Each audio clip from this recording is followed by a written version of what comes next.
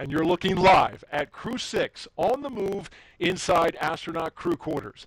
The 3 astronauts and 1 cosmonaut finished putting on their spacesuits in the historic suit-up room, and now they are walking down the hallway to the elevator. In front, Commander Stephen Bowen and pilot Woody Hoberg. Behind them, mission specialist Sultan Al-Nayati and Andrei Fedyaev. They are getting into the elevator to the first floor where they will begin their journey to space. That and more is coming up next.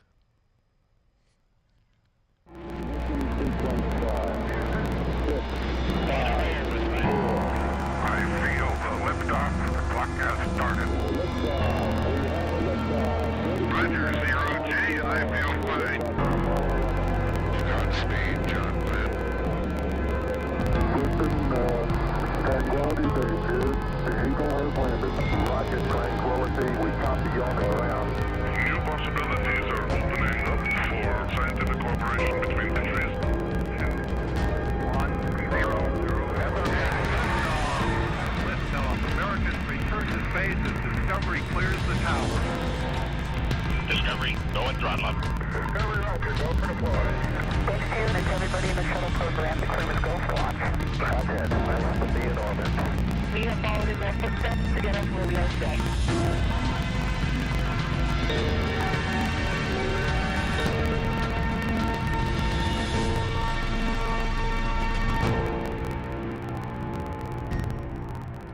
And now you're looking live at the Crew Dragon spacecraft on top of a SpaceX Falcon 9 rocket that will launch the Crew-6 crew to the International Space Station in a little more than 3 hours. Welcome to the Kennedy Space Center in Florida for live coverage of NASA and SpaceX's launch of Crew-6, now streaming in 4K. I'm NASA's Daryl Nail, and with me is NASA astronaut Raj Achari, back by popular demand. Thanks for coming back. Yeah, glad to be back, Daryl, and hoping the second time is the charm, and hoping to see my first launch. Absolutely. We're excited to get your reaction on that. In addition to Raja's analysis, we have live updates from Mission Control in Houston and live interviews from our VIP location here at Kennedy. There you see them. Hello, Houston, and hello, Jasmine.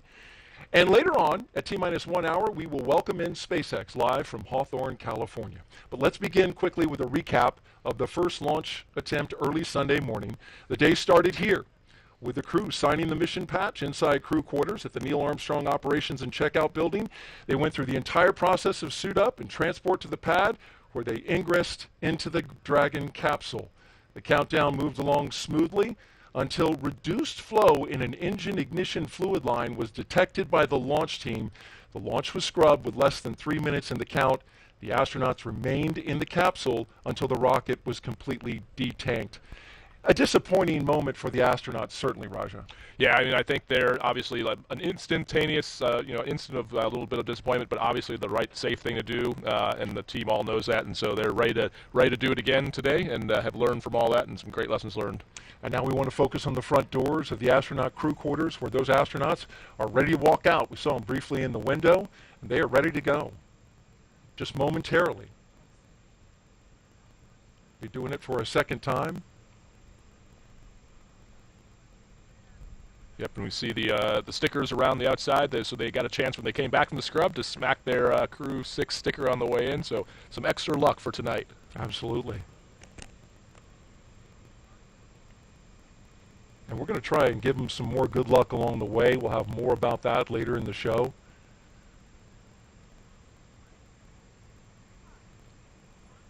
You see the sign above them with the names of Crew-6.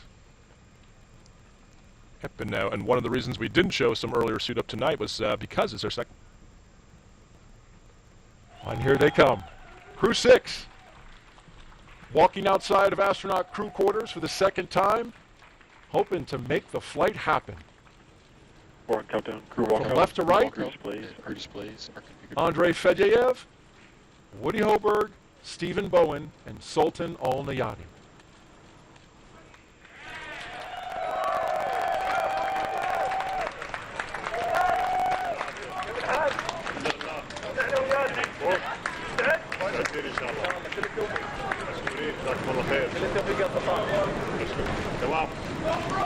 We are good today. Getting some high fives there.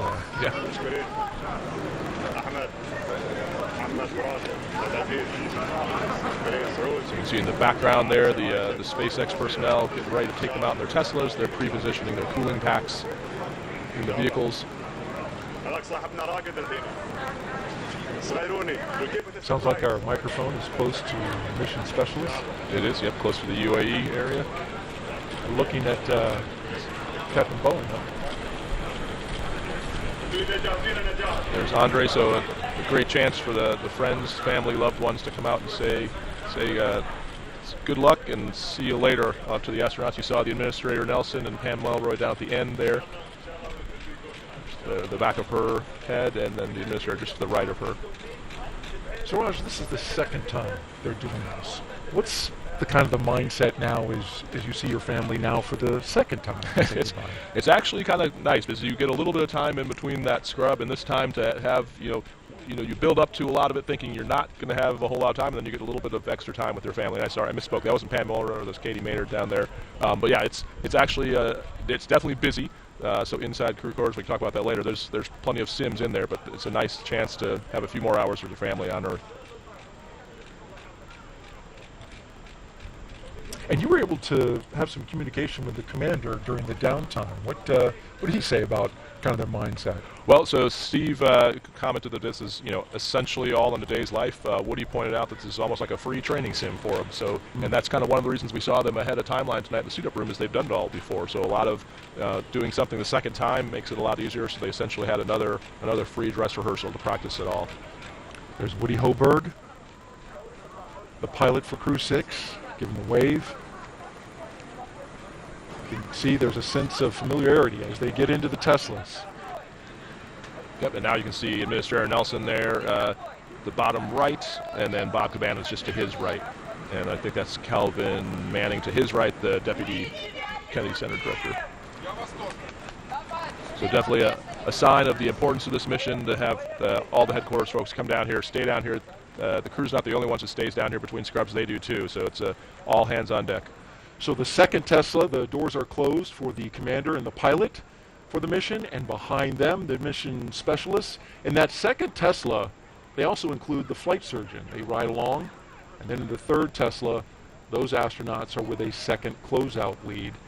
They take some of the closeout team with them on the way to the pad, and take a look at the license plate. We saw this last time, Crew Dragon with a number 6 for the G.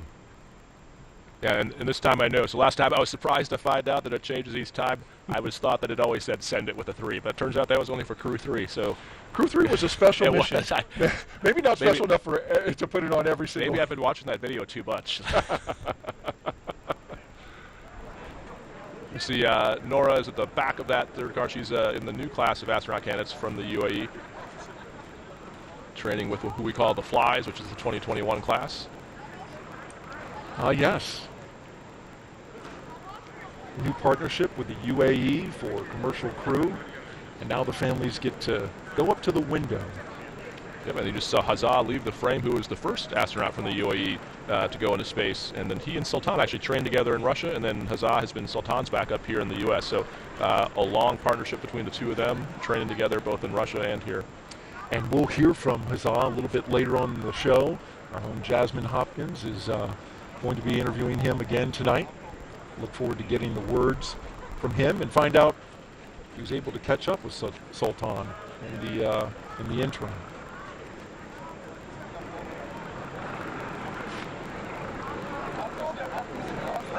So the final chance here, so when they get in the Teslas there, they actually hook them up to cooling boxes. So I mentioned before, you saw the SpaceX people kind of going behind the scenes. They get those positioned in the Teslas, so that's why there's some more time, and they use every second they can to talk to the families, which is why they have the windows down, still chatting with them, while the flight docs connect their suit umbilicals to those cooling boxes. Essentially, this pumps cool air into the suit, because in the warm, humid Florida weather, it can get somewhat sweaty in there if you don't have some cool air flowing through it. Right, especially in the tight space. Exactly.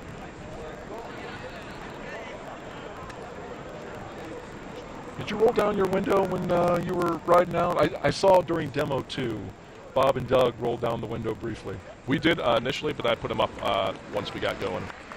And here we go with the crew departing the Neil Armstrong Operations and Checkout Building.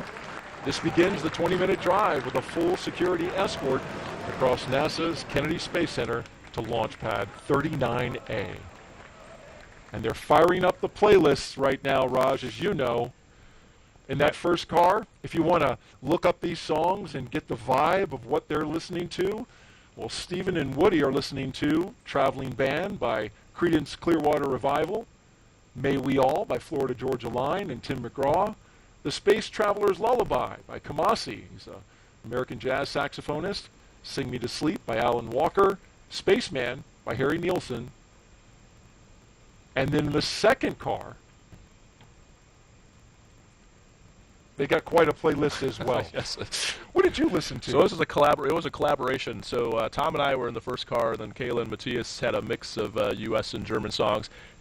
So it's like you said, it's kind of the emotional setup for the ride. I think the other benefit of Scrub is we had the benefit of having multiple trips out there, is that the person who's your DJ has a chance to actually zero in the songs. And so Melissa, who was our chief trainer at SpaceX, actually took the time while we were in quarantine to mix together like a 2021 version of a mixtape, so that we could just play it on the iPod they had in there and time it so that exactly as we were pulling up, we were Finished with the list? Yeah, exactly. So we had a mix of everything from Blue Light Orchestra to some Guns N' Roses, a little bit of some Hugh Jackson. It was a pretty good mix, and actually Tom and I think Kayla and Matthias, in the travel back and forth to SpaceX and back and forth to different training locations, that's how we sort of sussed out what's on that playlist. I'm sure they did the same for tonight.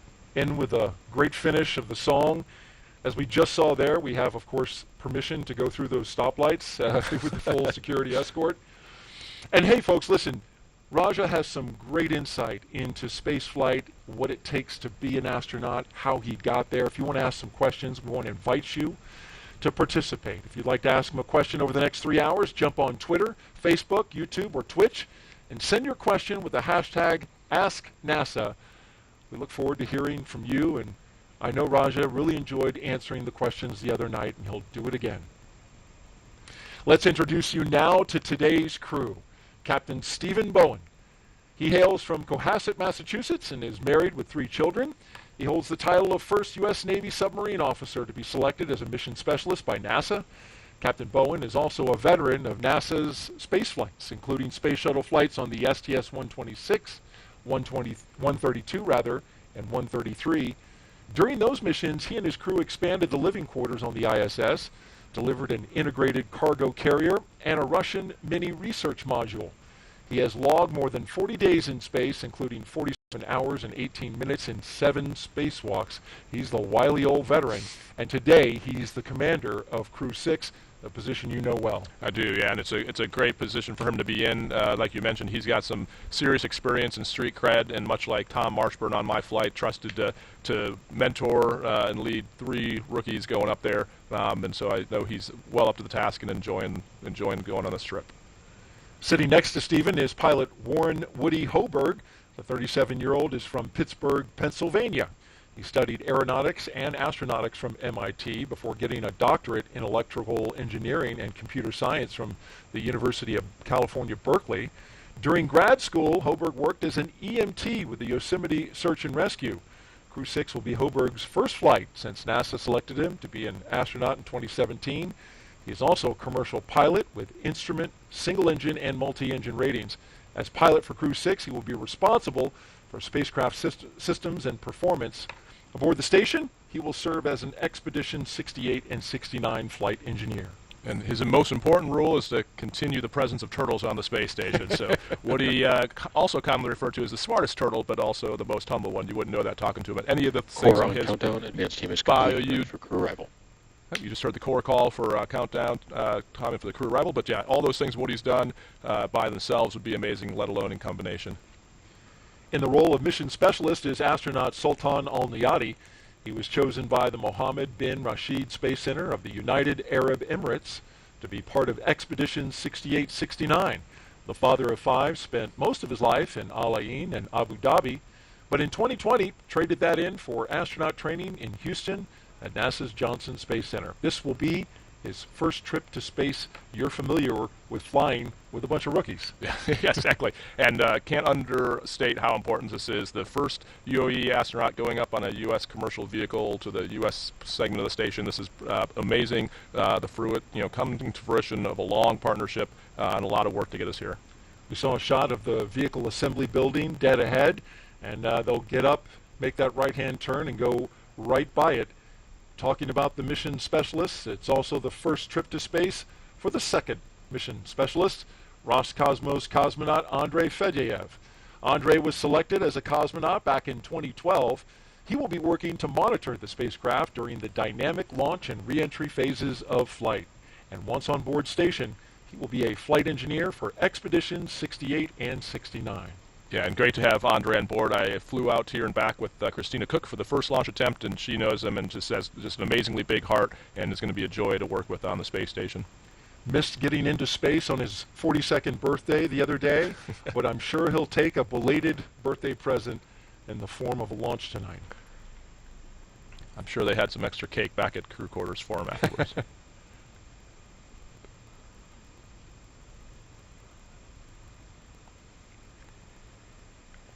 So we also got to break in. We mentioned last time it's the first time they're using the black Teslas versus the white Teslas. So not sure if maybe Crew-6 maybe have zapped the windshields an extra time to count for their second trip out there. So there's definitely some room to be filled on these windshields, and maybe hide some stickers at a few places where they find after the fact. Yeah, those stickers will get to go on those Teslas for the first time since SpaceX told us they're expanding their fleet of ride-out vehicles. We know they're getting close because I can hear the helicopter. There it is, passing overhead as they pass in front of the Kennedy Space Center VAB, and just a few feet away from the turn basin.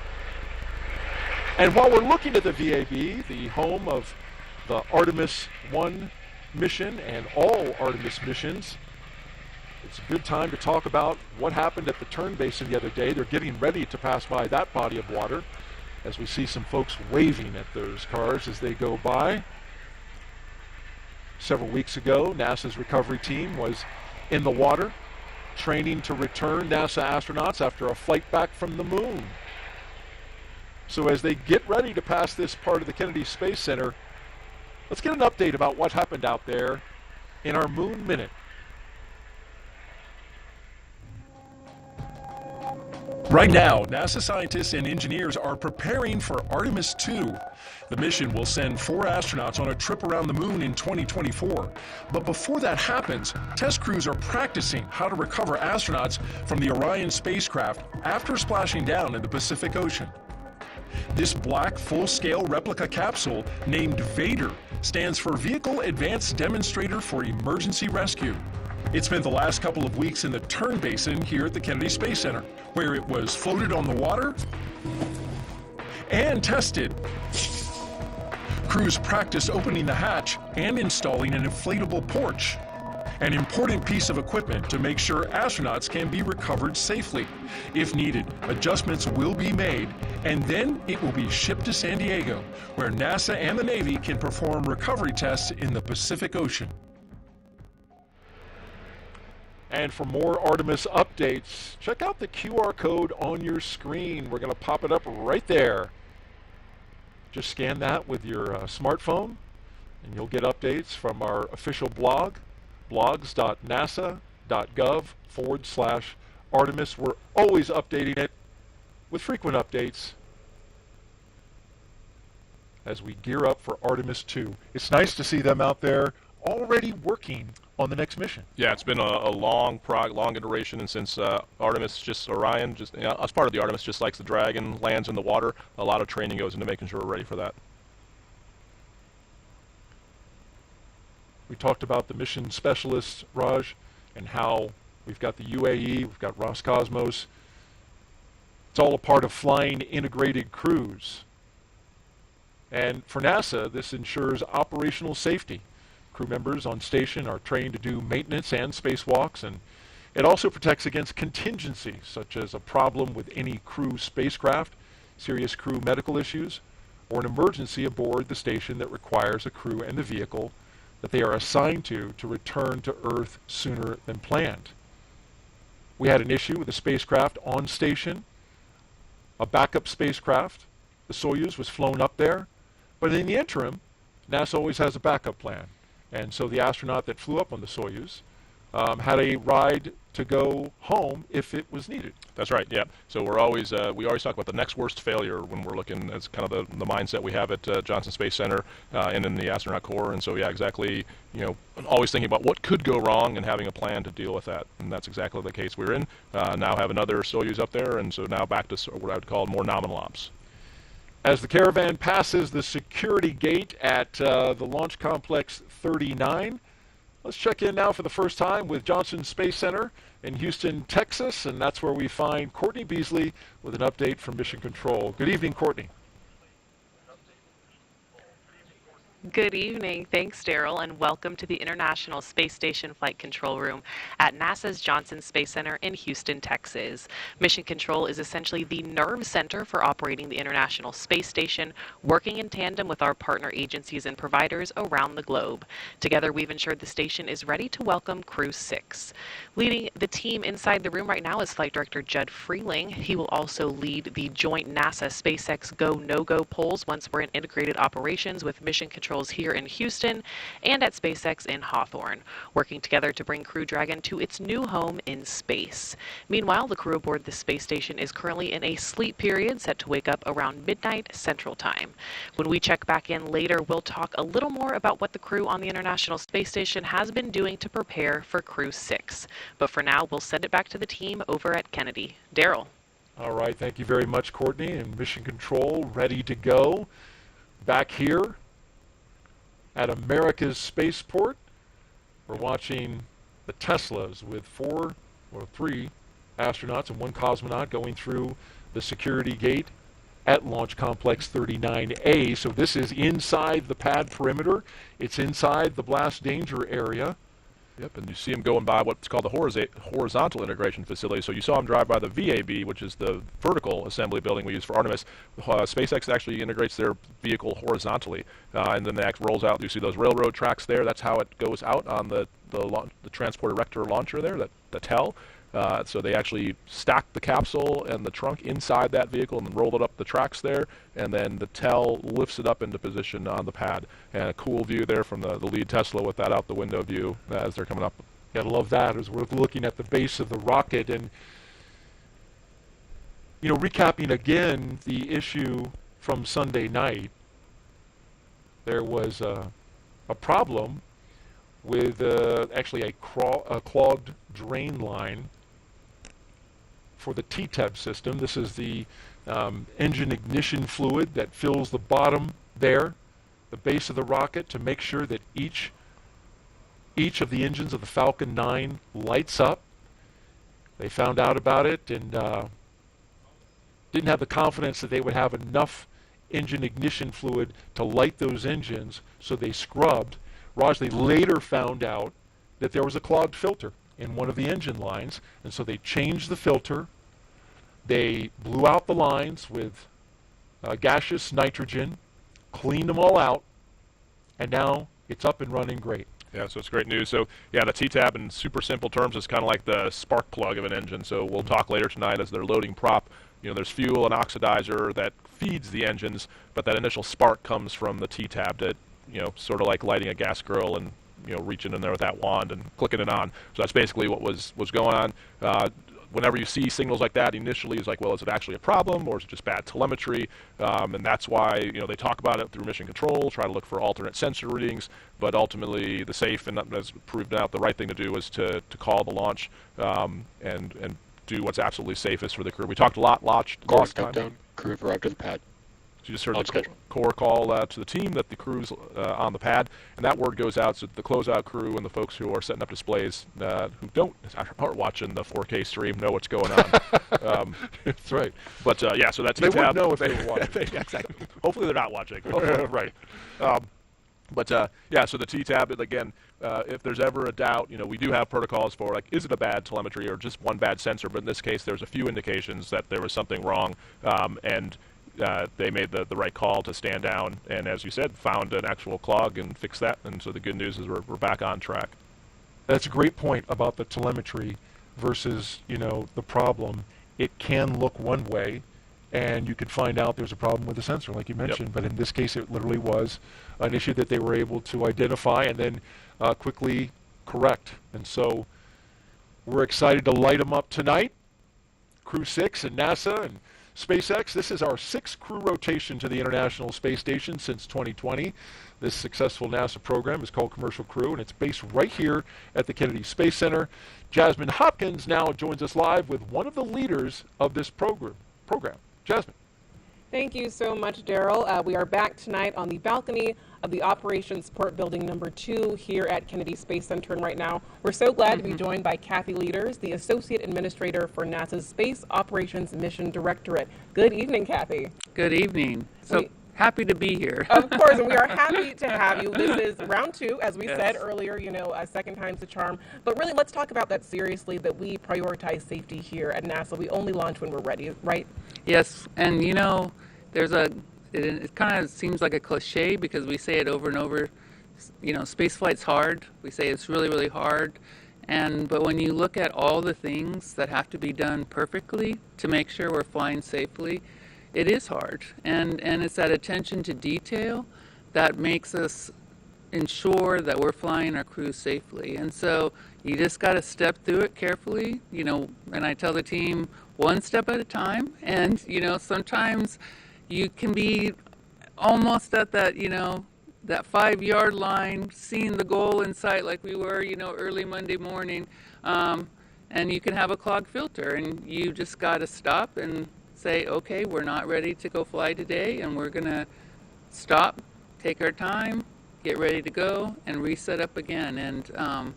But it is really, I'm very proud of the team because the way they worked through that problem and the way they said, hey, we aren't ready right now to be able to say we're safe, and so we're going to stop and make sure we've got this all figured out and then come back and fly again. I think it is a real testimony to the team. It really is, Kathy. And as you said, spaceflight is hard, but we have been just pushing forward with the Commercial Crew program. As Daryl said earlier, this is the 6th crew rotation flight from NASA and SpaceX to the space station. What do you think of that cadence from the Commercial Crew program? Well, this is near and dear to my heart. And so obviously, as the ex-Commercial Crew program manager, I'm awfully proud of the way the team has, and not only the 6th crew rotation mission, but really the 7th mission with also doing Demo 2. In March of 2020, as we were kind of in our campaign getting ready for the demo flight, I would have dreamed, this would have been like the greatest dream for me that we would be here, 3 years later, less than 3 years later, and have maintained this cadence of safely being able to rotate our crews. So extremely proud of the team. Yeah, and it really does seem like almost surreal that we've come this far. And of course, we're working very closely with SpaceX on this mission, but we're adding more partners to this. What are we doing for the commercialization of low Earth orbit? Well, this next, 4 or 5 months is just going to be incredible for the International Space Station. I mean, it's a really busy port for a lot of vehicles coming up. So obviously we've got, Crew-6 coming up, but then we've got another SpaceX cargo mission also coming up in the March timeframe, and that's paving the way for our Boeing first crewed flight test vehicle that will be coming up in end of April, and then we have Axiom 2, our 2nd private astronaut mission, and following that, 2 more cargo vehicles in the next 4 or 5 months. So there's no rest for the wicked, and these people must be very wicked because they're not getting a break, or not much of a break in here. But honestly, this is what we dreamed that the space station program would be doing at this stage. We dreamed that we'd be having cargo vehicles and crew vehicles, because this is when we get to maximize the use and the science that's created on the International Space Station. Right, we really are living the dream. It's a dream to be at NASA at this time. And we've been at this for a very long time, actually. The space station is going into its 22nd year. What do you think of America's continuous presence on the space station? Well, we always talk about not only staying on the space station, but not giving up our presence in low Earth orbit. And so, not only are we preparing for the next 8 to 10 years with the space station, but we're also preparing for our continued presence in low Earth orbit with our commercial LEO destinations.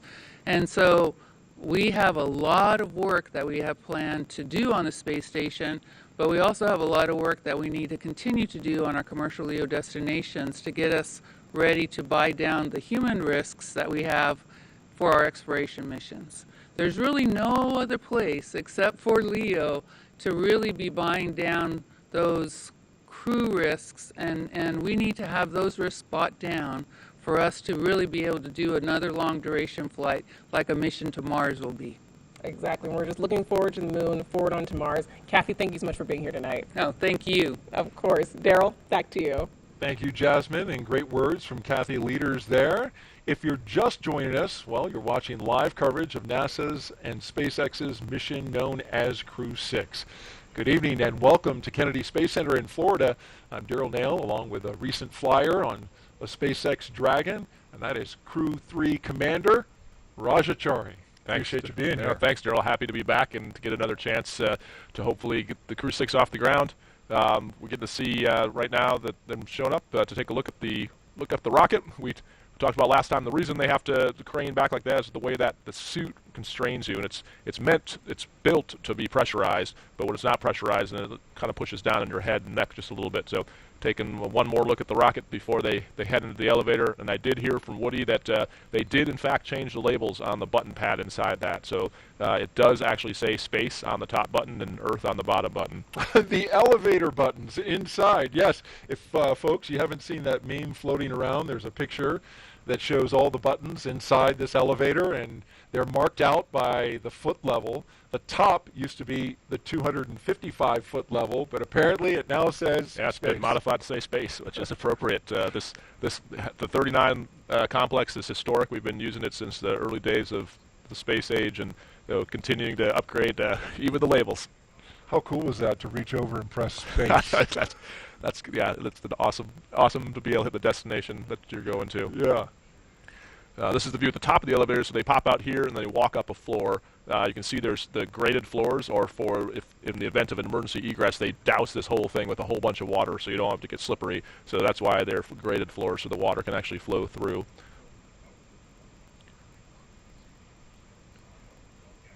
And you see astronaut Nick Hague is with them. He's number 12. See him turning the corner there? This is the astronaut support person. And Nick Hague, of course, an experienced astronaut, been up to space station, been through a launch abort himself. Great resource to the astronauts. Yeah, it's amazing. Reed Wiseman, who's the former chief of the office, likes to say that Nick is a unicorn. He's pretty much the only person, right now that's, well, he's been to space twice, even though he only won one mission. This is the first time they aborted. They actually ballistically went into orbit, right. So he counts that as two, rightfully so. Okay. But yeah, that's really, really unusual. I don't think there's anyone else in the office that's been through a launch abort, which, as we know, the commercial crew program has that as a requirement. So we've got that system now with both Dragon and Starliner. But to actually have done that is a way, it's pretty extreme. Yeah. See Sultan and Andre heading up the elevator. You notice tonight everything's going faster, which is a testament to the fact that we practiced this once. So they're, now this is the second time the team's doing this, and Woody himself commented there's almost like a free sim that they got to do the other day. Things are going a lot faster. Certainly noticed that. Just to finish the thought on the launch abort, that was a Soyuz in 2018 that launched out of Kazakhstan. Waiting for the mission specialists, and here they come. So they'll head up the stairs as well. You saw Woody and Steve were just starting to make their phone calls. We talked the last time that one of the other jobs. So Nick Hague, as the astronaut support person, one of the things they're doing is like items like glasses, watches, things like that have to be carried that they don't have room for in their pockets. He's kind of handling that logistics. He's also the one who dials the numbers, which is not a trivial task, calling on a government phone to the UAE or to Russia. I can attest to so that. you got to figure out, the country codes. Do I dial +9 or +9 +1? But it's different on every number phone. gets Yeah, you out, exactly. which number gets you You to the definitely international. want to make sure you've done that, and you want to make sure the person who's going to get the call knows that it's not a spam call, so you need to make sure you give them that number in advance. The chevrons on the ground there, they're going to be, when they go onto the spacecraft, they're walking against the chevrons, but those chevrons are meant for in a low visibility egress, because I mentioned the water system is on, so you would be getting doused with water, so you can look down, and that's pointing you to the egress baskets, which on the far left side of the screen, It just kind of went out of view, but you can see where these slide wires are at. And that's how you would get down to the ground. Now you can just see them on the left side. Yeah. They're like a super fun zip line ride that you would get into a basket and then go down to the bottom of the pad. And there's a loudspeaker system up there. And so as you're egressing, the launch director would be giving you instructions, most key, like how many people are still on the pad. Because as the crew, if it's just 4 of you, that's relatively easy. But if the closeout crew is there, you got to make sure you count baskets and people to make sure everyone gets down to the ground. Want to have a full head count exactly. of everybody who's out there. You don't want to leave anyone up there. Yep. Right. So it looks like they're cycling through the phone calls now. This is the view looking towards the crew access arm. It is behind the black door. So when they wrap up their call there, they'll be headed through the door, and we'll get ready to see our first 2 astronauts make their way from the launch tower across the crew access arm and begin to ingress to the Dragon spacecraft. And besides the fact they've done this twice, the other reason things go a little quicker is all the little traditions are kind of already done. So they've already signed the patch in crew quarters. They'll have already signed the meatball here. So some of those things that take a little bit of time that are baked into the timeline don't have to be redone. So you can see Woody and Steve just starting to head out on the crew access arm now. And there they are, coming through the crew access arm. The commander and pilot, Stephen and Woody, making their way inside Dragon. Big thumbs up and a wave from the crew. They're hoping today is the day. Core on countdown. Crew are in the white room.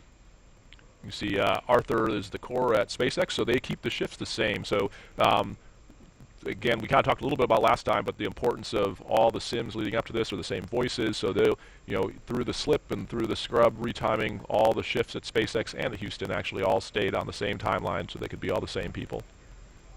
That's Arthur Berrialt, the crew operations resource engineer with SpaceX. That's his voice coming over. You can see the ninjas helping get their, those are the shoe protectors, the boot guards coming off. Yep. So it protects for 2 things. FOD in the capsule is one thing, but the other thing is there's slots in the bottom of those heels, and that's what actually, when you see them get in, you'll see them put their foot up and then down, almost like putting on a ski boot type thing, where it locks in, and that's what keeps your feet restrained under the launch loads and re-entry loads, which is why you'll also see them sometimes, if not during before they are in the launch escape system, you'll see them lock them in. But that also protects the channel from any nicks or dings on the bottom side of that. All right, we've got a question that's coming in from social media as the astronauts call in. Started. Arthur calling the ingress has started, which we can see on our screen. So here's the question. Space Brandon on Twitter asks, he's referencing to the view out the window. What is it like to take in this view? Loud and clear. Seat 2, help me. And C2 has you loud and clear as well. So I'll tell you, it's awesome. The view out the Dragon window you don't really see getting in, because as you saw as they crawl in, their head is towards the seats, and then when we flip around, you can see the white room and that crew access arm kind of blocks the view out the 2 windows there, which you can see if you look at Ninja 10 to their right and left, you can see the Dragon windows. The view you do have is before you walk across the crew access arm, and it's SpaceX Dragon C3 contact. Wait for Arthur. Loud and clear, seat 3, help me. Good evening, Arthur. I have you the same. Yeah, so the view from where Good evening, Woody and Steve. Good to hear from you. Sultan and Andre are standing is awesome. And you got the water, especially on a clear night. You do this during dry dress. You come up here and take in the view, but seeing... Yeah, I think he's talking about taking in the view right there. So you can go to the corner where that kind of white post is, kind of where Ninja 14 is at, and you can kind of hang off the edge. Don't do it too far. But yeah, it's pretty amazing. And seeing the clouds and the water, I think, is what's most distinctly different. So on Earth, you can see the actual individual waves and the clouds moving, and from space, you definitely can't see that level of detail. So yeah, trying to take all that in, I don't think you really appreciate it until you come back and see that same thing. And we can see Nick Hague now taking cell phone shots of Sultan as he's on the phone, which a good fellow astronaut does.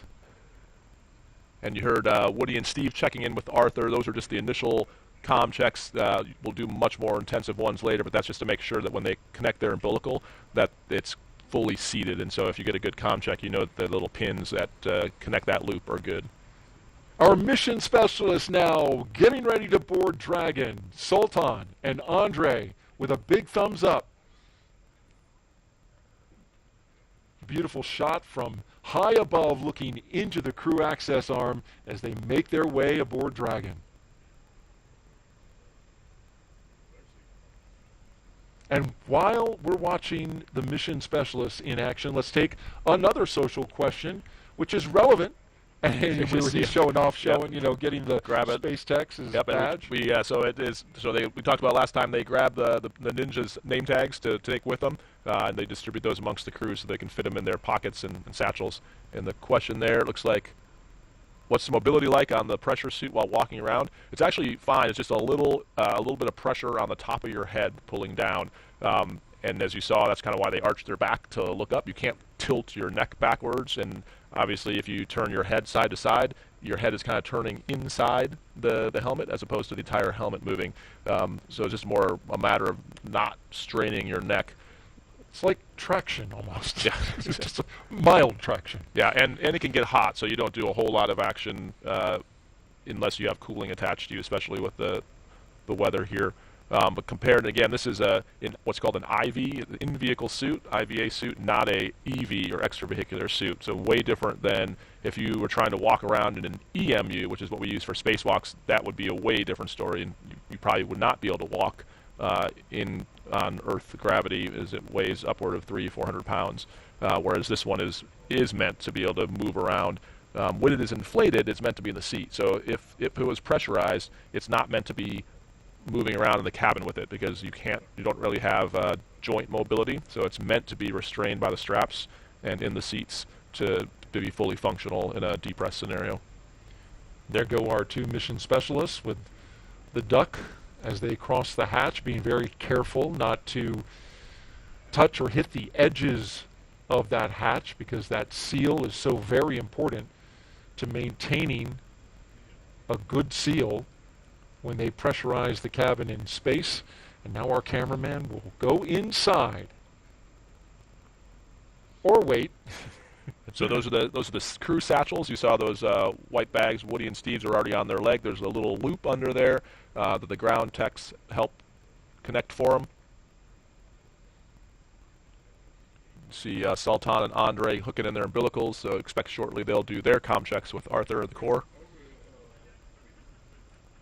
And it's worth noting, for those who follow very closely, that SpaceX is now doing some of their checks and operations in parallel rather than sequentially. It could end up sequentially, but they're aiming for parallel, and that will reduce the total time of the operation starting right now by about 27 minutes.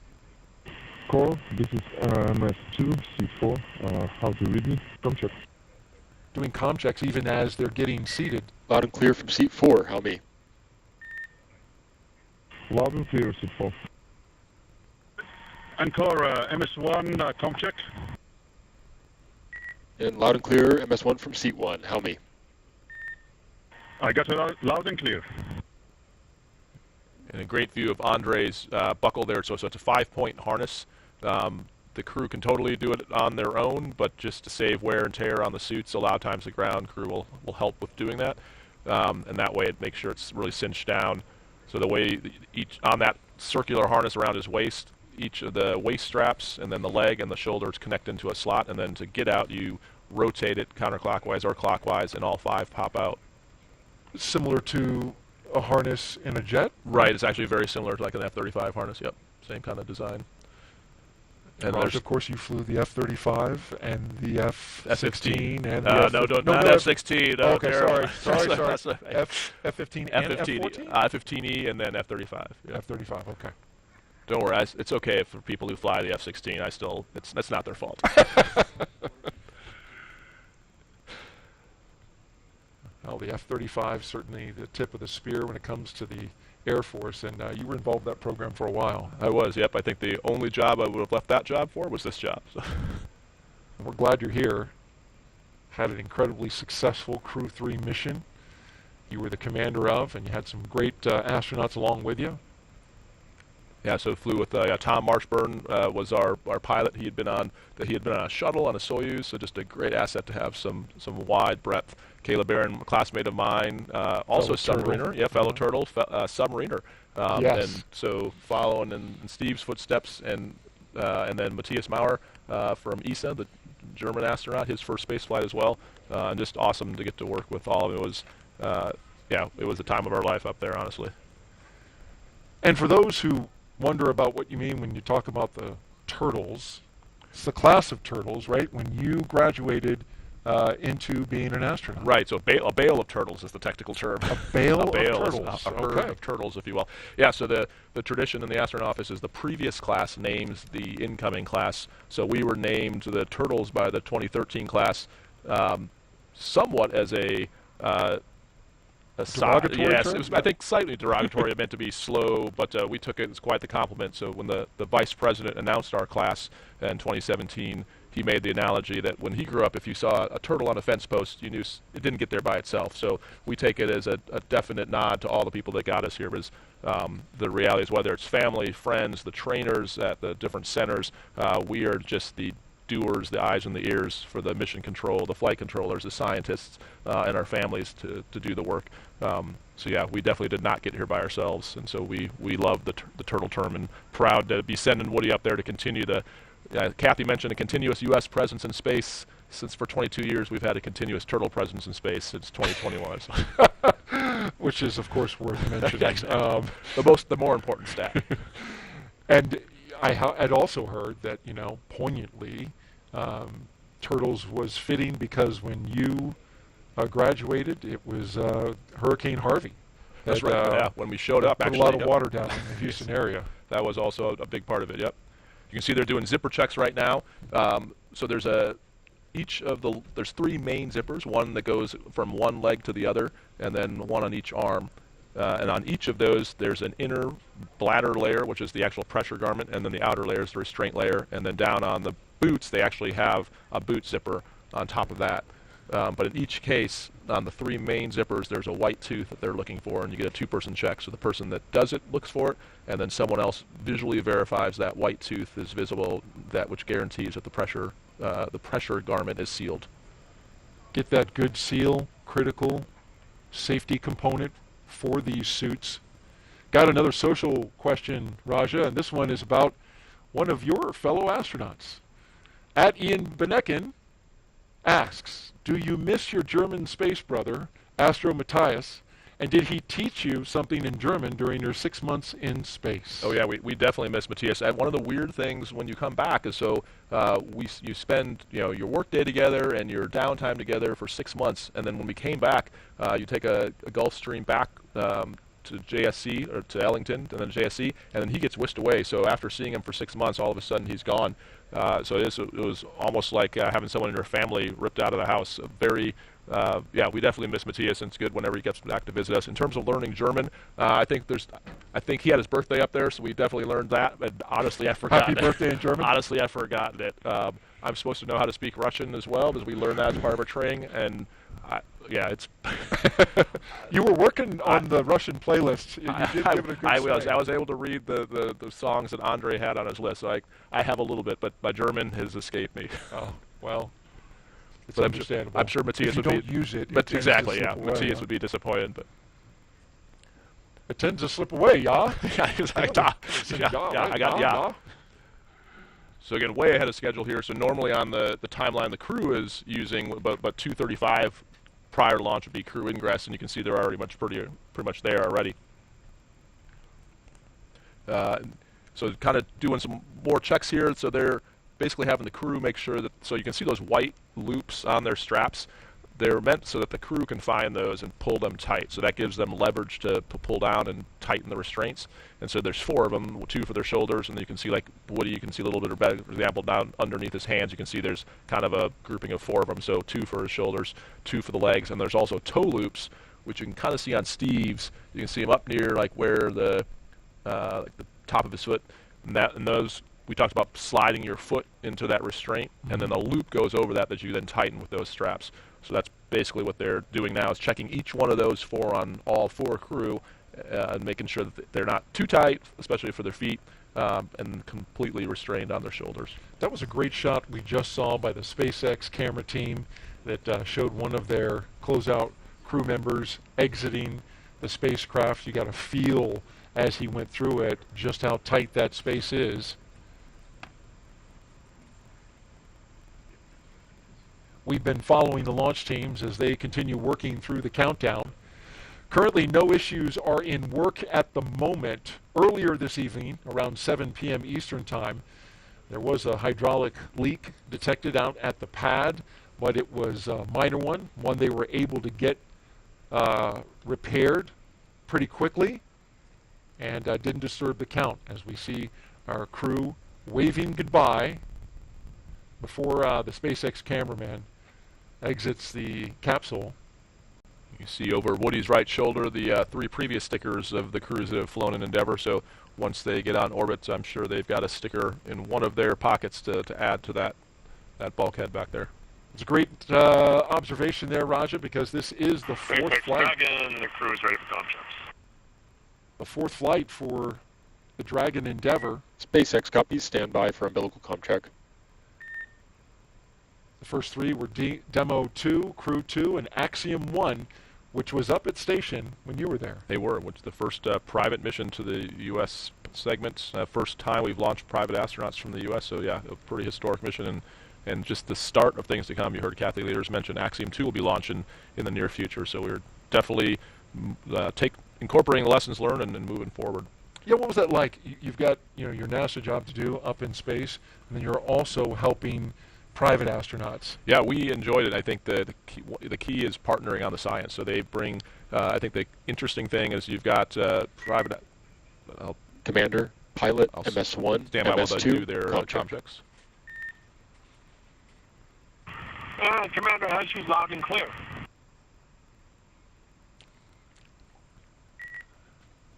Commander, loud and clear.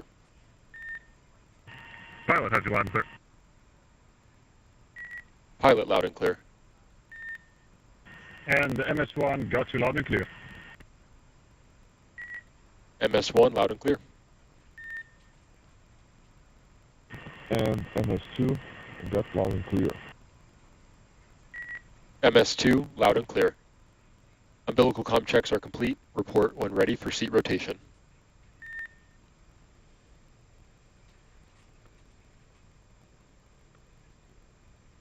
As we get ready for the seat rotation, watching all four articulate upwards so they can get into launch position.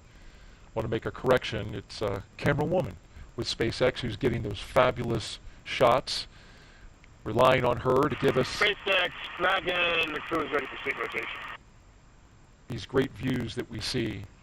And this view right here, in fact, she's shooting it right now. SpaceX copies, initiating seat rotation. I'm sure it's a challenge to not only maintain that steady shot in that very small hatch, but she also has to maneuver around the team, making sure that she doesn't interfere with the operation. She's doing a great job. Exactly. Yeah, so there you can see the seats moving. So they're in procedure 4.100 on the display, so that's what Woody was interacting with there a second ago. That comm check they did before was just checking the hardline communications, so their umbilicals through the spacecraft, through the umbilical to the ground.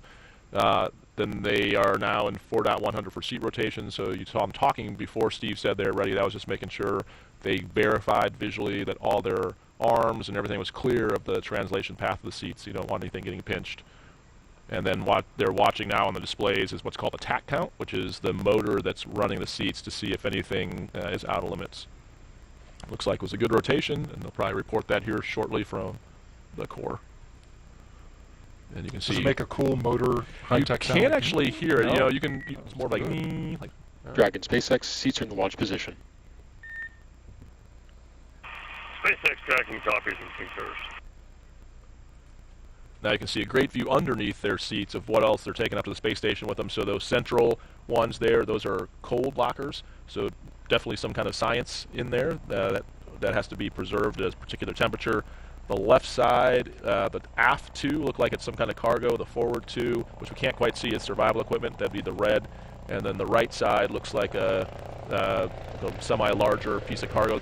We call all those things CTBs, those containers, and they are referred to by the Dragon size. SpaceX, you are go for Section 2 suit leak check preparation.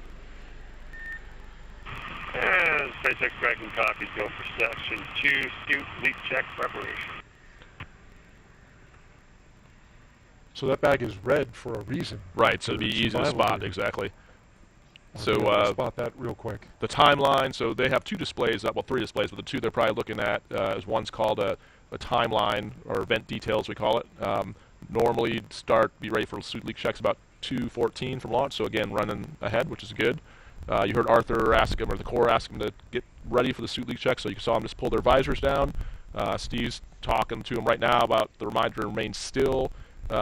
There is a way for the crew to stop a leak check, and the reason you would do that, because as it's pressurizing, let's say you got a hot spot in the suit, that pressure bladder, there's folds in that, so as it inflates, it could poke into the back of your knee, elbow, or joint, and so there is the ability for the crew to stop that if someone's experiencing pain.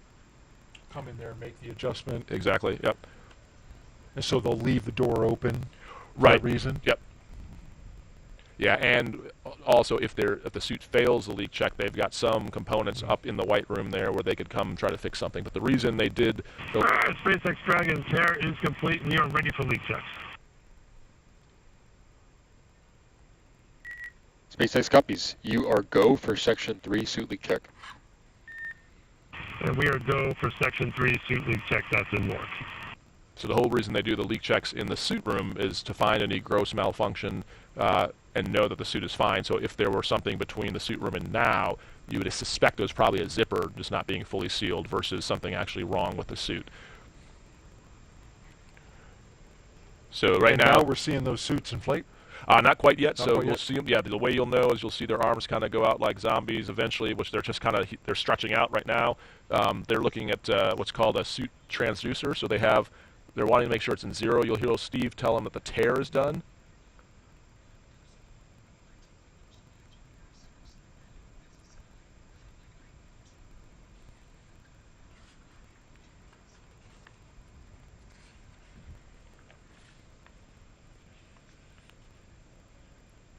Yep, and now it looks like, based on where Andre's head is at in the helmet, it looks like it is inflating now. As you can see the neck ring kind of expanding, which is why on the ground you see that helmet down on the top of their head, but now once it's inflating, you can see why the suit is built that way and restrained. As you can see now, you can just see his nose before you can see his mouth. So it pushes the helmet up a little bit. Right, yep. And you can see Woody and Andre's hands you can see their knees look way bigger now.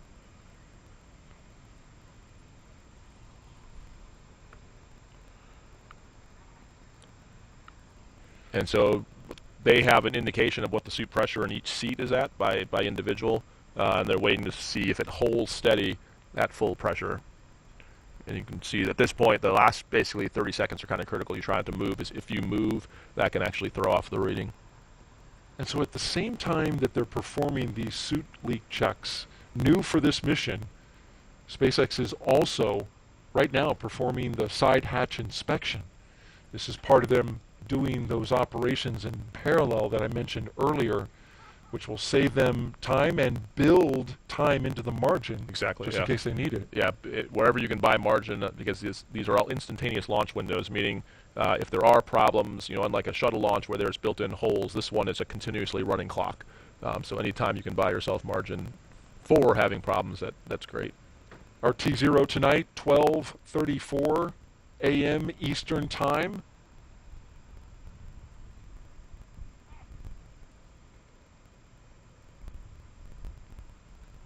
The range continues to report no issues, so we're looking good there. Also, Raja, the weather forecast continues to be acceptable. Take a look at this. Just like on Sunday, only a 5% chance of violation for weather. The only concern would be a flight through precipitation, which would come in the form of a cloud. SpaceX Dragon, 4 nominal suits. Well, there you had the 4 good suit leak checks. SpaceX copies and concurs. Closeout team will now perform final closeout steps and exit the capsule. Proceed to Section 4, side hatch close, and report when ready to close the hatch. Additionally, stand by for ground station comm checks. SpaceX Dragon copies. We're in Section 4, side hatch closure. It's good to hear the good suits, and there we see them Already well working underway with that side hatch inspection. Yep, so I'd expect the crew will pop their visors back open here shortly. And then the core mentions, you can see them opening now. And you can definitively see, it's a good example there. Now you can see Andre, with the way his helmet sits when it's depressurized, you can see all the way down to his chin. So you can see how the suit expands when it's inflated. Want to wrap up the weather before we get too far away from it. Only a 5% chance of violation for launch from here. And SpaceX Dragon crew is ready for side hatch closure. So the crew's ready for the side hatch to be closed, but the closeout crew continues to inspect and document. SpaceX copies. The launch team still monitoring the weather in the ascent corridor. And I understand from our team at JSC that that's right on the line. We're green to go at the moment, but they are monitoring that closely. Of course, this is the winds and the sea states along the ascent corridor. Should, for some reason, Dragon need to abort off the top of the Falcon 9, it would need to splash down somewhere along the eastern seaboard. And you got to have good weather conditions because those astronauts will be landing in the ocean in the case of emergency, and they could be there for an hour or two before they are rescued from the capsule, and you want to have good sea states for any kind of rescue to happen. Exactly, yeah. So that's a key thing, and it can sometimes be frustrating if the weather is beautiful here, but bad along the eastern seaboard. And it's not just unique to Dragon. Actually, when I was talking to Steve about this scrub, so you mentioned he flew on STS-126 and STS-127, which is the following shuttle flight. He was the lead astronaut closeout crew, and they had 6 scrubs, and 2 of those were the weather was beautiful here, but not along the ascent corridor. But yeah, it's important for both the capsule and for the recovery teams as well. So if the winds and waves are out of limits, that can be a problem for the capsule landing in the water, specifically what's called the back shell or the bottom of the capsule. And then the other problem is, actually getting a recovery team to them. If you've got really bad weather conditions, it's dangerous for them as well. So we try to protect. You need to protect for that entire case and that whole corridor, and we also protect for some trajectory deviations, if you will. So usually things are pretty much right down the middle, but we also build in errors to that trajectory, so you actually have to build out a zone along the ascent corridor. It's not just a straight line, and so that adds even more surface area. And when you're talking the ocean, there's a lot of weather. There's a lot of ocean out there. Yeah, exactly. It is a large area of weather that you need to be good to go before you launch, which is much different than uncrewed launches. Right. When you're not launching people, you don't have to monitor the weather to the extent that you do on a night like tonight anytime you're launching astronauts. So it is a tighter needle to thread. Yeah, it is an impressive array of recovery forces that are pre-positioned to support this. And so there's Navy ships, there's Air Force assets, pararescue personnel, basically not just along the East Coast, but on the West Coast, out of Hickam Air Force Base in Hawaii. There's C-17. So pretty much it's a worldwide posture. Other nations volunteer to help. So when you hear them talk about the abort calls on the way up, they'll call Shannon, which is actually in Ireland.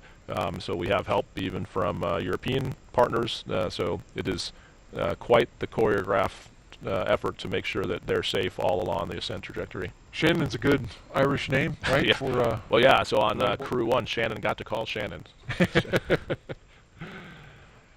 And there's the good ship Shannon as well. So you can see they're taking a look at the hatch seals on the hatch side. So they already looked at the spacecraft side while they're getting in. That's why you see Ninja 35 kind of holding in position and someone tucked behind there. They're looking at the hatch side seals as part of the inspection before they close it up. And while they take a look at that, we want to talk a little bit about the beginning of this program and the history that was made, as well as quite the honor that was bestowed on Raja's fellow astronauts. We're launching, of course, American astronauts on American rockets from American soil, and it all began with those 2 trailblazers of the commercial crew program, Bob and Doug, who recently received the highest civilian honor an astronaut can achieve. Dragon, SpaceX. Closeout team is taking final steps in prep for side hatch closure. Stand by for transition to pad hatch closed. and please ensure that all items are secure from now through launch. It is my great honor to award you both the Congressional Space Medal of Honor. In January, Vice President Kamala Harris spoke to a packed room at the White House about the dedication of NASA astronauts Doug Hurley and Bob Behnken. Bob and Doug represent the best of our nation. There's no question about it. NASA selected both men to be astronauts for the Space Shuttle program in 2000. But when the shuttle program ended 11 years later, Doug and Bob's work did not. NASA collaborated with the private sector to build the next generation of spacecraft. Every part of the capsule, from flight controls and emergency procedures, to computer displays and cockpit layout, all of that shaped by Bob and Doug's decades of know-how. And in May of 2020, the SpaceX Crew Dragon was ready to soar. Bob and Doug returned to the Kennedy Space Center. They suited up, they waved to their families, and they rode an elevator up nearly 20 stories. They strapped in to their seats and waited as the tanks beneath them filled with tens of thousands of gallons of fuel. And then 3, 2, 1, 0. Ignition. Liftoff of the Falcon 9 and Crew Dragon. Go NASA, go SpaceX, Godspeed, Bob and Doug. Demo 2 was the first crewed flight for NASA's Commercial Crew program, ushering in a new era of human spaceflight. And now, the names Doug Hurley and Bob Behnken have been added to an elite list. Prior to the ceremony, the Congressional Space Medal of Honor had only been given to 28 people, astronauts like Neil Armstrong and John Glenn. We're following in their footsteps, and so it's just an incredible honor. It was humbling to be a part of the mission. We got to be the smiling faces on the pointy end of a rocket ship. Because of their bravery, missions like Crew-6 are happening today. Bob and Doug together have written the first page of a new chapter in the history of American space flight.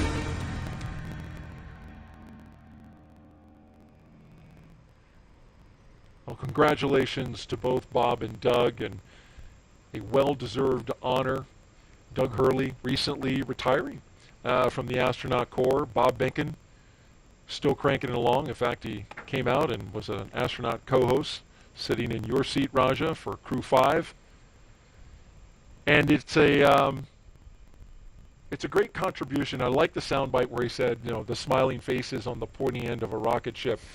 But they often, gave a lot of credit to those around them who helped build the rocket, build the spacecraft, train them, get them to where they needed to be in order to have the confidence to ride a space vehicle for the very first time and make that historic flight. Yeah, they were really leaders of the team. There's no doubt about that. And I can't repeat enough what the vice president said. It literally is a new era of space flight. I mean, Kathy Leaders mentioned, here we are on Crew-6. Who would have thought that then? I mean, and just the way they designed the team. There's still things in training. It's very common to hear, even as we talk about Starship design and stuff like that for Lunar Lander with SpaceX, but definitely during Dragon training flows of why is the display this way, or how, this seems like a great solution. How did we come up with that?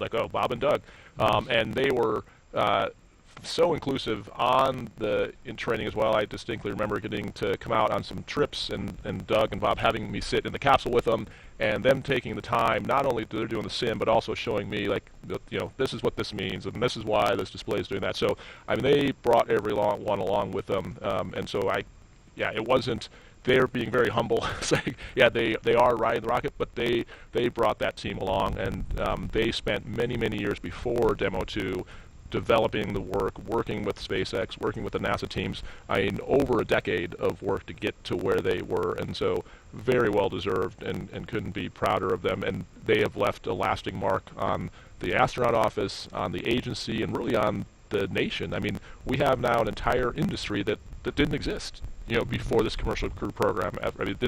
It's quite amazing when you look at like going to SpaceX, going to Boeing, going to these places that are doing these programs, and seeing all these engineers that have a place that they're proud to go to after college and want to go to. It's inspiring, and yeah, it is an exciting time coming down here to the Cape. You just see the buzz down here. There's so much going on, and they kicked all this off. There is a launch now every 6 days here at America's spaceport, and you're absolutely right, Raja. You know, we've never been this busy. Yeah. You know, aiming for more than 100 launches this year, just SpaceX alone. So an incredible amount of activity. I like from the story that you just told that they took the time with you, the commander for Crew-3, even though your mission was 3 missions away from where theirs was, right? Well, there might have been an ulterior motive. Well, I don't know. Doug probably doesn't want me to tell you this, but so I had my. He's not here. He's not here. So my phone fell out of my pocket while I was in the capsule. In the mock-up. No yeah, kidding. and so I then owed some adult beverages to the crew that had to fish that thing out. And so I got quite a bit of hard time. Come to find out later that had happened to one Doug Hurley a little while earlier, so I think maybe he was just trying to swing that spotlight to me. So maybe that's my theory. He didn't give you an extra hard time, did he? He might have. Oh, yeah. he might have, even so. Okay. But yeah, it was awesome though. No, I mean, it was, and you're exactly right. That kind of mentorship is exactly what we lean on in our office. We have a term called IAs, which are instructor astronauts, and those two epitomize that, bringing the whole corps along with them, and they had the lessons from shuttle, and you know what worked, what didn't work. They'd seen Soyuz over the years, so I mean they had such a wide breadth of experience to pull into what SpaceX and NASA designed. And while we're speaking about honors that come out of the White House, Raja, you were nominated by the President of the United States for the appointment to grade of Air Force Brigadier General. It's a nomination. So you're still waiting, Senate approval, but congratulations. Thanks very much. Yeah, we're very humbled and proud to get to continue serving in that next grade. So yeah, excited to get to do that here at NASA. NASA's military astronauts. We have a number of them here, you being one of them. Very proud to have you both serving our country and helping us explore space. Yeah, and we love our jobs. And I can see why. This is an exciting time. Certainly we talked about that, and we're taking a long look at the hatch at the moment, probably making some final uploads of the seal there. And as we do that, let's check back in with our Courtney Beasley at the Johnson Space Center in Houston, Texas. Courtney. Thanks, Daryl. As we said earlier, the team here in Mission Control Houston is actively monitoring the International Space Station as they await Dragon's arrival. The crew aboard the International Space Station is currently in a sleep period, and they are scheduled to wake up at midnight Central Time. They have completed a number of tasks to prepare the station for Crew-6, like setting up tools to monitor Dragon's arrival and prepping the sleep stations for the new residents. Many of their clothes and other belongings launched on a previous cargo resupply mission. And then back here in Mission Control Houston, Flight Director Jed Freeling and his team are in constant communication with the SpaceX mission director for Crew-6's launch to the space station. Once we get into integrated operations, the NASA flight director will be conducting this series of go, no-go polls at the predetermined checkpoints for Dragon's approach. We'll continue to follow along from here in Mission Control Houston. And during our launch coverage, we like to highlight employees in the commercial crew program who are working behind the scenes to make today's mission possible. Earlier this week, Kennedy's Jasmine Hopkins spoke to NASA's recovery director for Crew-5. Let's take a look. Joining us now is NASA Recovery Director Brian Berry. Thanks for being here. Of course, thank you. Of course. So, Brian, we understand that you are the NASA Recovery Director for Crew-5, but you've actually done a lot of things for human spaceflight. Can you tell us more about that? Sure. Yeah, that's right. So I started my career as a flight controller for the ISS program. My team was responsible for maintenance on the space station. So I had the opportunity to work directly with the astronauts, train them on tools and repair procedures. So that was a lot of fun and something I never thought I would do when I was studying to be an engineer.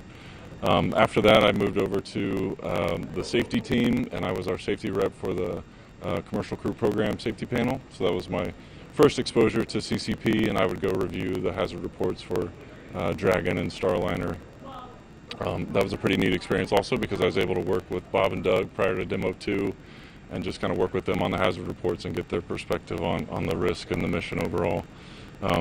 After that, in 2020, I came out to Commercial Crew and I work for them directly now, and I've been doing launch and recovery operations since then. On the launch team, my role is to lead the rescue effort if we need to. If there's a pad emergency egress or a pad aboard, the launch rescue director calls in the rescue forces, so that's what I did for Crew-5 launch last year. And then as the recovery director, I lead the NASA portion of the team that goes out on the ship with SpaceX. We bring out our flight surgeons and we check out the crew and we load them up on the helicopter and get them back home. Right, so you've worn a lot of hats for the Commercial Crew program. How did your work as a flight controller in Houston prepare you to be a NASA recovery director? Well, in Houston, working the ISS operations, you know, you see day in and day out in the control center, you get the full feel of the 6-month mission, so you understand what the crew is going through for that long of a mission. And I think I just kind of bring that crew perspective of the ISS side to the CCP program, and so when it's time to bring the crew home, you know we owe them a smooth and speedy recovery, so that's our priority and our objective. Right. Brian, it's great that you have that personal relationship with them. What challenges do you and the recovery team have to be prepared for? Well, the biggest challenge for recovery for Dragon is definitely the weather. We have to find a landing site where the winds are low and the waves are low. So SpaceX has several landing sites around the state of Florida that we can look at and choose the best weather. Beyond that, you know, we start looking at things like contingencies if the crew is injured, and we've got helicopters on standby for a medevac if we need to. And then, you know, there's also just built-in redundancy on the ship and throughout the vehicle. So, but yeah, weather is definitely the biggest challenge for landing. Right, now weather is a huge challenge in Florida for a lot of things. And after Crew-5 returns, Brian, you're going to transition to a new role in the Commercial Crew program, Mission Manager for Crew-8. Can you tell us how you're preparing for that? That role begins 18 months out. So for Crew-8, which launches a year from now, we've already begun those meetings with SpaceX, and so it's pretty exciting to be a part of that early in the mission. And yeah, I'm just honored and proud to do that for the program. Of course. Well, congratulations, Brian. So glad to have you here tonight. Thanks, Jasmine. Thank you, Jasmine. And we are currently now 2 hours and 7 minutes and counting as we watch the SpaceX closeout crew close the hatch to the Dragon capsule. Dragon Endeavour, the flight leader in SpaceX's fleet, with flight number 4 today, hopefully get off the pad and notch another flight under its belt. Countdown is proceeding nominally at this point. On board Dragon spacecraft Endeavour, we've heard the communication checks between the Dragon team and the crew. The astronauts, you can see them seated. They were rotated into flight position. We had their suit leak checks. That was successfully completed.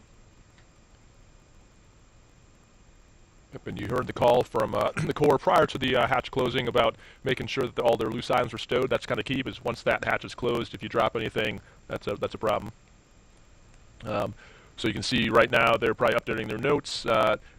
The hatch is closed. You'll probably hear at some point SpaceX confirm the hatch is closed. They're watching on the bottom of each of their displays. It always shows the flight computer state, and what that state tells you is it's sort of major phases of the vehicle is in, and then it's important to the crew because only certain commands are available in a particular state.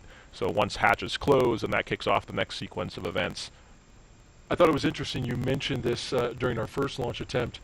There's a state that you move into where you have the emergency handle. Dragon SpaceX ComCheck over ground station. That's one of those states. Correct, Ellie. SpaceX Dragon, have you loud and clear over the ground station. But it's not active in all the states leading up, so certainly a very definitive point in time. Corps has you loud and clear. Ground station ComCheck is complete. Stand by for TDRS ComCheck. Now we're rolling through the com checks. These are with the different different paths. So we had checked via the hardline communication. Now the hatch is closed, so it's the first one you heard was the ground out through TDRS, which is the S-band communication system. So basically through satellites.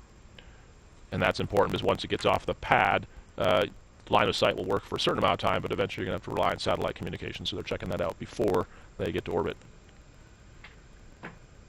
Afterwards, the SpaceX closeout team will be performing the final leak check on the hatch. And then once that is finished, you can see it there, it's closed.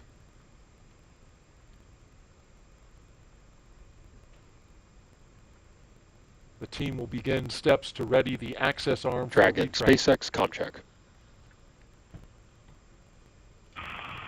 SpaceX Dragon, have you loud and clear? Core, loud and clear. Teeter's comm check is complete. Stand by for comm checks with DC, MD, and LD in the launch configuration. And so what they're checking now, the MD is mission director, LD is launch director. Dragon, DC on countdown 1, comm check. DC Dragon, have you loud and clear on countdown 1? DC, loud and clear. Stand by for comm checks with MD. Now, while this is Dragon, happening, MD on countdown 1, comm check. the closeout team will leave the pad at T-minus 1 hour, so they'll stay here. MD Dragon, have you loud and clear on countdown 1? They'll be with them for the next hour, and then leave at MD, T-minus loud 60 and clear. minutes. Stand by for comm check over Dragon to ground.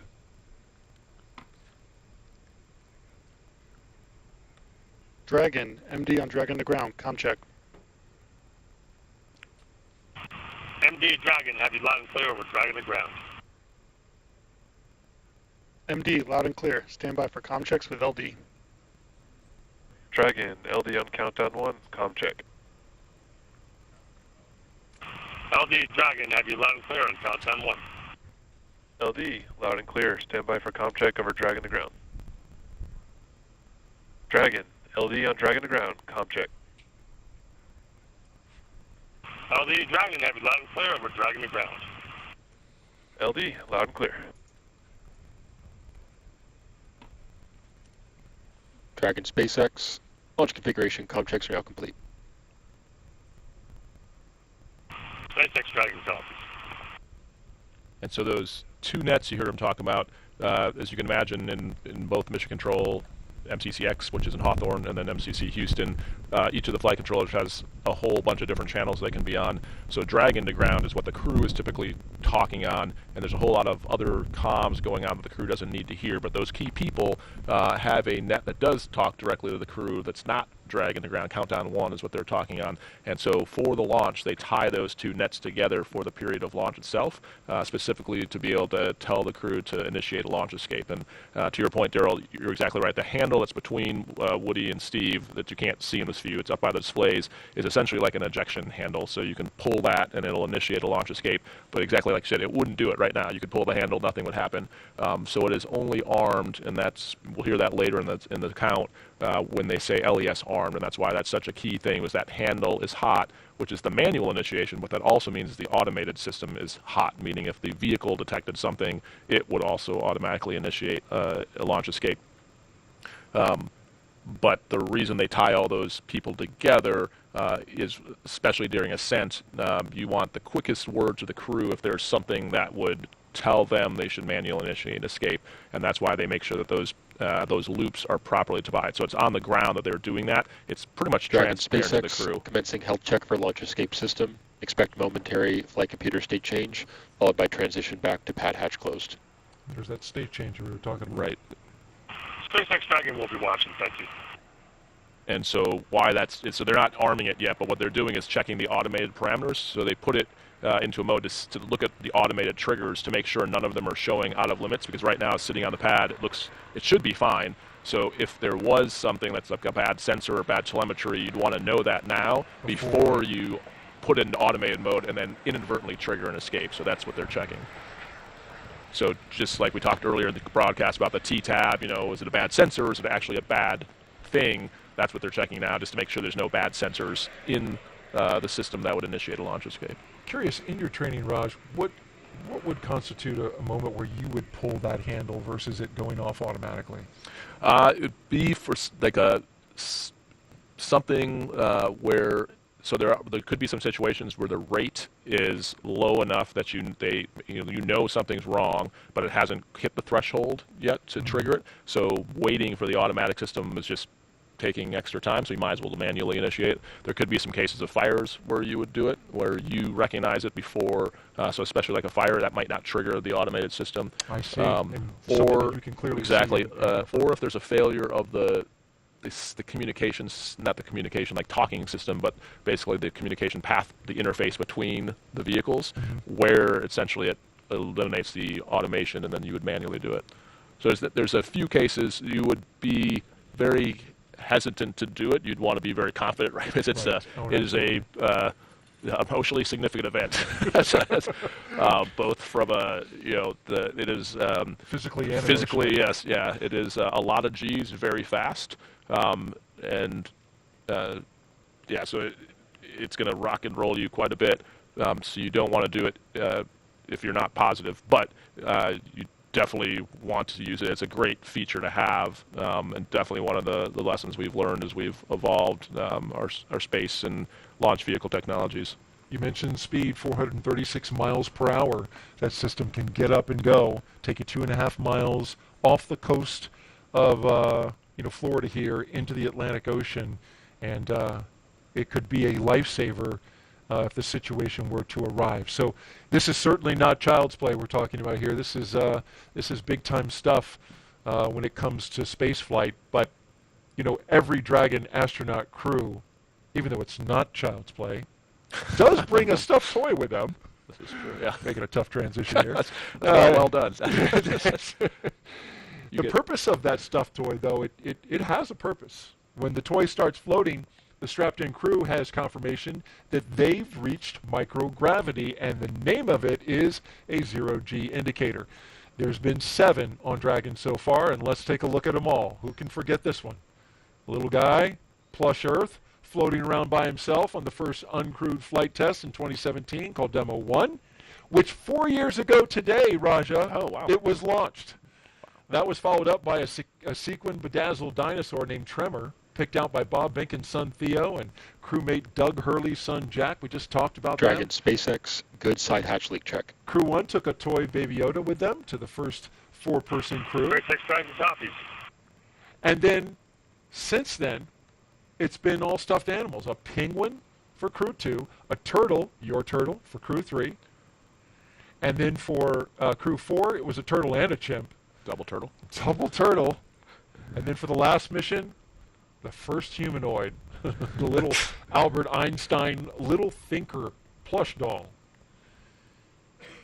And so we didn't get to find out in our first attempt what Crew 6 is doing. Well, I'll be honest. I know. But we're saving it until they get up into space. And we should see it once they get up there. Yeah, and the history of it is, you notice in some of those pictures, the crew was already out of their seats, but in reality, when you first see it deploy, they're still strapped in. And so even though you in your stomach have that feeling of being in a roller coaster and you're falling, you aren't actually moving. You're still fully strapped in. So the way you can check your senses is your zero-G indicator starts to float. And so in our case, our turtle was named Fowl, which was a nod to Matthias, since that's German. It was also specifically a peacock turtle, because Tom Marsh burns a class in the peacock. So it was a conglomerate of effort to have a zero-G indicator that represented the whole crew. You heard Arthur call the side hatch leak checks are good, which is a great sign. It's going to take a while now for the closeout crew to actually clean out the white room. There's a whole bunch of work they're doing as they start to do that, but it looks like everything's on track. Yeah, we've had the comm checks, the seat rotation, suit leak checks, they're complete. And so now we're just tightening up that hatch. And while we look at this shot, we can look to the right. We see the NASA meatball with all the signatures around them, along with the SpaceX logo. Every human who goes into space gets to put their signature on the wall there. Raja, of course, yours is there, along with your Crew 3 crewmates. But, for the second attempt, status update. They didn't have to do it.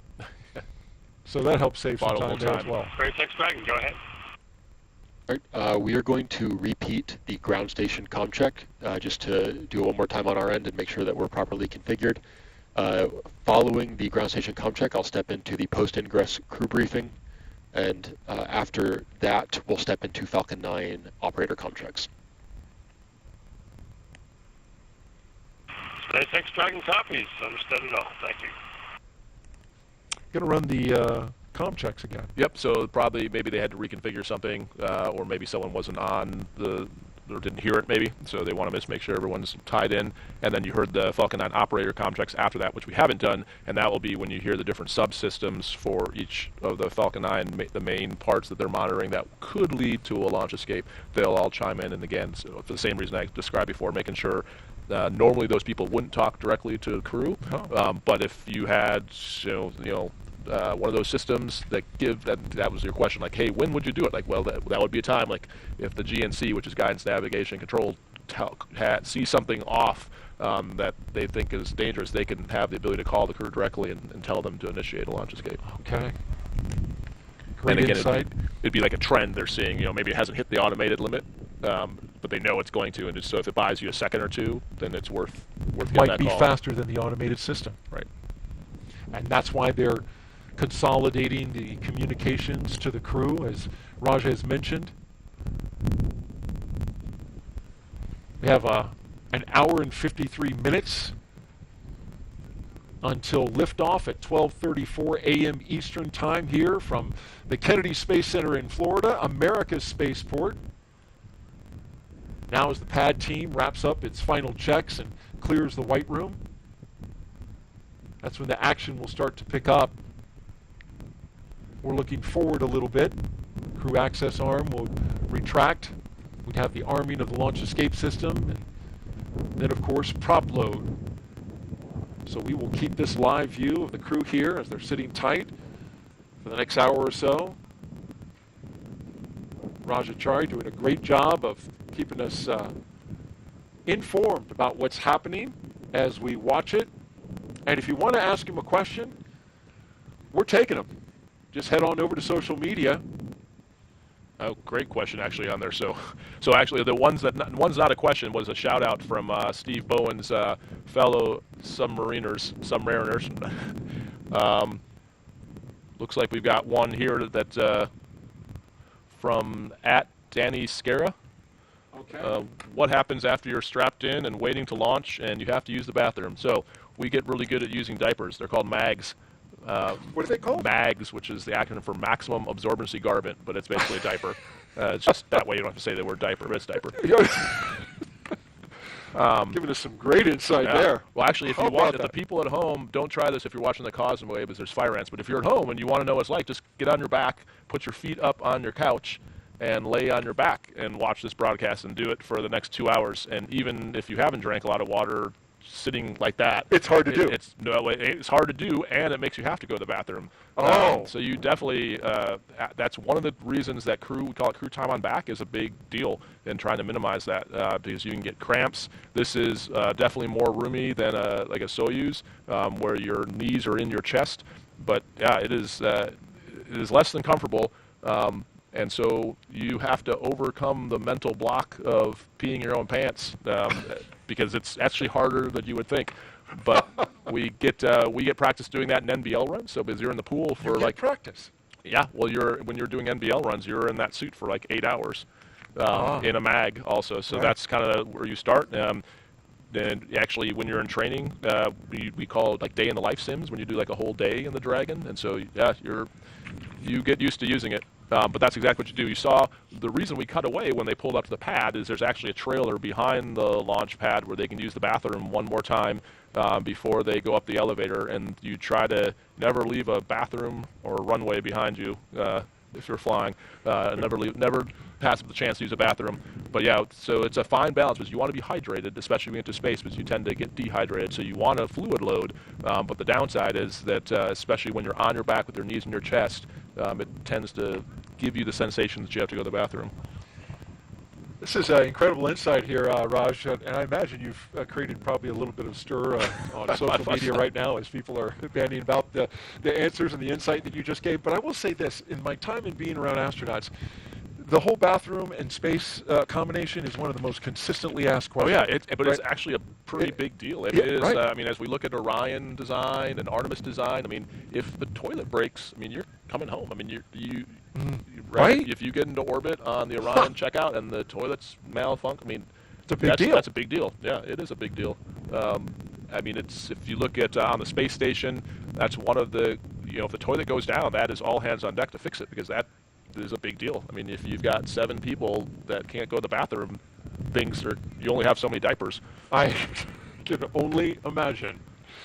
Well, with that, let's head over now to Houston for a closer look at what the crew will be doing when they reach their destination, and that's where we turn to Courtney Beasley. Courtney? Thanks, Daryl. Once Crew-6 arrives at the International Space Station, they'll officially become Expedition 68 flight engineers. Once on board, they'll do something known as a direct handover, basically saying that Crew-5 and Crew-6 will be aboard the space station all together until Crew-5 comes home. Crew-5 will be able to give Crew-6 an orientation and show them the ropes, which might be particularly helpful for the 3 first-time space flyers on this flight: NASA's Woody Hoberg, UAE astronaut Sultan Al-Nyadi, and Roscosmos cosmonaut Andrei Fedyaev. A direct handover also helps ensure a continuous U.S. presence on the space station, which is a record we've held for more than 22 years now. And as the station is first and foremost a laboratory, the crew will jump right into conducting experiments, with new research still to be delivered on upcoming cargo flights. But for now, we'll toss it back over to Jasmine Hopkins, who's with NASA Administrator Bill Nelson. Jasmine. Thank you so much, Courtney. Yes, we're back here at Kennedy on the balcony of OSB-2, and right now so honored to be joined by Administrator Bill Nelson. Thank you for being here. It's another pleasure. Of course, we're always glad to have you back at Kennedy. And Bill, right before we were tossed to you, actually just mentioned that you've been in the shoes of these astronauts before, that when you were flying on shuttle, it scrubbed 4 times. So do you have any words of wisdom, any words of encouragement for the astronauts tonight? Well, words of encouragement: enjoy yourself while you're laying there strapped in on your back, trying to get off the face of the earth. But the serious words of encouragement is, we don't fly until we think it's safe. And that was what was important about the first scrub, because it just didn't feel right. And NASA made the call. It was the right call. Everything's looking good. The supposed problems that they had before have all been fixed. And so I expect we're going to see a launch tonight. Right, we're all looking forward to seeing that launch tonight, Bill. And all the work that we're doing in low Earth orbit on the space station is really paving the way for deep space. So what is next for Artemis? Well, we have just this unbelievable opportunity now to go back to the moon, but this time it's different. First of all, we're going to a different place on the moon. It's the South Pole, and that's where we think the water is. And if you get to harvest water, all of a sudden you have hydrogen and oxygen. You've got rocket fuel. We're also going back for a different reason. We're going to stay there. We're going to learn to live, to work there, to invent, to create, all for the purpose that we're going to Mars. And you know, the moon's just a few days away. Mars is months and months away. And so that's why this is so important for us to get back to the moon. It really is important. And right now we're also focusing on going together. In the Commercial Crew program, this is the second time that we've partnered with Roscosmos, but the first time that we have a UAE astronaut on board. Can you talk about how these international partnerships really help NASA's mission? It's a different mission. You pointed it out, not only, by the way, with our international partners, but with our commercial partners. Because when we go to the moon with the NASA rocket, we're going to go into lunar orbit, and we're going to join up with a SpaceX lander. And then our crew will then go down to the surface for 6 days. So it's a whole new kind of program. Now, internationally, this has become a big deal. You just can't imagine the enthusiasm around this globe with our foreign friends, how popular NASA is. And they all want to be a part of this program, and most of them are. So tonight we have UAE and Russian astronauts, but look up on the station right now. They're not only Russians, but there's also a Japanese astronaut up there. And so it is a very international program, particularly on the space station, because there we've got 16 international partners. Right, it really is important. We go further when we go together. Administrator Nelson, thank you so much for being here tonight. Thanks so much. Of course. Daryl, back to you. Thank you, Jasmine and Administrator Nelson. And we are now T-minus 1 hour and 44 minutes from launch as we look at the pad here. Dragon on top of a Falcon 9 with the crew access arm attached at the moment, but getting ready to retract. As we look at it now, we want to also take a closer look at some of the life-changing science that astronauts are performing aboard the destination, the International Space Station. The International Space Station is a state-of-the-art microgravity laboratory that is unlocking discoveries not possible on Earth and helping us push farther into deep space. Every single day we are answering big questions about Earth and about space, about where we came from and about where we're going. But the other thing that we're doing is we're learning more questions to ask. Microgravity turns almost everything we know upside down. Liquids behave completely differently. Fire burns in new ways. Biological systems reveal surprises. There's a few things that have made me gasp out loud up on board Space Station. Watching heart cells actually beat has been a pretty big one. We're studying ways to grow food in microgravity. I got to tell you, these are pretty amazing. We're learning how human bodies react to life in space and how to keep crew members safe and strong on long-duration exploration missions. Deadlifts are awesome on Earth. They're also awesome in zero gravity. We're testing technologies that will be critical to our return to the moon and great leap to Mars. Our research has contributed to medical and social benefits on our home planet, allowing us to find new ways to combat disease back on Earth and develop technologies to deliver clean water to remote communities in need. The spectacular vantage point of more than 200 miles above our planet supports our monitoring of Earth's climate, natural disasters, and plant life. The orbital perspective that we have here on the ISS is just absolutely amazing. Earth is gorgeous. The growing new space economy, so vital to our continued progress in space, is flourishing in low Earth orbit. We're inspiring future generations from a platform that is one of the largest international collaborations of our time. We're doing science at 17,500 miles per hour. Come along for the ride.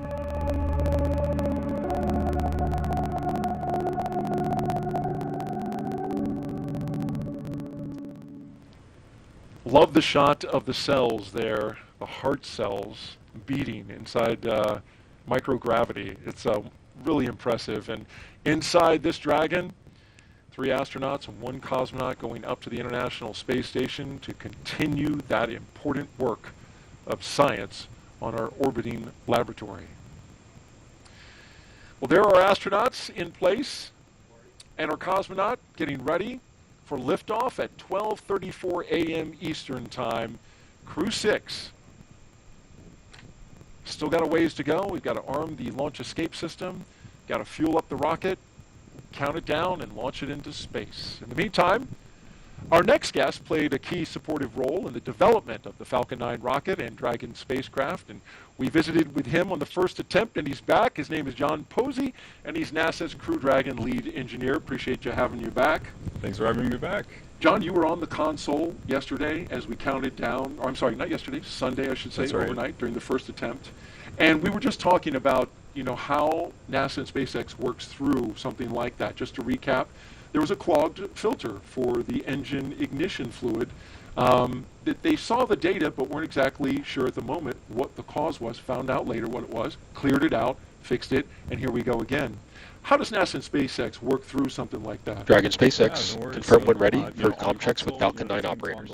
On the loops, on the net, talking to each other. On the NASA side, the mission support team that my team and I report up the loop through the chief engineer to the NASA ops manager. The NASA ops manager is in direct contact with SpaceX launch director throughout the whole count, keeping apprised of issues that we can evaluate it as a team, make sure that both SpaceX and the NASA side get comfortable that we're good for crew launch. And so, like as you said, with the igniter fluid, the T-tab, the pyrophoric fluid that they load into the rocket to ignite the Merlin engines on Falcon 9's first stage, they provided the supply of the fluid, and they were expecting to see a good bleed in and start to see a response in the catch tank. And at first they weren't seeing a response. Did some troubleshooting and started to see a little bit of response, but it was abnormal. So, based on the response of the catch tank and how that fluid fill was not really in family, the team talked through different scenarios. What could happen if we don't have a full bleed in? What is the appropriate course of action? So in the end, I think the team made a really good call to stand down that attempt. And then, of course, since then they've gone into the system, did find, like you said, a clogged filter, a little bit more oxidation than typical, and that's kind of expected over the course of that system's use. And SpaceX does proactively go in and change that filter very frequently. This one got clogged a little sooner than normal, so caught us a little bit by surprise after having a good performance on static fire, but sometimes things like that happen. There's so many systems that have to be just right in order for a rocket launch to go off. So it is impressive when they have something like that and work quickly through it. Yeah, it's to turn it around that quickly is impressive. And like Kathy and multiple people said, in light of this, it just reminds us space flight is hard. Absolutely. And so, John, now that you're returning for launch attempt number 2, how does the team reset for the next attempt? Yeah, so the team has had a couple days to rest and get, eyes on the data from the first attempt. Very important. So, we look through all the different performance sensor blips, anything that there is to look at, make sure that we're good to go today. So, yeah, the team's on console. I checked in with the folks on console just before coming on air, and everything's been going great. So, Dragon looks like it's ready to go today, and so we'll keep monitoring right through the big phases, like you said, launch escape arm, and then if the entire vehicle is ready and everyone's go for flight, we'll go get this off the ground today. And that's great news. Everything been going pretty smoothly so far. Our weather and the ascent corridor is the one thing we're kind of keeping an eye on closely. Keep an eye on a lot of things, but that one is the one that's kind of right on the line there. But so far, looking like we're going to go forward for an attempt, and that's great news. We've got 3 consecutive days, right, that we can do it now. So every 24 hours we have an opportunity, a little less than 24 hours. And why is that we can go 3 days in a row? Well, it's how the orbital mechanics work out, right? For getting to the station, and looking at the phasing times, the duration is important. Some days the phasing time to get to the International Space Station would just be too long for the crew to be, inside there for 3-4 days. So we try to get, shorter opportunities.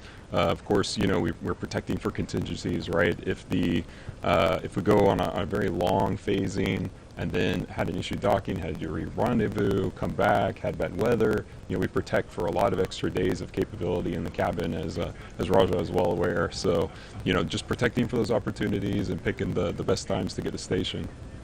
Well, we hope that this is the one, the second attempt, and we won't have to visit those other 2 opportunities. John Posey, Crew Dragon lead engineer, thanks for being here for NASA, and we know you're now headed on console, headed over there to do your job. Yes, sir.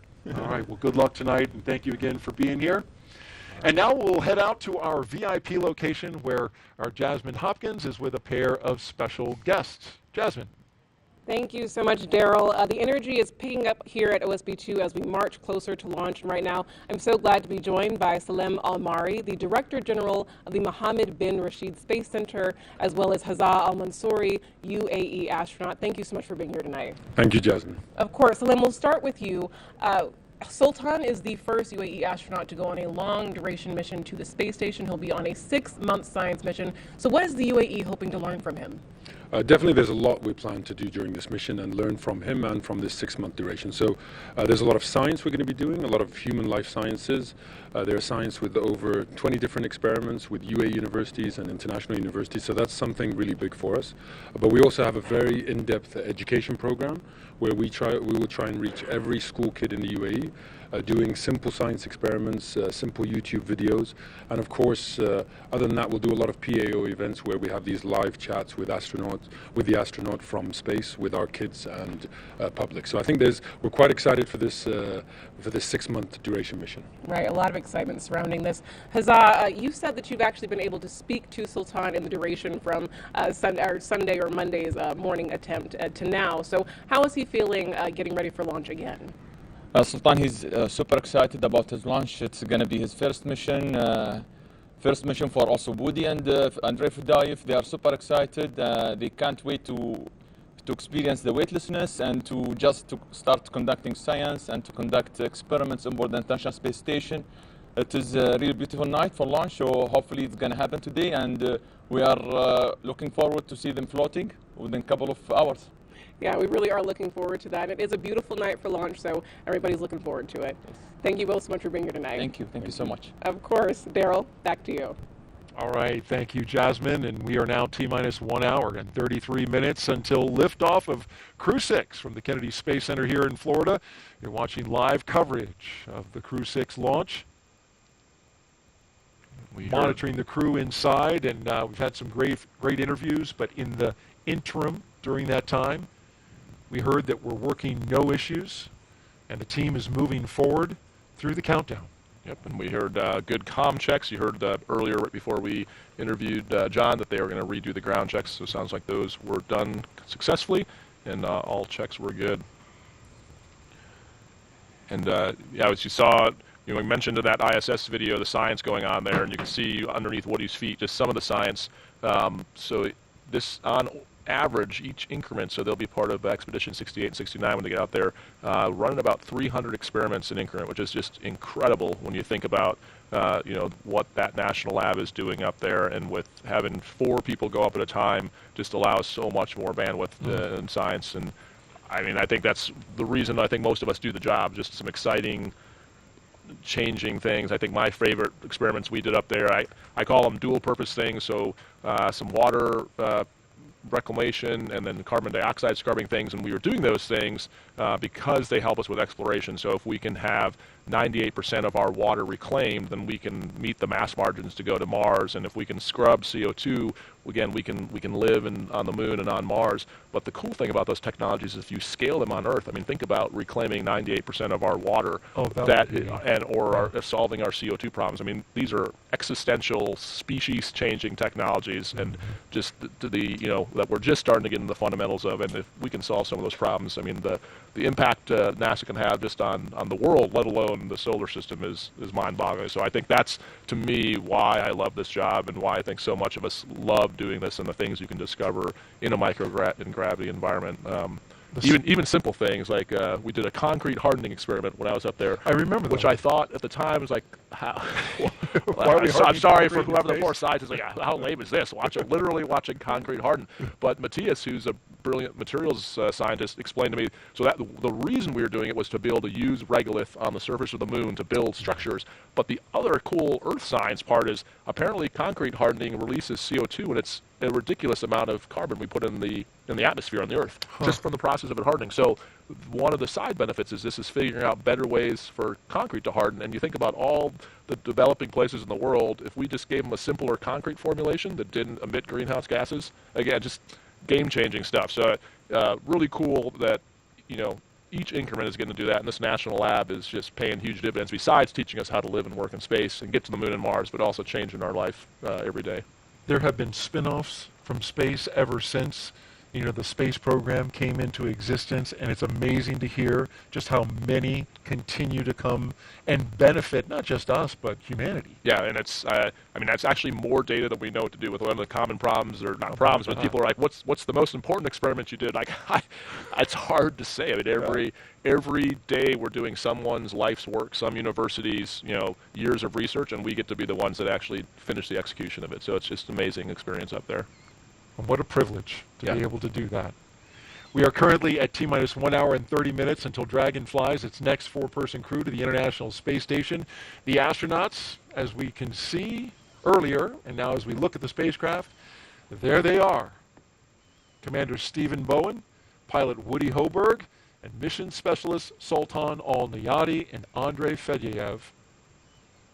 In their seats, they're strapped in, ready to go. And along our launch timeline at the moment, we're getting ready to have those launch escape system and communication checks conducted by the Falcon launch team. And we'll be listening in for that call out. Yeah, so the closeout crew is presumably still working items there, and we expect around at T-minus an hours when they would probably start departing, and then that gives them time to clear out the what we call the hazard zone before they start working the launch escape systems. Each Crew-6 astronaut is allowed to bring a few personal items with them inside the Dragon capsule there, and they do that so they can have something for their roughly 6 months in space, you know, something from Earth to remind them of family, friends, loved ones, something they love about planet Earth. And here's a few of the items that Crew-6 is taking up. Sultan Al-Nayati said he's bringing a kimono. He's going to be throwing some moves up there, some jiu-jitsu. He's also bringing a small toy rocket from the popular European comic Tintin. Andrei Fedyaev is taking a few photos and some pins he plans on sharing with his family when he gets back home. For NASA astronaut Woody Hoberg, he's bringing one simple item, a photograph with deep personal meaning to him.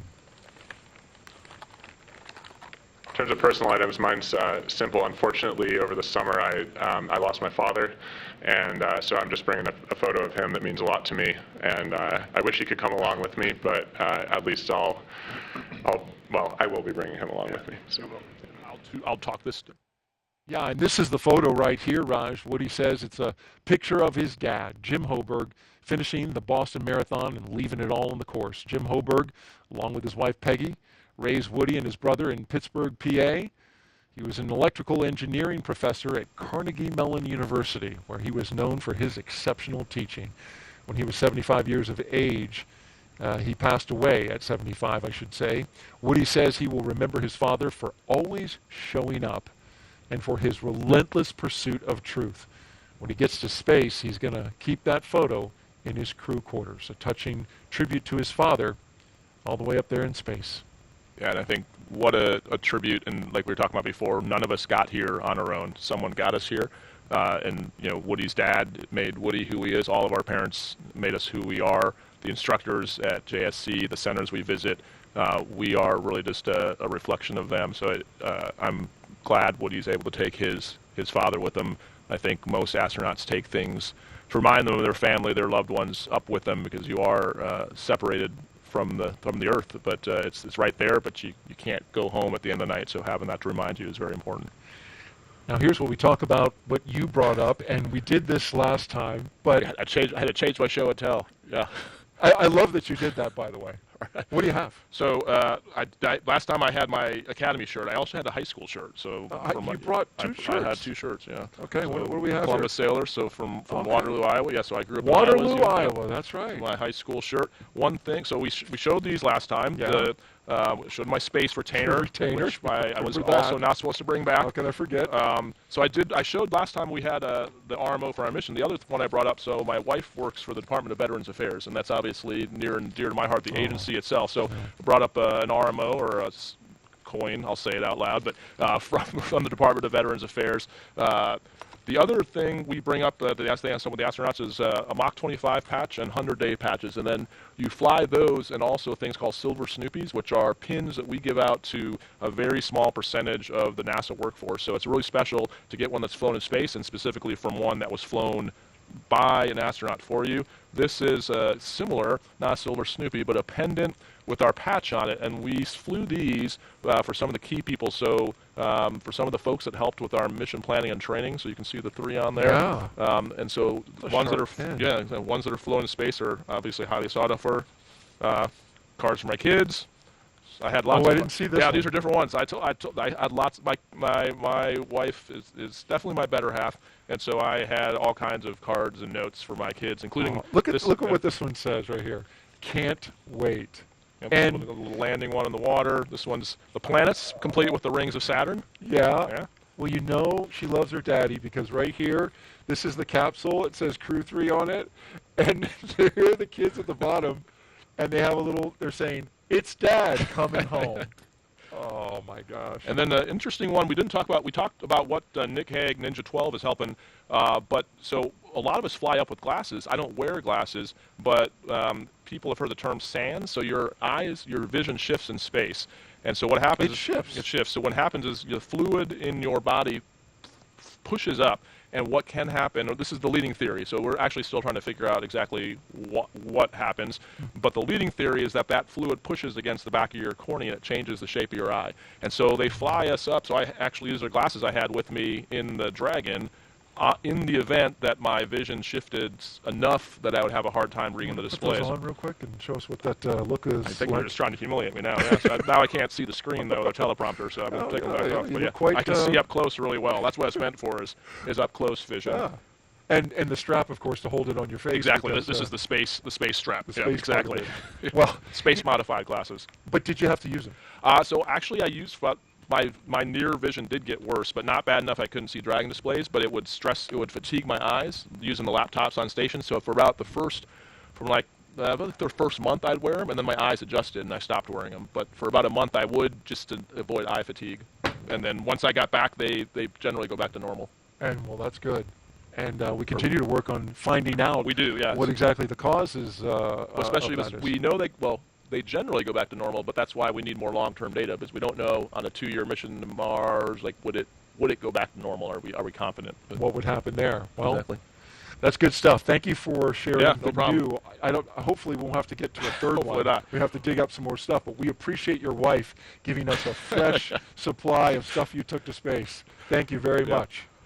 Well, when they aren't launching into space or working hard to prepare to go into space, the NASA Astronaut Corps, well, they try to find time to watch their friends go into space, and you would know that. Yeah, so I'm here, but we saw Nick as Ninja 12. We saw Ike Glover helping with the family sport. We saw Joe Akaba, the chief. Sharon, this is when they were getting ready to go exactly. out. So the office is spread out doing all kinds of things. You have, last time Reed was up with the administrator. Wiseman. Exactly. So we are all over the place. But even if you're not, you're probably online or at home watching. And so I was going to try to dial in. So Woody, as we talked about, is sitting in a seat that's been used before. So I was going to try to get... You're not calling Woody, are you? I'm not. Well, I don't think I could try call. I don't know the answer. She's on the line. Awesome. Let's try. All right. Yeah. Okay, so we got Megan MacArthur on the line, who flew on Crew-2 that I got to train with. And so, Megan, can you hear me okay? Hey, Russ, I got you loud and clear. Hey, awesome to talk to you. Thanks for calling. So Megan's at home in Houston watching the launch, and you might have better ideas about what they're doing. I think you guys came up with a game to kill some time while you're waiting for the closeout crew to leave. Yeah, well, it's been enough time that, when you first get in, of course, you're all business, and you go through your checklist, and you review the nominal timeline, and you of course, review the contingency actions that you might have to take. But now you're into just the wait. I was lucky enough to fly with a really fun and fun-loving crew, and so we set about entertaining each other. And, we had Thomas as kind of our Julie, the cruise director, and he had us playing a variety of different games that I'm not sure if he made them up or these are French games or what, but he kept us well entertained. It looked like the French version of rock, paper, scissors. I'm not sure if that's what it was. But yeah, so it's called the game of thumbs, and I won't strain anybody by trying to say that en français, but the game of thumbs, and so, yeah, it's a little bit like rock, paper, scissors. Well, Megan, you're watching us, get ready to launch Crew-6, and of course, you were on Crew-2, and what a mission that was, and what's it like to be where you are, kind of relaxing, getting ready to watch the astronauts go up? It's so exciting. It's so much fun to see your friends go into space. Of course, Steve is a classmate of mine, and Woody was my family escort. Actually, he was with my family when I was getting to launch in that very same seat. And so my son in particular is very excited to get to watch Woody launch, so he's made me promise. I had to peel him away from the screen to get him to go to bed with the promise that I would wake him up in time to watch the launch. So we're excited for all 4 of the crew members of Crew-6, and we can't wait to see them get started on this next phase of their adventure. Very cool. That's awesome. And you know what? We are counting down just 1 hour and 20 minutes to go until liftoff. And, I got to ask you, Megan, How's Raj doing so far? Because you were one of our co-hosts sitting in this seat. So you wanna grade him live on the air? You could text me. Oh man, Daryl, how could it be anything else? He's just doing amazing. We are, like I said, I had to peel my kid away from the screen, and of course Raja, he recognized you as the guy that cut his hair. Oh, that's right. Yeah. Before Daddy came home. His quarantine cut. Yeah. I still don't pay for haircuts. Right. I cut my own hair. Haircut, yeah. Theo was a test case. Yeah. Megan was nice enough to let me test out my hair cutting skills on her son. Really? Wait. You didn't tell me that. No, don't worry. I tried. I did it on other kids. Theo was the first.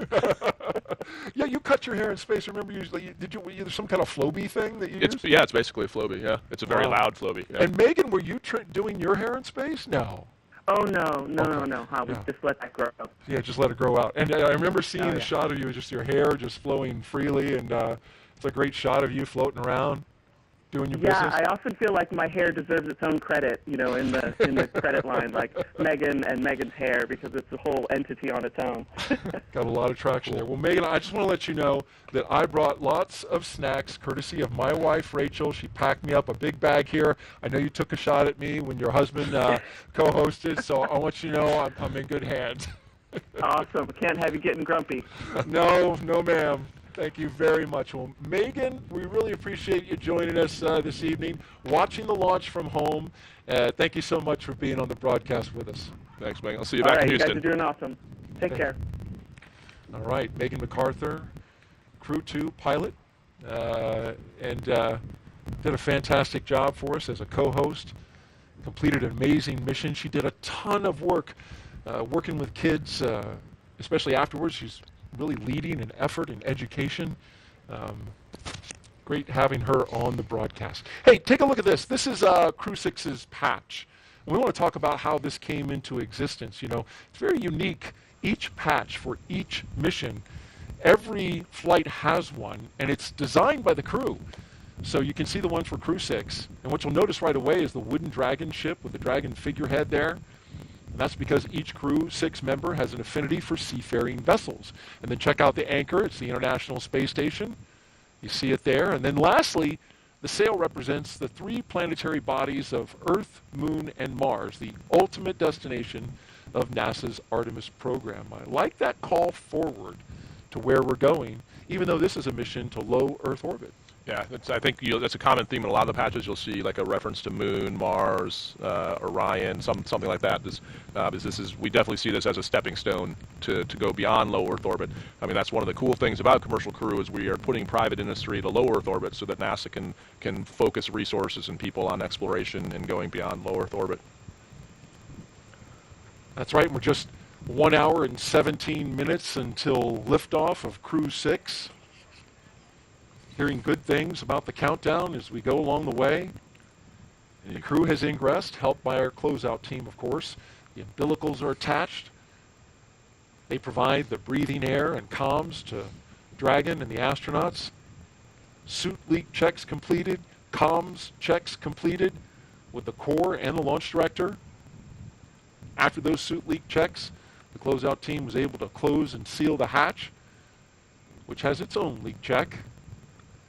They made sure to look for any FOD that might be there, and FOD stands for Foreign Object Debris. As we look in from the White Room, the closeout team will wait another 15 minutes before they'll clear out of that area. You saw those orange bags, so there's no, the people are starting to move out of there, but you saw those orange packs in that previous view just to the right on that wall. Those are actually breathing apparatus in case they have to emergency egress, that they can actually hook into their suits and get breathing air to get all the way off the pad. So we understand that the closeout team has actually departed the pad, and now they're doing some final weather checks. That'll be necessary before they give that final go, no-go for launch. Going to put the balloons up into the air. The winds have picked up a little bit, but not too bad at all.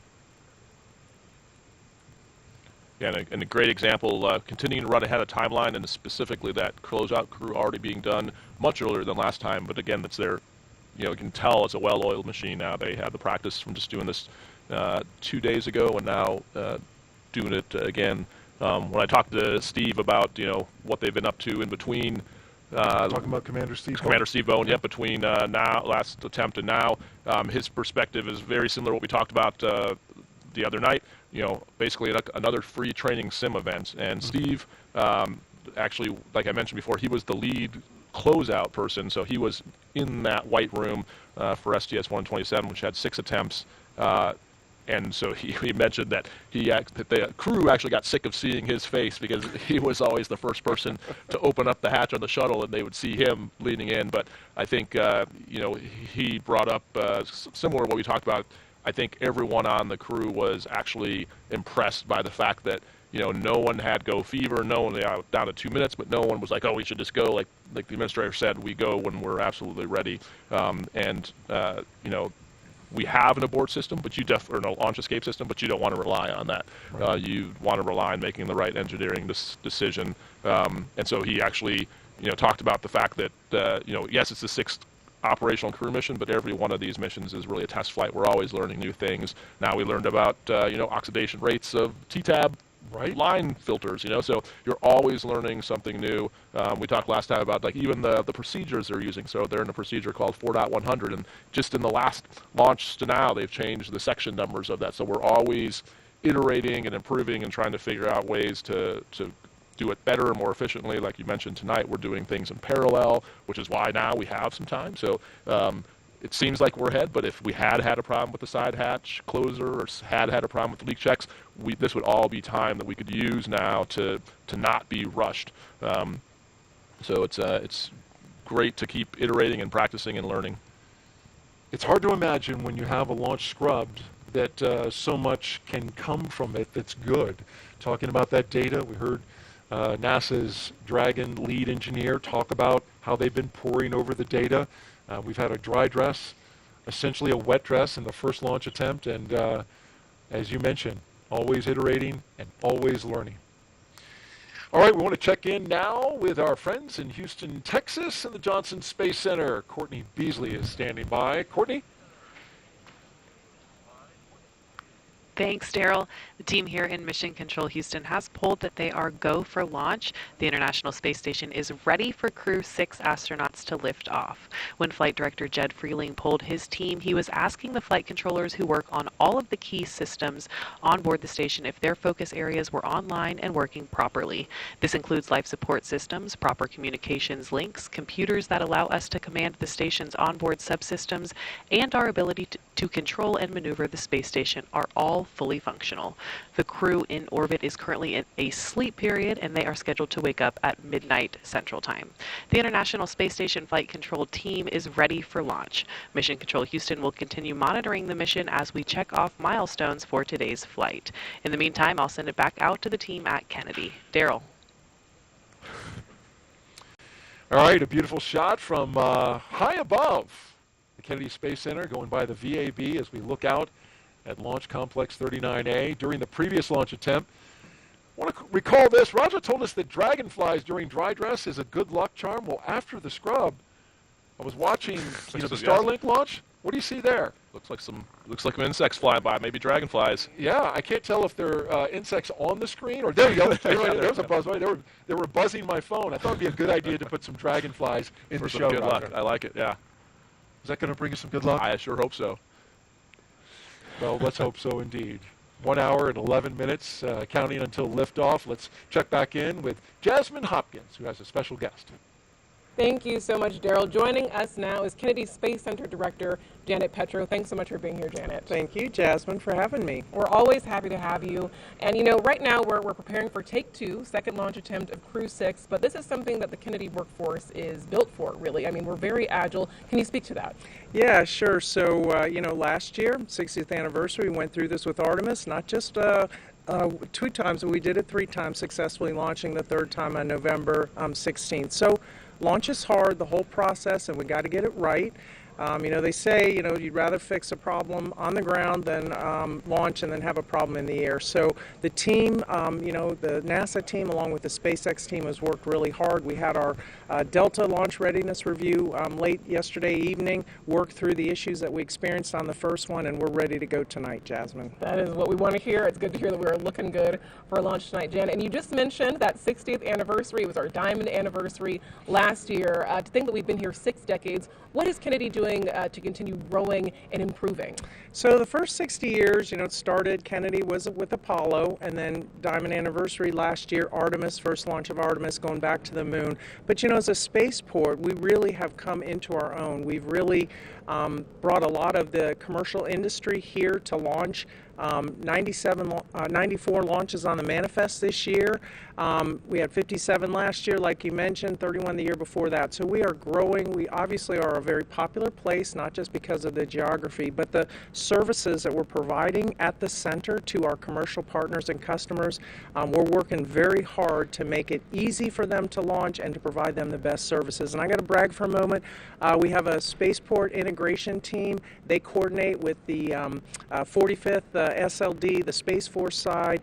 Every single one of those 90-plus launches will be supported by our Kennedy team as well as the Space Force side. We work jointly together in partnership to ensure that all of those launches are successful. And of that 90-plus, 79 are commercial.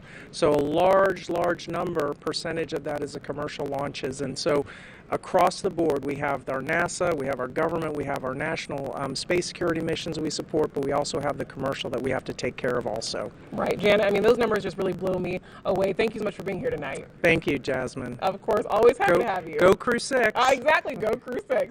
Daryl, back to you. Thank you, Jasmine and Janet. Throughout the show, we've been taking your hashtag #AskNASA questions from social media. We have time for a few more before Falcon 9 fueling begins at T-minus 35 minutes. We're sitting now at 1:08 and counting. And Raja, there's the question. It seems like astronauts work on some really cool and interesting things other than flying. Raja, can you take a minute and talk about something interesting that you're working on right now? You're not flying, currently on a mission, obviously because you're here. So what are you working on? Yeah, so I'd say most of our time is not actually flying in space, so we do maintain the training for that, whether it's NBL, which is the Neutral Buoyancy Lab, so doing practice spacewalks in there, whether it's working on the ISS systems, working on different experiments, getting smart on geology, biology, but we also all work on different projects in the office on the engineering and development program. So specifically, there's a whole lot of work going on in Artemis right now. The administrator talked about Artemis. That is the goal of the agency to get us back to the moon, to stay and go on to Mars. So there's the SLS, which is the rocket. There's the Orion, which is the capsule. There's the Gateway, which is the Lunar Space Station. And then there's the HLS, the Human Landing System, which is the lander. So that's my particular job right now, is helping with lunar lander development and testing. And so I love my job. I love to fly in space, but I also love my day job. And so that's, you know, we're doing all different kinds of things. There's folks working on the lunar exploration suits, so those are the space suits for the surface. So we're not going to use, we talked about there's IV suits, which are for in the vehicle. There's EVA suits, which is what we use in the space station, and we are working on lunar suits because that's different than either of the ones we have. And so if we get to the moon, we are going there to do science, and so we need to get out there and go do the science. So that's another big project that people are working on. And yeah, so it's we are spread all over the place, training and working with all these development teams. Yeah, and it seems like there's a similarity there to when, you know, Bob and Doug were working in the commercial crew program early on, developing these vehicles. You're very early on in the HLS system, so, you know, it's got to be kind of exciting to be working on the next thing that's going to land on the moon. Yeah, I think all of us enjoy. That's why it's fun to do these things. You know, and our job is in the office is to fly in space, but also to bring the crew's perspective, the operational perspective, to all these programs and to these efforts to make sure that we're, you know, the human is the important part of human space flight, and so keeping that in mind and keeping that at the forefront is always really important, and that's why it's important to have us tied into all those programs. And for those of us, for those of you who are watching, and for those of us who are enjoying watching, if you want in on the social fun, follow us on Twitter at NASA Social, or check us out on the web at nasa.gov/social. Hey, this is a really quick question, a really easy one. @Slow asks, Raja, What inspires you? What inspires me? I think the idea of exploring is what inspires me, the idea of new discoveries, and I think I kind of alluded to why I'm so excited about science before, solving problems here on Earth. So I would love to see humanity go and explore, like live on the moon, go to the next planet, but I also am inspired by the fact that we are finding solutions for problems here on Earth right now. So that's what inspires me to work here. And it must be rewarding as well. It's amazing, yeah. So I think what inspires me is inspiring others too. So I think one of the coolest parts of our jobs, it takes time and effort because you're traveling, but going to talk to like school kids, that's hands down one of my most favorite things really? To go do. And just, yeah, I mean, seeing their excitement, just when an astronaut walks in the door, it's just so fun, you know. And yeah. You know, whether it's elementary answering bathroom questions, you know, because I've heard plenty, all the way to, you know, talking to university students who have questions like, you know, where do I go, and like what kind of degrees, and you know, so it is really cool, and it inspires me to be even potential inspiration, or to potentially help or set a spark maybe in someone's mind, or give them the idea of what's possible. Deep curiosity as well. We are 1 hour and 4 minutes and counting until liftoff. This day is the continuation of regular flights to the space station from U.S. soil. Crew-6 and the mission will be the company's 6th crewed spaceflight. This is for, of course, SpaceX and NASA, following the crewed test flight Demo 2 and 4 previous operational crewed missions to the space station. It will also be SpaceX's 8th crewed spaceflight overall, including the private orbital mission Inspiration 4.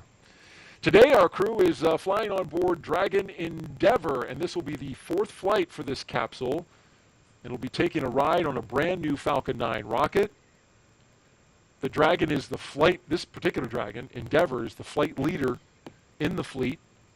Its 4th flight, which includes Demo 2, Axiom 1. It's been a great countdown so far, 1 hour and 3 minutes and counting. Weather is fantastic here at the Kennedy Space Center, only a 5% chance of violation. That means 95% go. Doing some math here, getting inspired by my fellow astronaut here. Really advanced stuff. Avoid math in public, that's my rule. That's a good idea. Excitement is picking up, though, as we get closer to T0. And so with roughly about an hour, sorry. Oh, go ahead. About an hour to go until liftoff, things are going to start picking up.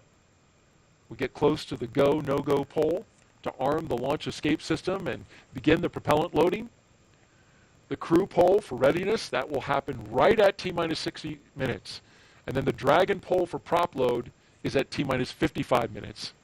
From there, at T-minus 45 minutes, there will be an internal mission control Hawthorne pole, and then the launch director's pole for propellant loading will follow. When we get to about T-minus 40 minutes, the crew access arm will retract, and the crew will get the call to close their visors and to arm the launch escape system. I'm going to walk you all the way through it. This is the automated safety system that's in place that can fire the 8 Super Draco thrusters on Dragon to quickly separate the crew from the rocket, either on the pad or during a flight on the ride uphill. And then, once we reach about T-minus 35 minutes, propellant loading for the Falcon 9 will begin.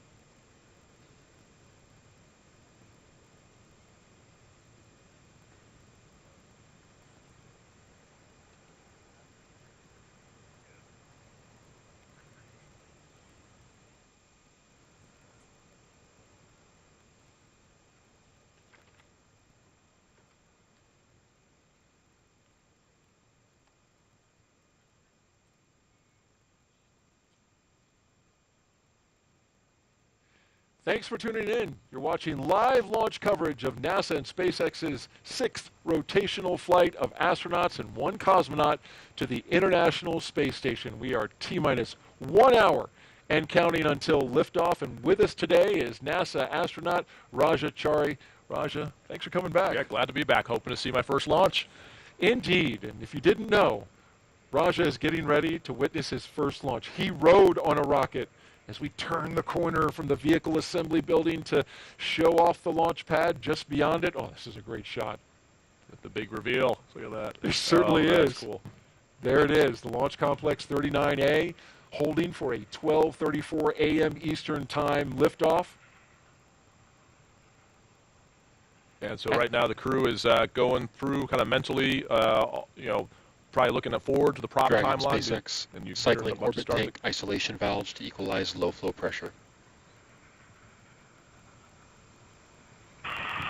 SpaceX Dragon copies for Washington. Quickly explain what that is. So give them that call. So a lot of times whenever they're going to do something with any prop loading or valves, they'll give the crew a heads up. So if they hear the sound or feel the vibration, that they know that that's planned. So they usually give them a call prior. You mentioned that it's about to get a lot busier on the loops as they start going through some go, no-go polls and talking to the crew. And so they are looking ahead in what's called the event details, and they have probably two displays up, one that's event details, one that's in procedure 4.100. They're sitting in 4.100 waiting for the poll to say that they can arm the LES, the launch escape system. And on the timeline, they're probably looking at what the prop loading steps are and just kind of anticipating what's coming up next, probably scrolling ahead to kind of talk through the launch sequence and using this time to basically what we call chair fly, talk through. Dragon SpaceX, you are go for section 5. When ready, report go for launch. All right, picking up section 5, preparation for LES arming.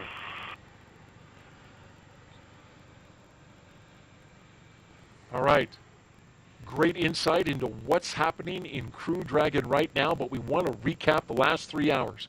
Our crew of Stephen Bowen, Woody Hoberg, Sultan Al-Nayati, and Andrei Fedyev have been getting ready to launch into space after waking up and having a meal. SpaceX helped the astronauts into their suits, and then you see them here, walking out the historic crew quarters, walking the same path that every NASA astronaut has done since Apollo 7, waving to family and loved ones as well as to the cameras there to document their journey. Then you see them here, inside their Teslas, joined in a caravan as they went down the road, led by Center Security, till they arrived here at Launch Complex 39A. They did the rocket recline, went up the tower, and walked down the crew access arm here. Woody Hoberg and Stephen Bowen crawling into Crew Dragon. And then once inside, they got strapped in, got their suits checked, comm checks, and now we watch as the Dragon spacecraft sits on top of the Falcon 9 rocket, getting ready for fueling and arming of the launch escape system. At this time, we are expanding our coverage and would like to welcome SpaceX and NASA commentators who are joining us live from Hawthorne, California. Welcome to you both. Hey, thank you so much, Darryl, and hello to everybody watching around the world. I'm Gary Jordan with NASA's Communications. And I'm Jesse Anderson, a production and engineering manager here at SpaceX. Gary and I are joining you today from our headquarters in Hawthorne, California. While Crew-6 marks SpaceX's 6th operational mission for NASA, it's actually our 8th human spaceflight mission to the International Space Station and overall 34th Dragon mission to the orbiting laboratory. And the Dragon supporting tonight's mission will be making its 4th visit to the station, having previously supported Demo 2, Crew 2, and Axiom Mission 1. And speaking of Demo 2, the spacecraft was named Dragon Endeavour by Bob and Doug during its inaugural flight in May of 2020. And yet another fun fact, tonight's launch marks our 4-year anniversary of the Demo 1 mission, which launched on the same day, just a couple of hours later than we're launching today, which served as an end-to-end test flight of Dragon's capabilities. Since Crew 1 in November of 2020, SpaceX has been regularly flying commercial crew missions for NASA to and from the International Space Station at an average cadence of about 1 flight every 6 months. It took a lot of love and dedication to get here today, and we are still learning and innovating from every launch. From the beginning, Dragon was designed to eventually fly people to help further our ultimate goal of making life multiplanetary. The Dragon hanging from the ceiling behind us was initially flown to certify SpaceX for cargo missions to the space station over 10 years ago. It flew back in 2010. But it included a window because the vehicle had been designed from the beginning to fly crew. We always knew that this was the direction that we wanted to go in. As we continue the countdown to liftoff, we'd like to welcome you to SpaceX Mission Control in Hawthorne. This is where our teams are staffed around the clock to monitor Dragon and the mission overall. On console or headset in Mission Control are 6 key positions. The mission director is in charge of the room and tasked with making real-time decisions to ensure mission success. The person that you may hear talking to the astronauts is the Crew Operations and Resources Engineer, who you'll hear us refer to as the core throughout the broadcast. And the 4 additional team members are focused on vehicle systems, including avionics, navigation and control, software, propulsion, life support, and communication with ground support teams. Apart from Mission Control, our Falcon 9 team is currently located in Firing Room 4 in the Launch Control Center at Kennedy Space Center in Florida. Now, with less than an hour until launch, they are settling in for final checkouts, propellant loading, and for launch. And then, of course, NASA has its own team members at NASA's Mission Control Center in Houston, Texas, who have been preparing the space station for Dragon's arrival. And they recently gave their go for launch, saying that the station is ready to receive the new crew. Upon liftoff, today's ride to the space station will take about 24.5 hours, with Dragon flying autonomously the entire way. And just like autopilot on a commercial aircraft, the crew always has the ability to take manual control of the spacecraft if needed. Now at under T-minus 55 minutes, we are looking good for an on-time liftoff, and our very own incredible Kate Tice has been monitoring the progress of the countdown. How's it going so far, Kate? Thanks, Jesse. I'm Kate Tice, SpaceX Quality Systems Engineering Manager, bringing you vehicle status updates this evening. It's been a pretty smooth countdown so far. The Crew-6 astronauts wrapped up ingress at T-minus 2 hours and 34 minutes. Since then, the teams completed the required comm checks, suit leak checks, and side hatch closure, as well as side hatch leak check. The closeout team has departed the BDA, and the pad is clear. Now, as for Falcon 9, our 2-stage reusable rocket that you see there on your screen, final propulsion checkouts of first and second stages began a few minutes ago in preparation for propellant loading. This involves testing valves and engine pneumatic pressurization. Now, as you might be able to guess from the lack of re-entry soot on Falcon 9's first stage, which is the lower 2/3 of the vehicle there, that booster will be flying for the first time tonight. Now, at T-minus 45 minutes, less than 10 minutes from now, the team will report their readiness for prop load with a final electronic go, no-go poll. Before we can begin propellant loading on Falcon 9, we still have a couple tasks to perform. First, the crew access arm will be moved out of its service position as you see it in now, and it will rotate away from the Dragon capsule and over to its launch position. That will happen between T-minus 44 and 42 minutes, almost immediately after the T-minus 45-minute launch director's briefing. With the access arm out of the way, the launch escape system will then be armed. Once those 2 events are complete, Dragon will be ready for Falcon propellant loading. As for weather, we will also verify with the launch weather officer that all of the weather conditions meet our launch constraints. Those include items such as wind speed, lightning, and precipitation in the area surrounding pad 39A. But tonight, we're expecting acceptable weather conditions for launch, both at surface level and upper altitudes. Once again, our probability of violation of those conditions is only 5%, so looking good. The range is currently clear for launch. A worldwide network of ground stations and tracking and data relay satellites, or TDRS, are ready to support, and those are what help us get live views and data as Dragon heads into orbit. Today we have an instantaneous launch window at 12:34 a.m. Eastern. As I've said before, once we begin propellant load, there is no opportunity to change the T0. The timing for Dragon to rendezvous with the International Space Station is down to the exact second, so today we only get one chance. But the good news, at T-minus 51 minutes and 32 seconds, we are go for launch. Great news, thanks, Kate. Today's launch marks the 6th time a rotational crew will fly on a commercial spacecraft. And much like our previous crews, today's crew has been training with our teams at SpaceX for the last several months, running nominal and emergency simulations of what the full mission will look like while seated inside of Dragon. And as with every mission, each one of our crew members brings a diverse set of experience to today's flight. That's right, and let's start with the mission's commander. Steve Bowen was born in Cohasset, Massachusetts. He holds a bachelor's degree in electrical engineering from the U.S. Naval Academy and a master's in ocean engineering from the Joint Program in Applied Ocean Science and Engineering at MIT and Woods Hole Oceanographic Institution. In July 2000, Bowen became the first submarine officer selected as an astronaut by NASA.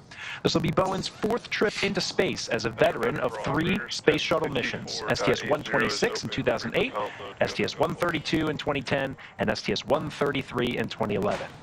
Bowen has logged more than 40 days in space, including 47 hours, 18 minutes during 7 spacewalks. As mission commander, he'll be responsible for all phases of flight aboard Dragon, from launch to reentry. Warren Woody Hoberg is from Pittsburgh, Pennsylvania. He earned a bachelor's degree in aeronautics and astronautics from MIT and a doctorate in electrical engineering and computer science from the University of California, Berkeley. He is also a commercial pilot with instrument, single-engine, and multi-engine ratings. The mission will be Hoberg's first flight since his selection as an astronaut in 2017. As pilot, he will be responsible for spacecraft systems and performance on Dragon.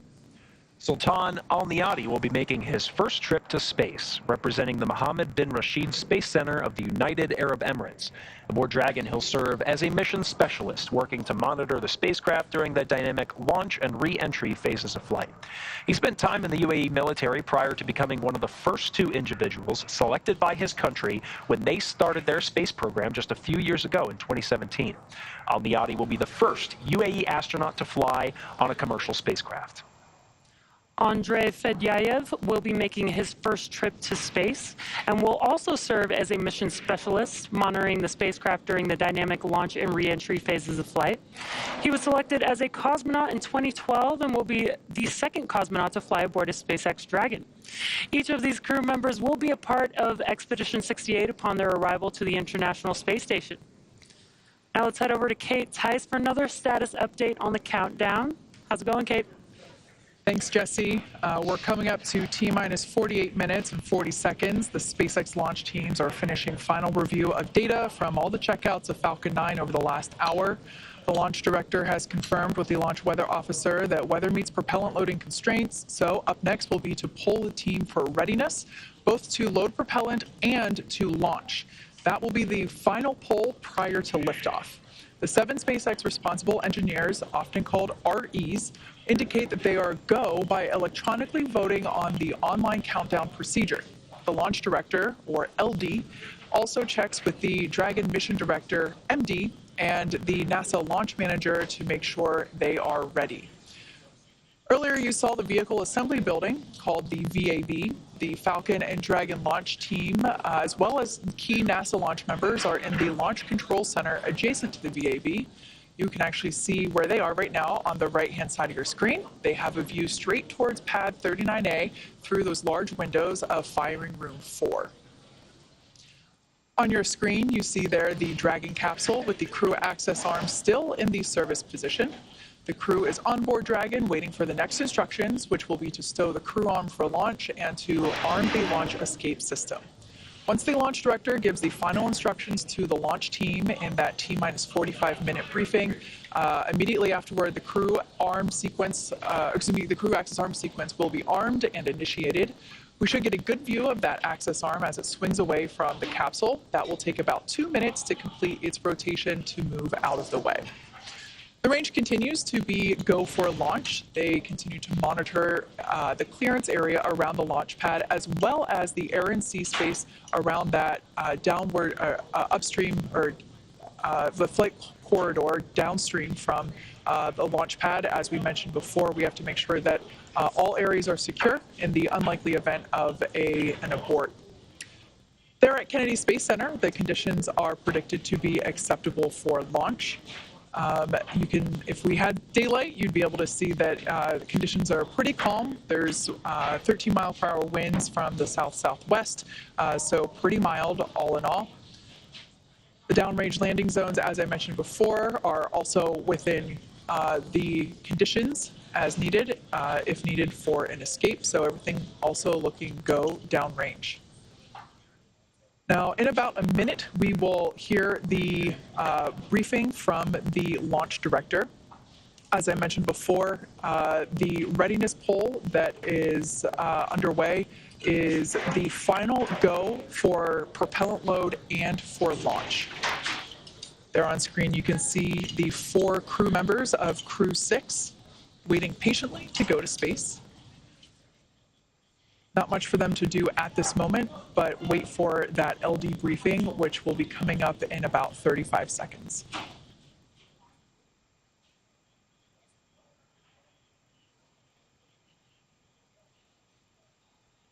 As I mentioned before, the team in Mission Control, as well as the teams in Firing Room 4, they are basically collectively, both with NASA launch team and the Dragon launch team and the Falcon Poll launch is team. complete, and the team is ready for crew access arm retract, propellant load, and launch.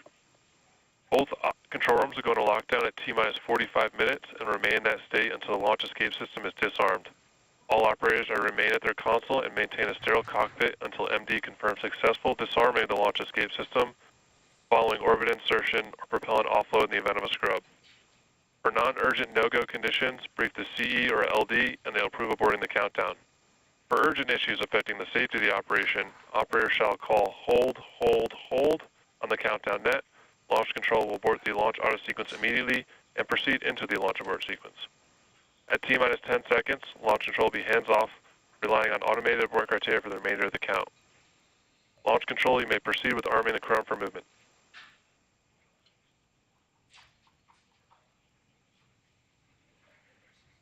There we heard that final go for launch and prop load from launch director having... Arm, go. Get started. And there we just heard the call out that the crew access arm retraction is underway.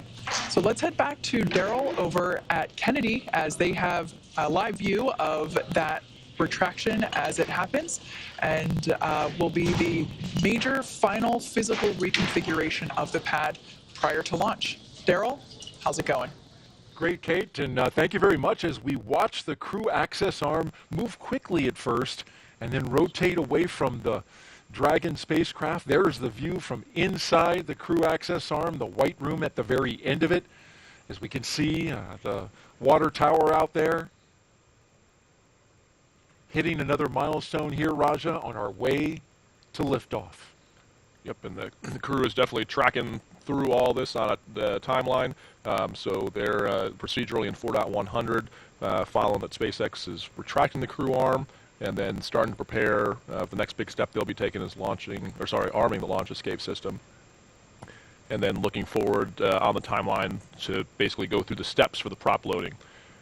So we talked a little bit about the first broadcast, but there's kind of a key mental note here as well. If there was an emergency pad egress, they probably have some crew coordination of who's going to get to the hatch first, but you definitely want to make sure the crew arm is back in place. So there's this period of time while the crew access arm is not there, the launch escape system is not armed. So Crew access arm retraction complete. You need the arm to swing back to the capsule before you can actually egress. You need to make sure that's there before you step out. Critically important, and we got some beautiful views from our flight operations team, which is not only making sure that the area around the rocket is safe, but also giving us some spectacular views of that crew access arm as it retracted away from the rocket, and there it is again right there. Yeah, it's a great view where you can see both the strong back, which is the structural piece holding the rocket up there now, and then the crew access arm swung back. Open now to the air and the atmosphere. Hopefully no dragonflies that far up, and we had our own dragonflies earlier, Raj. So we're working. We have successfully had good luck here at the launch broadcast test. Okay, We've done our part. It's feeling good. We're doing what we can. There's a great view too of the trunk, so you can see the side, which is the part just below the capsule. That's got the avionics radiators for cooling, and then the left side that looks black in the picture here is actually the solar panels that generates the power for the capsule on orbit. Curious, it looks like we saw a plane off there in the distance, and it could be pretty well off given it's dark at night. That might have been the helo out there potentially too. Ah, very good. Good call. The countdown, T-minus 41 minutes and counting, and we're heading down to a launch time of 12:34 a.m. we saw the retraction. That's the last major visual milestone as we prepare for liftoff. Shortly thereafter, we should hear the call out that the launch escape system is armed. And then from there, Raja, we will hear that F9 prop load has started. Yep, and timeline-wise, I'd expect probably about another minute and a half or two. They'll tell the crew to they'll tell them to go ahead and step into the arming. You'll see them putting visors down. You'll probably see them tugging at the restraint straps, just making sure everything is extra tight, making sure you saw like Andre before was using his stylus to probably edit some of the weather data they had on their iPad. They'll stow all those things and basically put themselves in a posture where you see them stowing it right now, where you could be in a posture where if the capsule were to initiate a launch escape, you'd be prepared for that. So from the time that is hot, you are pretty much sitting on a live set of Super Dracos that could go off automatically if the vehicle senses a malfunction once the prop loading starts, or it could be manually initiated. So you always want to be ready once that system's hot. Well, Raja, you say it, and then we see it. Calling it out. Remember well from your time as the commander of Crew-3.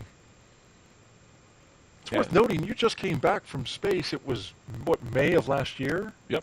Yeah. It's good to be back. I would go back in a heartbeat, but it's also good to be back home. But you're watching your friends go up. Yeah, this is it's really surreal to have friends and colleagues on the end of that rocket, and I think just reinforces the importance. You asked earlier, and the question was like, what do we do on our normal job? There's also people in our office. So Joe, who's the chief of the office, goes to the launch trainers reviews, and you're signing up your friends to go ride this thing. So we take it pretty seriously, as well we should.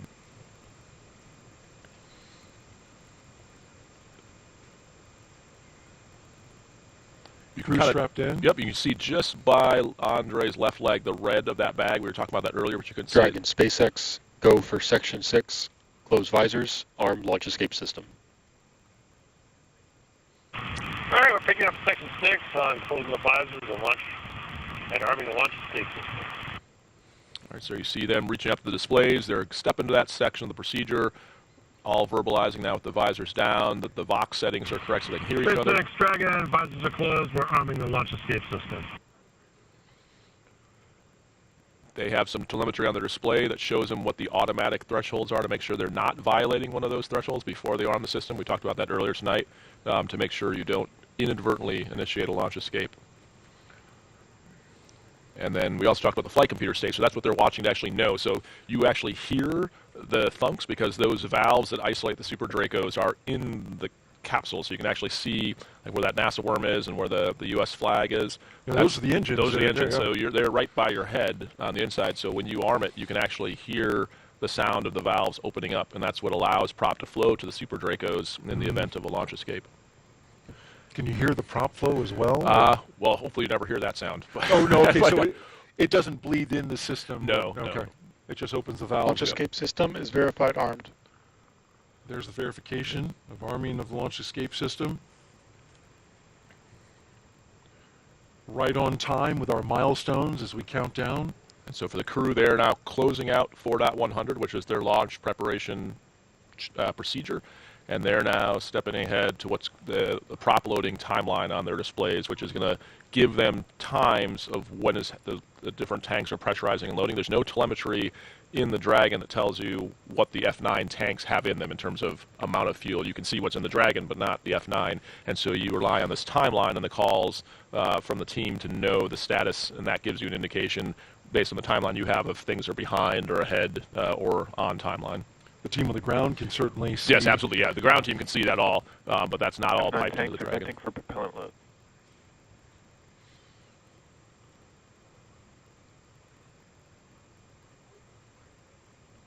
We'll start venting. These would be the tanks on the ground? Right, so as they start to, they have what's called these giant accumulators that are full of the fuel that they then pump into the F9. And the two things I learned on our first broadcast attempt, one is that the license plate changes every time. The second that I also learned from you is that you can tell out here how full the rocket is by looking at the level that the condensation comes off the outside of the rocket, which you Yeah, you can't see that on the inside, but that's a good technique for if you're watching on the outside and don't have the benefit of having the displays the crew has or the telemetry the ground has, to just get a look at binoculars if you're standing on the causeway or on TV and know how full the tank is. Outdoor fuel gauge. Yeah. Only if you launch in the humidity of Florida. I don't know if it'd work in the desert as well. Well, we get to see launches out at Vandenberg, California, and it's a little drier out there. It still is on the coast, so we have some humidity, but it is quite a sight. It's a definite pro tip. I didn't know that. I've been I've been in the office for 5 years. Noah taught me that. Told so. an astronaut something. Yeah. I'm feeling proud. But I tell you what, you haven't learned nearly as much as I've learned in my time being in these 2 launch attempts, and so happy you could come back and count this down. We know our astronauts all around the country are watching. Checked in with Megan MacArthur earlier. Had a nice little chat with her. She's watching. Other astronauts from the Corps. The astronaut Corps is roughly, about 42 astronauts? Yep, about that, yep. And then a new class called, they're named the Flies, the 2021 class. The Flies, that's about their name? halfway through their training, yep. And looking forward to, they're crushing it as you would expect. Started. And there's the call from the Corps. Yeah, here we go.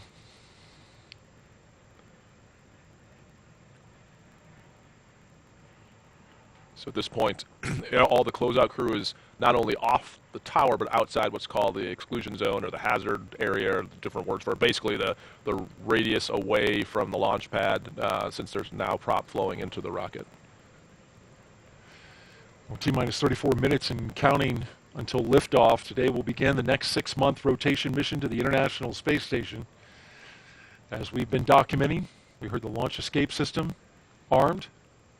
Happened just before that propellant load began. Dragon capsule.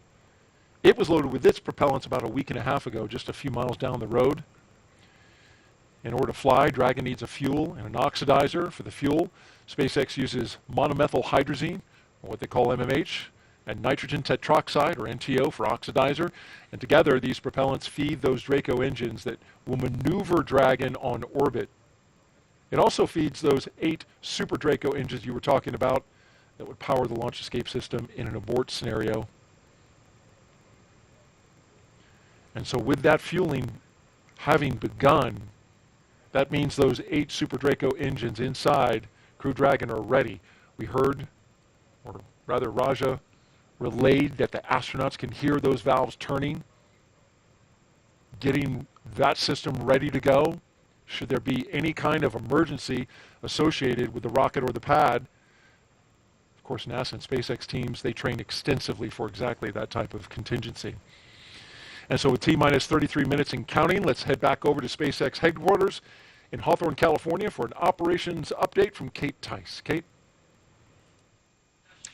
Thanks, Daryl. I continue to follow along with the final minutes of the launch countdown, heading for on-time launch just under 33 minutes from now. Everything's still looking good for Dragon and Falcon 9. No major issues reported by the teams at this time. As we heard on the loops, the launch escape system is now armed, and Falcon 9 propellant loading began at T-minus 35 minutes. The first and second stages of Falcon 9 are each loaded with 2 liquid propellants. One is oxidizer, loaded into a tank at the top of each stage. The other, a fuel, loaded into a tank at the bottom of each stage. The fuel that we use to power the Merlin engines is RP1, which is a refined kerosene.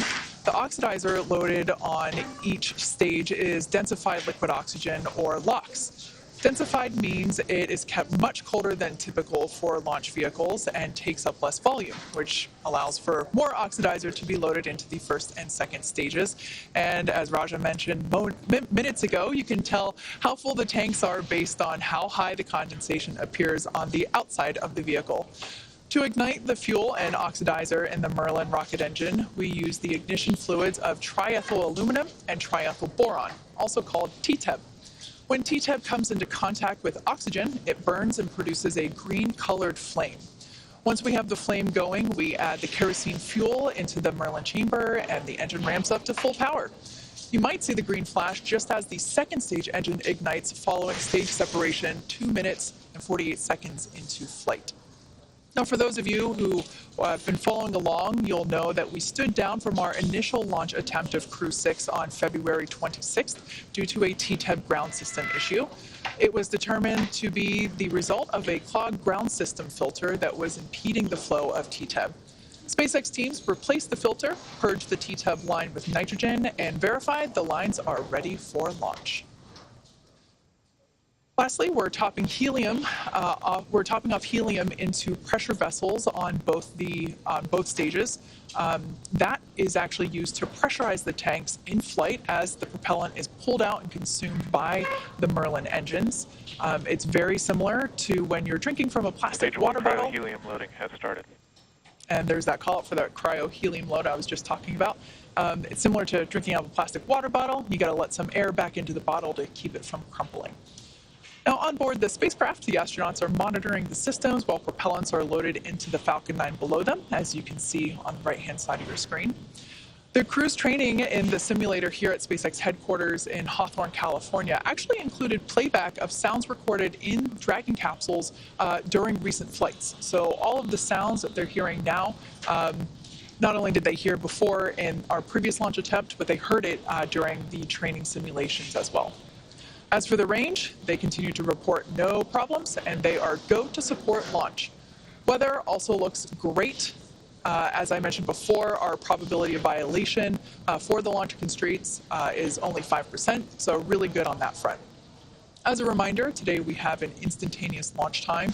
So at this point, if we hear a hold for any reason, we will have to stand down and target our backup launch opportunity tomorrow, just under 24 hours from tonight's planned launch. At this point in time, at just under T-minus 29.5 minutes, I'll turn it back over to Jesse and Gary for an overview of events that we'll see after liftoff. Awesome. Thanks, Kate. For Crew-6, the astronauts' flight to station will take about 24.5 hours.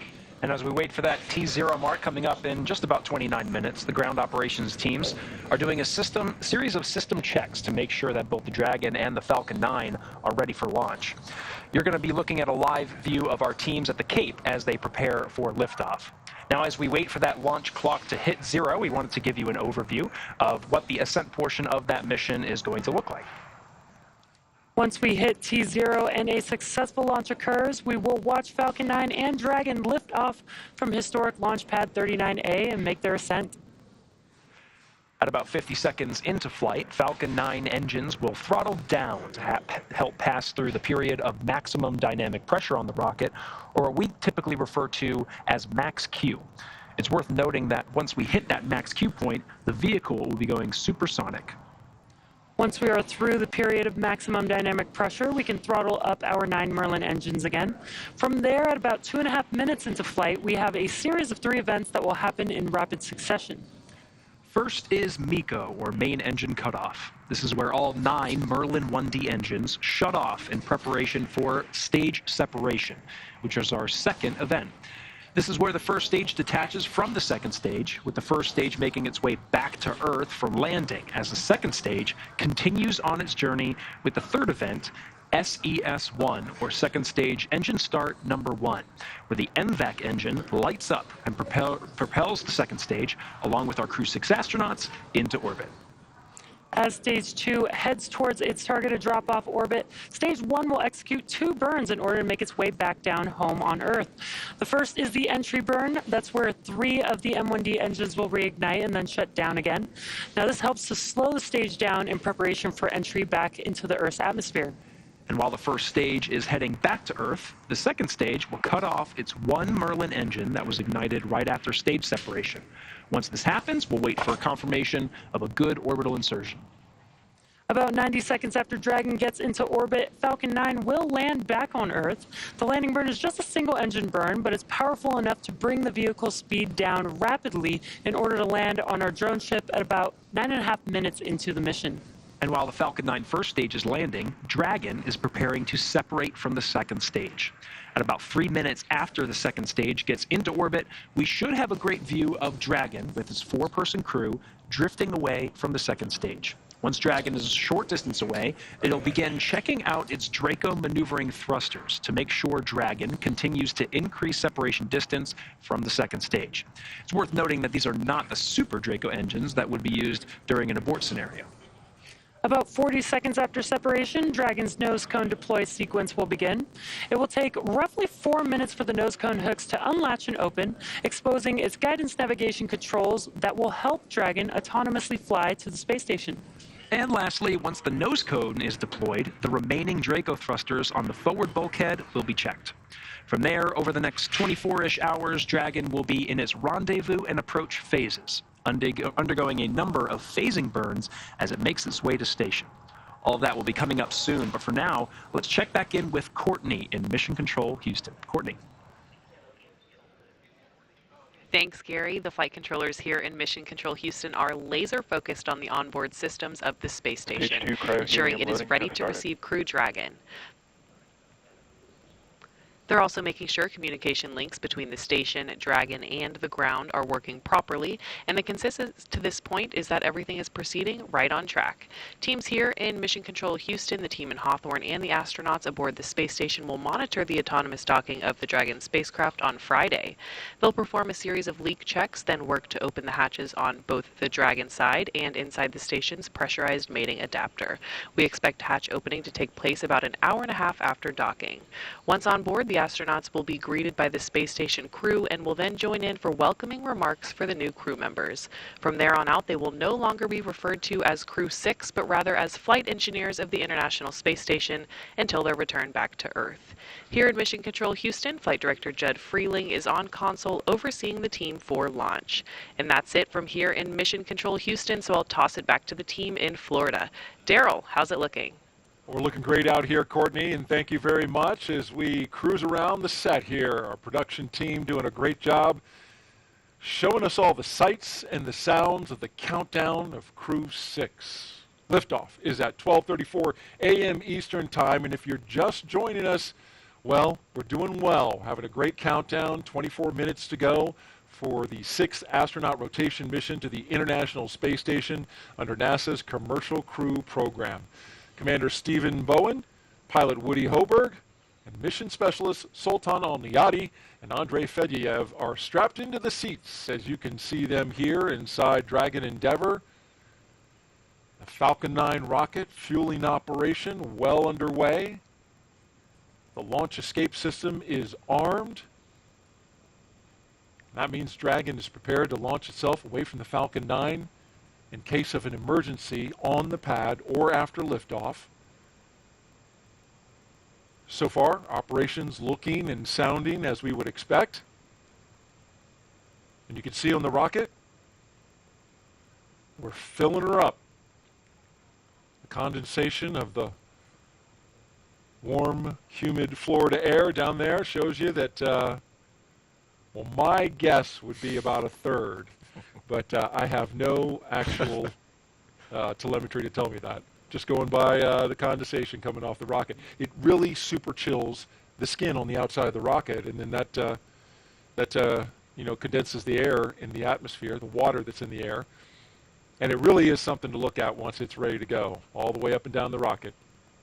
And the reason they make it super cold is, if there's probably, let's see, 3rd or 4th graders out there, I know that's what my kids are learning about, is like when something's really cold, it gets dense, so you can get more of it in there. So that's why it's important. Every drop of gas matters when you're trying to get to orbit. You want as much margin. John was talking before about why we build the timelines we do, and so, we always hope everything goes nominally, but we train for all kinds of contingencies. And so we've been talking about launch escapes, but the next phase is rendezvousing with the space station. And so we protect for a problem with either the station or the capsule and having to back away and come back again in 24 hours. And so all that requires prop and gas, and the further and higher the F9 can get the Dragon, the more options we have. So that's why they chill the gas. You heard calls earlier about the cryohelium, and like they talked about it out at Hawthorne. That means that we have enough gas to pressurize the tanks and then next you'll start hearing probably in about another minute, they'll start talking about stage 2 fuel being loaded. And so you'll hear calls, you'll hear them talk about stage 2 and stage 1. It's 2-stage rocket. So there's fuel and oxidizer for both the stages. The first stage, like they described, having the 9 engines, and the second stage having 1. But both of those have separate tanks for the fuel and oxidizer. And you'll hear them calling those out. Because again, the crew probably can't as much hear it like the same way they hear the Super Draco valves, but you can hear sort of some creaking and some noises. Definitely some vibrations, so getting a call before that happens just kind of reassures them that sound is expected and gives them a reference point on the time that they're following. We're about 37 seconds away from completing stage 2 RP1 load. In the meantime, let's tell you about the crew. The commander of Crew-6 is Captain Stephen G. Bowen. He hails from Cohasset, Massachusetts. Married with 3 children, holds the title of first U.S. Navy submarine officer to be selected as a mission specialist by NASA. Captain Bowen is also a veteran of NASA space flights, including the space shuttle flights on STS-126, 132, and 133, the only astronaut to ever go consecutive back-to-back shuttles. Sitting next to Stephen is pilot Warren Woody Hoberg, the 37-year-old from Pittsburgh. He studied aeronautics and astronautics from MIT before getting a doctorate in electrical engineering and a computer science degree from the University of California, Berkeley. During grad school, Hoberg worked as an EMT with the Yosemite Search and Rescue. Crew-6 will be Stage 2, Hoberg's... RP1 load complete. And there's that load complete. Stage 2 is in the books. We'll load it up. And now you can see the venting off of that liquid oxygen. Talking about Hoberg, this flight will be his first flight since NASA selected him to be an astronaut along with Rajachari's class in 2017, the Turtles. In the role of mission specialist is astronaut Sultan Al-Niyadi. He was chosen by the Mohammed bin Rashid Space Center of the United Arab Emirates to be a part of expeditions 68-69. Father of 5, spent most of his life in Al Ain and Abu Dhabi, but in 2020 traded that in for astronaut training in Houston at NASA's Johnson Space Center. This will be his first trip to space. And it's also the first trip for second mission specialist Roscosmos cosmonaut Andrei Fedyaev. He will be working to monitor the spacecraft during the dynamic launch and re-entry phases of flight. He will be a flight engineer for Expedition 68, just turned 42 years of age. Each of these 4 crew members will be part of Expedition 68 once they arrive at the International Space Station. T-minus 18 minutes and counting. We had strong back chill that began. And coming up in just a few minutes, we'll start loading liquid oxygen onto the second stage. And I think a great testament to the international partnerships of this program. Half the crew is, international. Sultan being the first UAE astronaut to launch on a U.S. vehicle from the U.S. to have trained at Johnson Space Center. An amazing, completion of the partnership that started several years ago, and taking that now all the way to completion. And just great to see, NASA and space exploration being just this great unifier for the world, especially as there's low Earth orbit, but then we look beyond that to Artemis and Mars, and just the collaboration and the work to do such hard things and really pulling together the best of all the nations.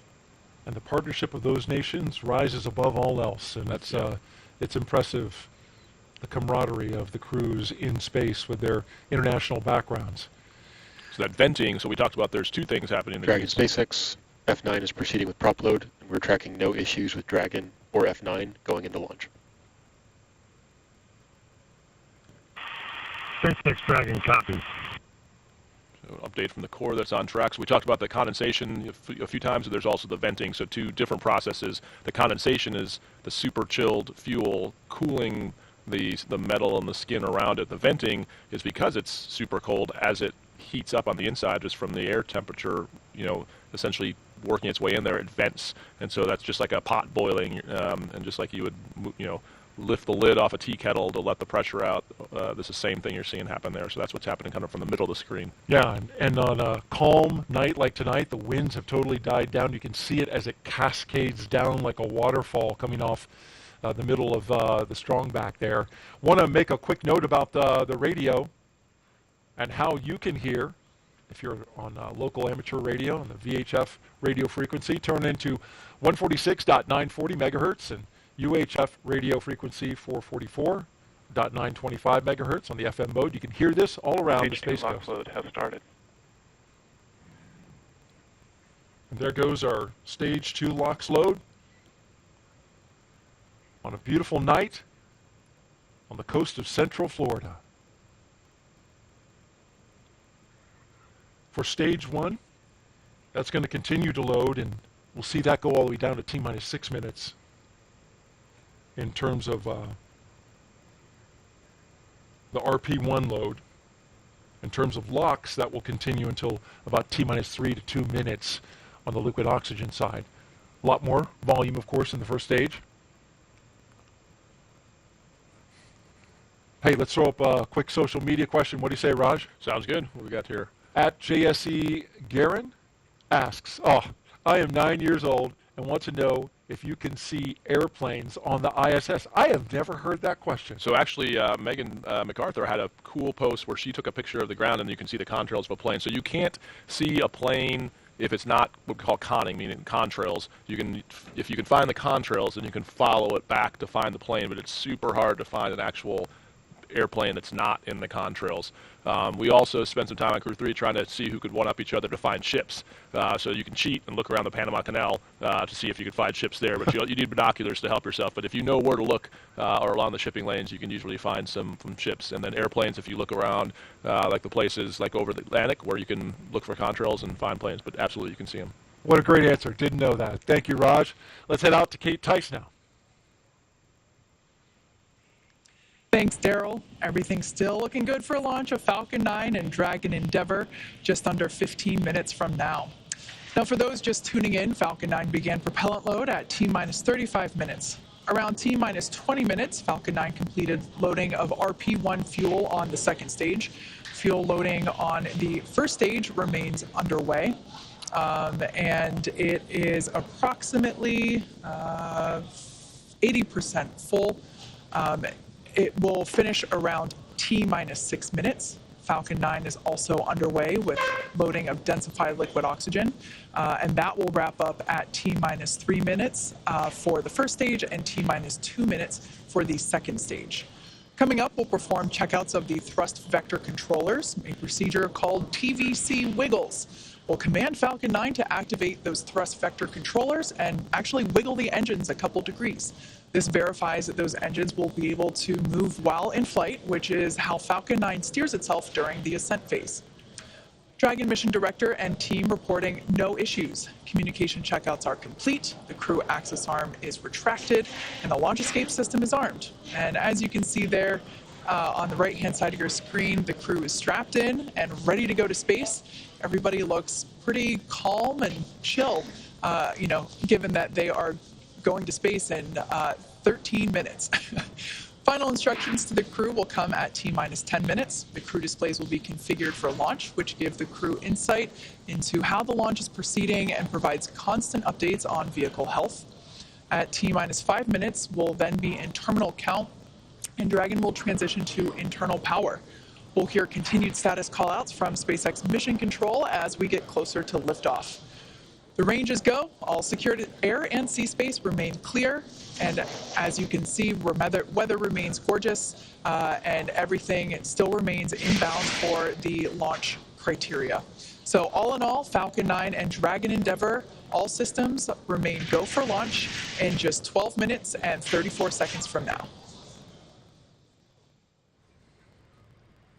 All right, thank you very much, Kate. And take a look at this picture. Before their flight, Crew-6 got a picture with what was supposed to be their booster. Actually got swapped out for a brand new booster, but anytime you get that close to the hardware, it's a cool thing.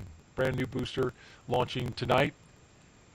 And at the time Falcon 9 and Dragon launches, the International Space Station, which is being tracked right here by Mission Control, will be 260 statute miles over the Bristol Channel, southwest of Cardiff, Wales. Crew-6, once they get off the ground, will spend the next 25 hours chasing down the International Space Station for a rendezvous at 1:11 a.m. Eastern Time tomorrow. It'll be Friday. And we'll have live coverage on NASA TV of docking and the Crew-6 welcome ceremony at 11 p.m. Eastern Time tonight.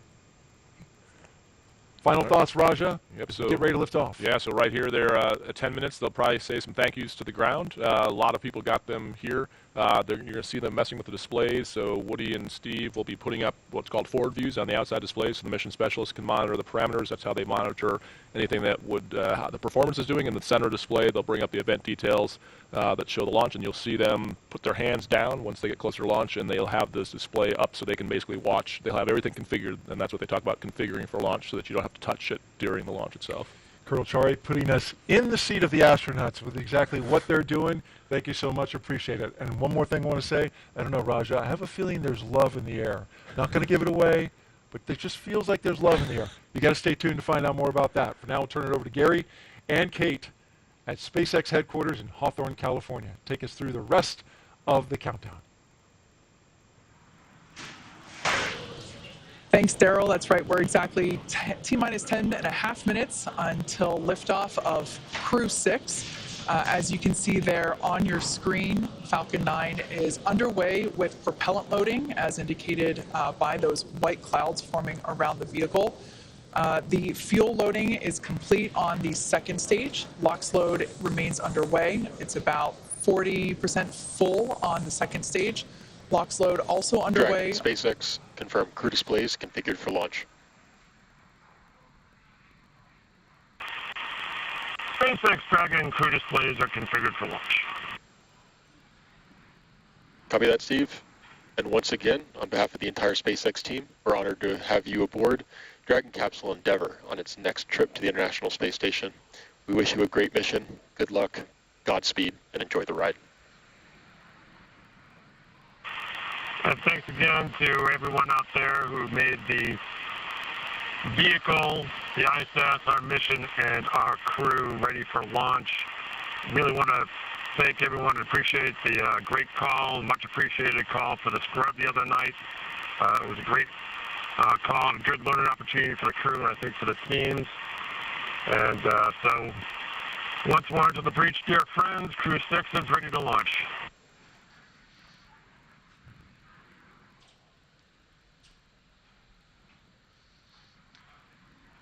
Some nice words there between the crew, as you see there on your screen, and SpaceX core, located here at SpaceX Mission Control, which a live view there on your screen.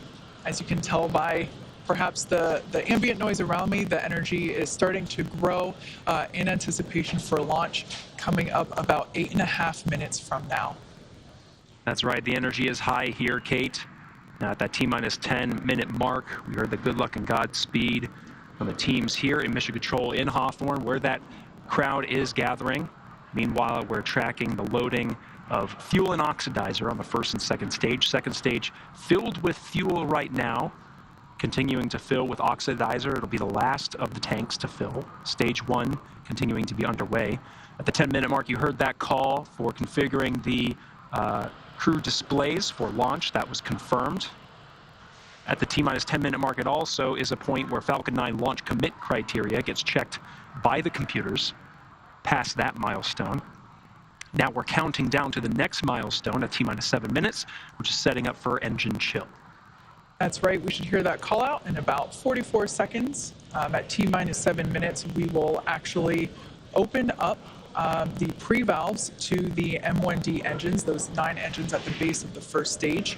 That will allow a little bit of that super chilled, densified liquid oxygen to flow into the hardware, those turbo pumps, and that basically helps prepare the hardware from a thermal standpoint or a temperature standpoint for that full flow of super chilled liquid oxygen. So we basically open up the pre-valves and a little bit of that LOX flows in.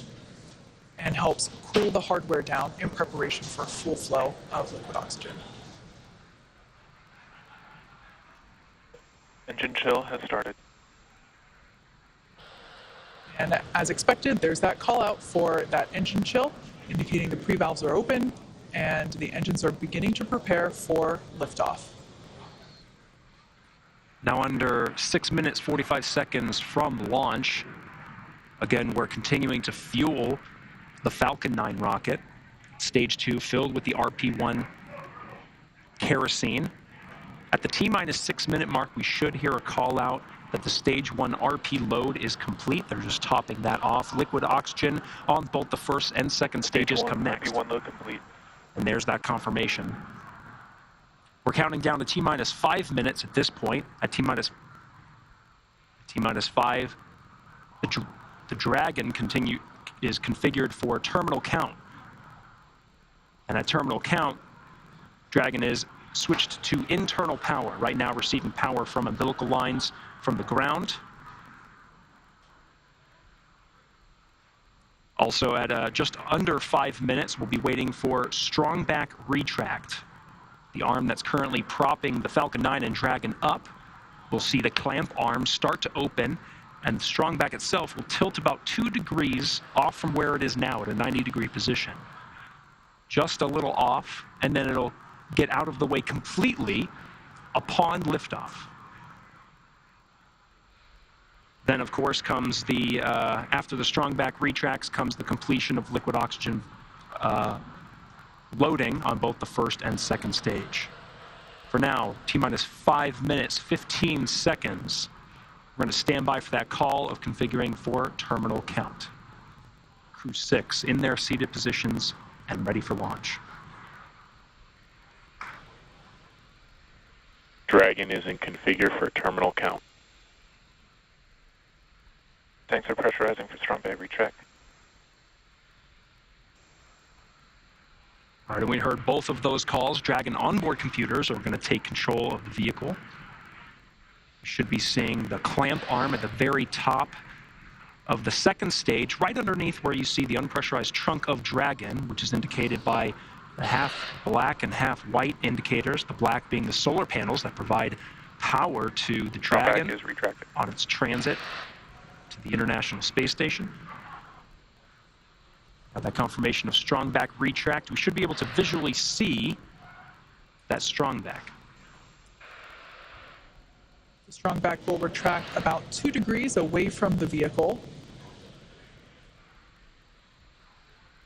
Then at liftoff, the strong back will actually go back to 45 degrees.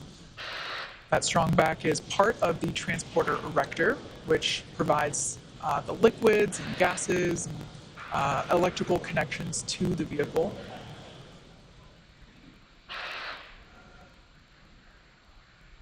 As Gary pointed out, those clamp arms opened up underneath the trunk, just above the first stage. And you can see that action happening now as that initial retraction just a couple degrees away from the vehicle.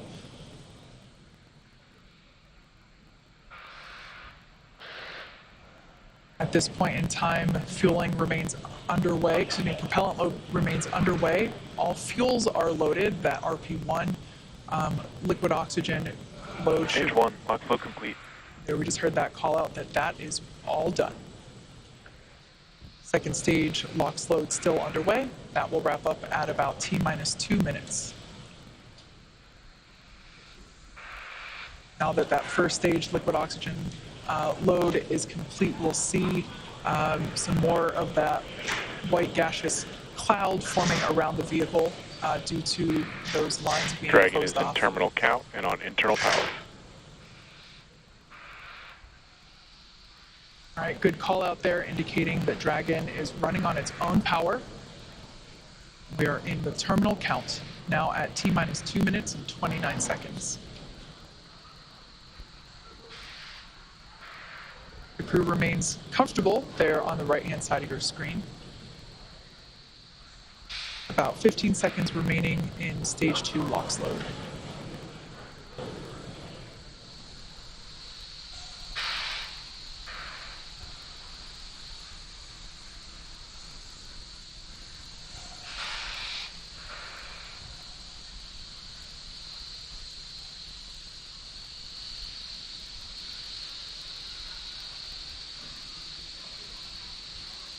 Stage 2, lock flow complete. Dragon is an auto idle. You heard those calls. The Falcon 9 fully fueled with RP-1, rocket fuel, as well as the liquid oxygen. That call of Dragon is an auto idle. There's going to be a series of calls. Started.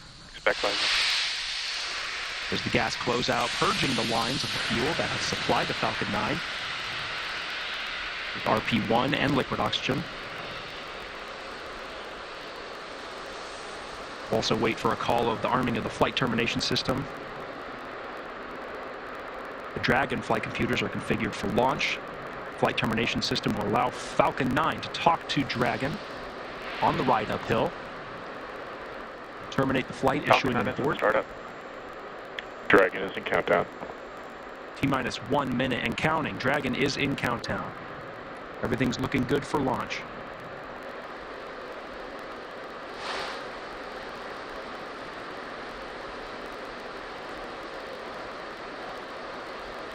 Dragon, SpaceX, go for launch. SpaceX Dragon, copy. Go for launch. T-minus 30 seconds. T-minus 30 seconds and counting. All teams pulled go.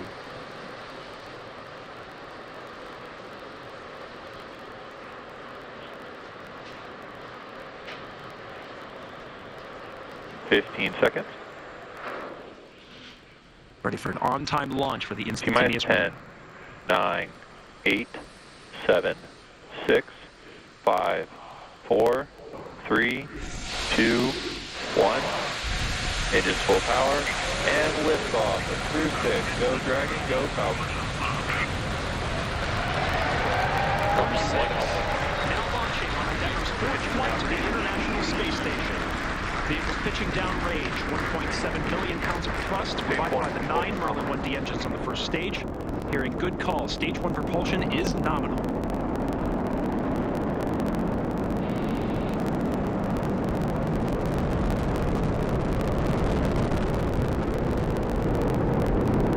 We're now at T plus 34 seconds into the 6th rotational crew mission on board Dragon and Falcon 9. Power and telemetry nominal. Stage 1 throttle down. So there we heard the call out indicating that the first stage engines will begin to throttle down in preparation for max Q, which is the moment of maximum aerodynamic pressure that the vehicle will experience during flight. Vehicle is supersonic. That call out there indicating the vehicle's traveling faster than the speed of sound. Max Q. Stage 1 throttle on. Alright, now that we're past max Q. 1 Bravo. Copy, 1 Bravo. That 1 Bravo indicator are different abort modes that are called that allow the ground teams and the crew to track about the position of the Falcon 9 and the Dragon as they make their way up the eastern seaboard. In the event of an abort, these different abort modes would indicate about the position where Dragon would land, as well as indicate what series of maneuvers Dragon would indicate. But so far, we're hearing good calls on the performance of the Falcon 9 on its ride uphill. 1 minute 53 seconds into flight.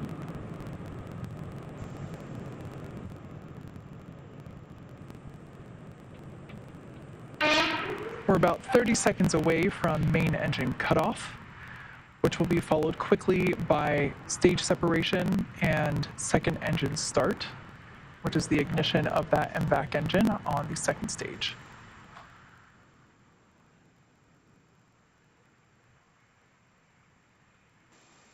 Now about 10 seconds away from main engine cutoff.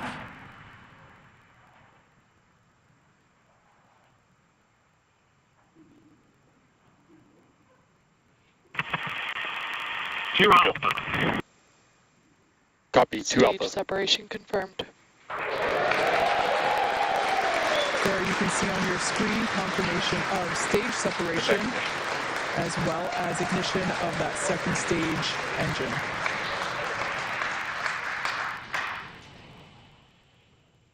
Second stage is now carrying the Crew-6 astronauts to orbit. Beautiful view there on the left-hand side of your screen coming from the first stage. which, as you can see, is still gaining in altitude. It has not yet reached its apogee. A beautiful view of the Florida Space Coast there in the background. Meanwhile, we're tracking good performance on that MVAC engine. On the screen to your right, we'll be hearing periodic performance calls about once every minute of the status of the trajectory of the second stage and the Crew-6 astronauts that are inside Crew Dragon Endeavour. We'll also be hearing call-outs, just like you heard just there, as we pass over the various ground stations along the ascent track. Dragon, SpaceX, nominal trajectory. There's that performance call-out. Dragon, nominal trajectory. As for the first stage there on the left-hand side of your screen, that first stage still gaining in altitude, although that gain is slowing down. It will be making its way back down to Earth, landing, attempting a landing on our drone ship. Just read the instructions, which is located off the Florida coast by a couple hundred miles.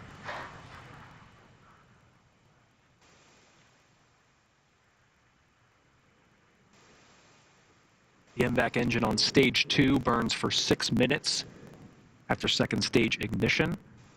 We'll continue to see this engine burn until about 8.5 minutes into today's flight.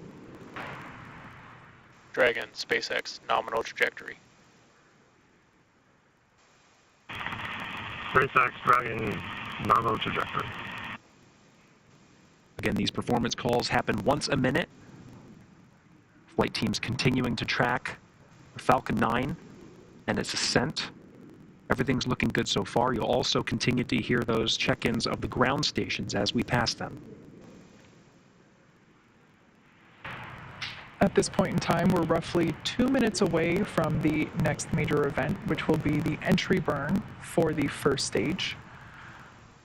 We will relight 3 engines, 3 M1D engines on that first stage to help slow the vehicle down as it re-enters the Earth's atmosphere. We're approaching 200 kilometers in altitude. It's about 124 miles. Meanwhile, velocity. Dragon, SpaceX, nominal trajectory. Good trajectory calls. About to pass 12,000 kilometers per hour. SpaceX, Dragon, nominal trajectory. It's about 7,500 miles per hour.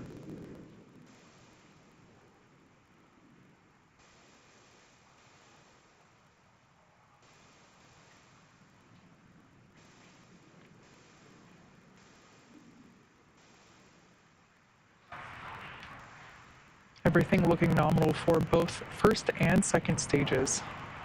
Now coming up to T plus 6.5 minutes into flight.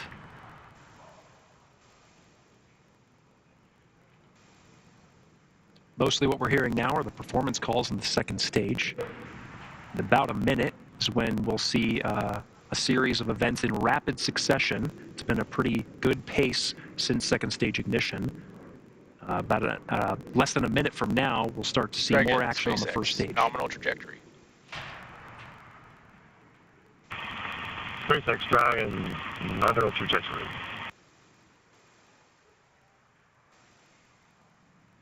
As Gary mentioned, those callouts occurring about once every minute. Now we're about 20 seconds away from the first stage entry burn.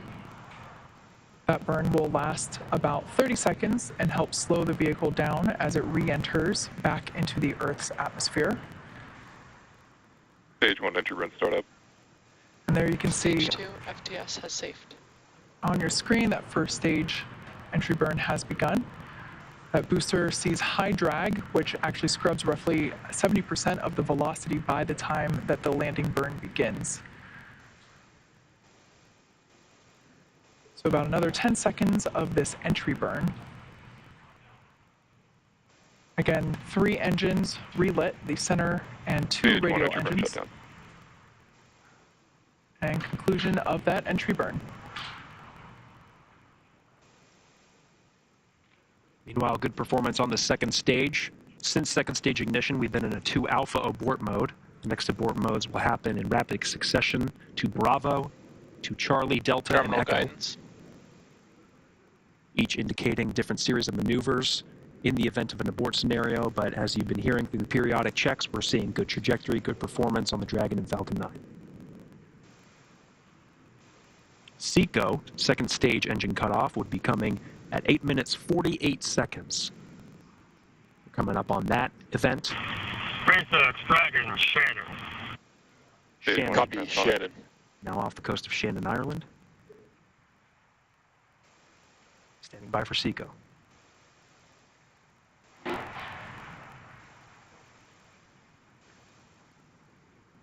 MVAC shutdown. Stage 1 landing burn. And there we heard the call out indicating that landing burn. Dragon, SpaceX. We have a nominal orbit insertion. Great news there for SpaceX, Dragon copies nominal orbital insertion. Launch escape system disarmed. For Dragon Endeavor. Stage 1 landing leg deployed. Attempting to land on our drone ship. Just read the instructions. Stage 1 landing is signal. And there you can see on your screen, and also indicated by the cheers behind me, successful landing of this booster. Its first trip to space, and therefore its first landing. An eruption of applause here at SpaceX Mission Control. And of course, after second stage engine cutoff, you heard that call that the crew is in orbit. They're now in a coast phase, where the second stage remains idle for about 3 minutes before Dragon separates from the second stage. Meanwhile, you can see that first stage in the legs right on target. We're now getting views from the second stage. You can see this is one of the cameras that's pointing up into the trunk of Dragon. Of course, we're continuing to get views of the expansion nozzle at the end of the MVAC engine. But the crew is in orbit. Falcon 9 has almost done its job. It completed its job with propelling the astronauts through the 6 minutes of the second stage, and of course, the more than 2.5 minutes of the first stage. Continuing in this coast period. We're heading to about the 12-minute mark after launch. So we're approaching 11 minutes right now. But it's great to see the crew in orbit. Of course, we are waiting for that separation. You can see this view right here of the MVAC engine. The second stage really in just an idle position, really just coasting, not many commands being issued from the Falcon 9. But of course, at the very end, we'll actually issue the command for separating the Dragon from the Falcon 9. You'll see a series, you may see a series of burns. The Draco engines on the service section of the Draco will fire and increase separation distance from the second stage. Once again, live view there from the second stage looking up into the trunk, which of course is the unpressurized section that goes along with the Dragon capsule to the International Space Station. That's where we are able to store basically cargo that is able to be exposed to the vacuum of space. So a great view there looking up into the trunk. That will be hopefully the first views that we get of that separation event, which we're expecting here any second.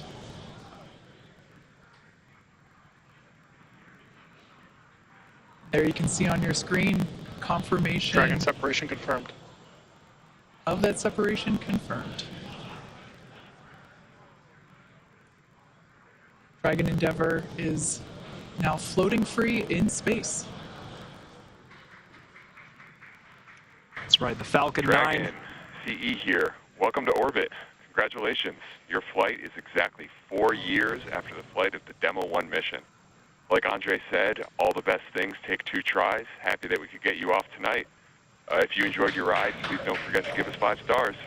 Over to LD for some words. Also, a friendly reminder to put your sushi orders in for CRS 27.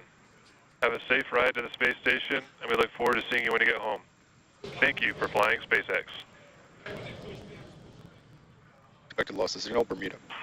And SpaceX Dragon copies all. That was fantastic. Thank you.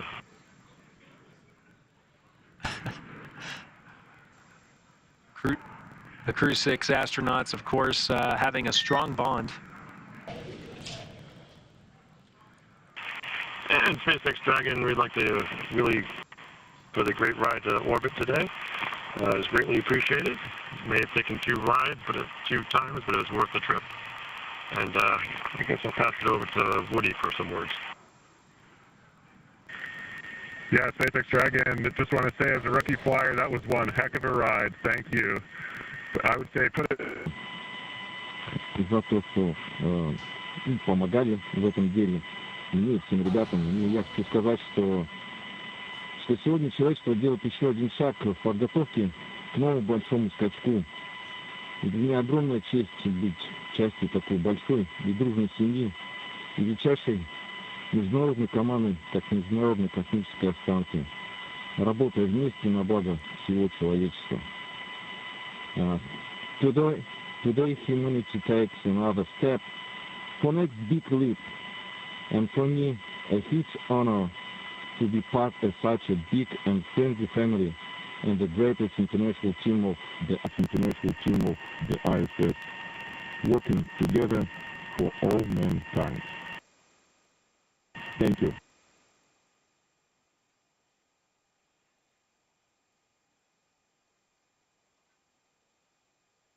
Well said, everybody. Allow me to say a few words in Arabic first. السلام عليكم ورحمة الله وبركاته. الحمد لله وصلنا الفضاء. بس بغيت أشكر أمي وأبوي وأشكر عائلتي. شكرا للقيادة الرشيدة وشكرا لمركز محمد بن راشد للفضاء اللي يعطوني الثقة هذه. وكذلك أشكر كل من جهزنا ودربنا لهذه اللحظة التاريخية من مختلف وكالات الفضاء في أنحاء العالم. شكرا لكم جزيلا. شكرا SpaceX لإيصالنا للفضاء. I would like to say thank you for everybody. Thanks to my parents, my family, thanks to our leadership, the Mohammed bin Rashid Space Center for their trust. Thank you for everybody who trained us and got us ready for this mission. This is incredible. Launch was incredible, amazing. Thank you so much. And last but not least, thank you NASA. Thank you SpaceX for flying us to space. Go Dragon, go SpaceX. And allow me to introduce our fifth crew member. His name is Suhail, and Suhail is the Arabic name for the star Canopus. And in the Middle East, we anticipate the appearance of Canopus because it marks the end of summer and the beginning of cool time. And Canopus is actually the second brightest star in the night sky. And this is the second flight for Suhail because he flew with astronaut Hassan Mansouri in 2019. And many people think Suhail is an alien, but to me, Earth in a spacesuit, but with high ambitions. Thank you once again, and talk to you from the ISS.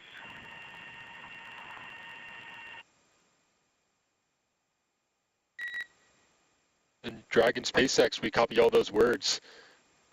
At this time, I can provide you an update that we had nominal dehumidifier activation and service section Draco checkouts.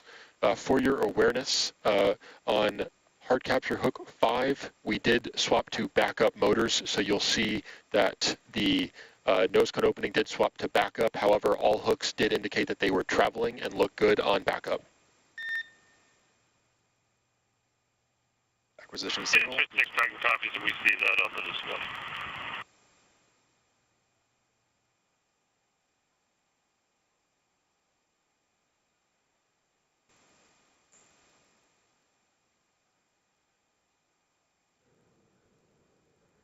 All right. Very dynamic time. Of course, the Falcon 9 delivering the Crew-6 astronauts into orbit after the 9-minute ascent.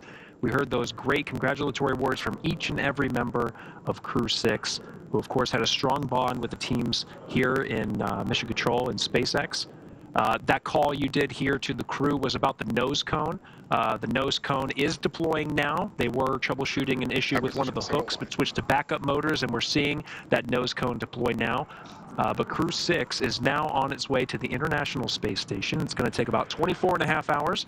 So they'll go through a series of checks, a series of initial burns, and then eventually have a sleep period before waking up and really getting into the action with a lot of the burns that bring it closer and closer to the International Space Station. It'll be docking to the Zenith port. We're now getting views from the Dragon, and that's the nose cone deploying that you're seeing right now on the end of the Dragon.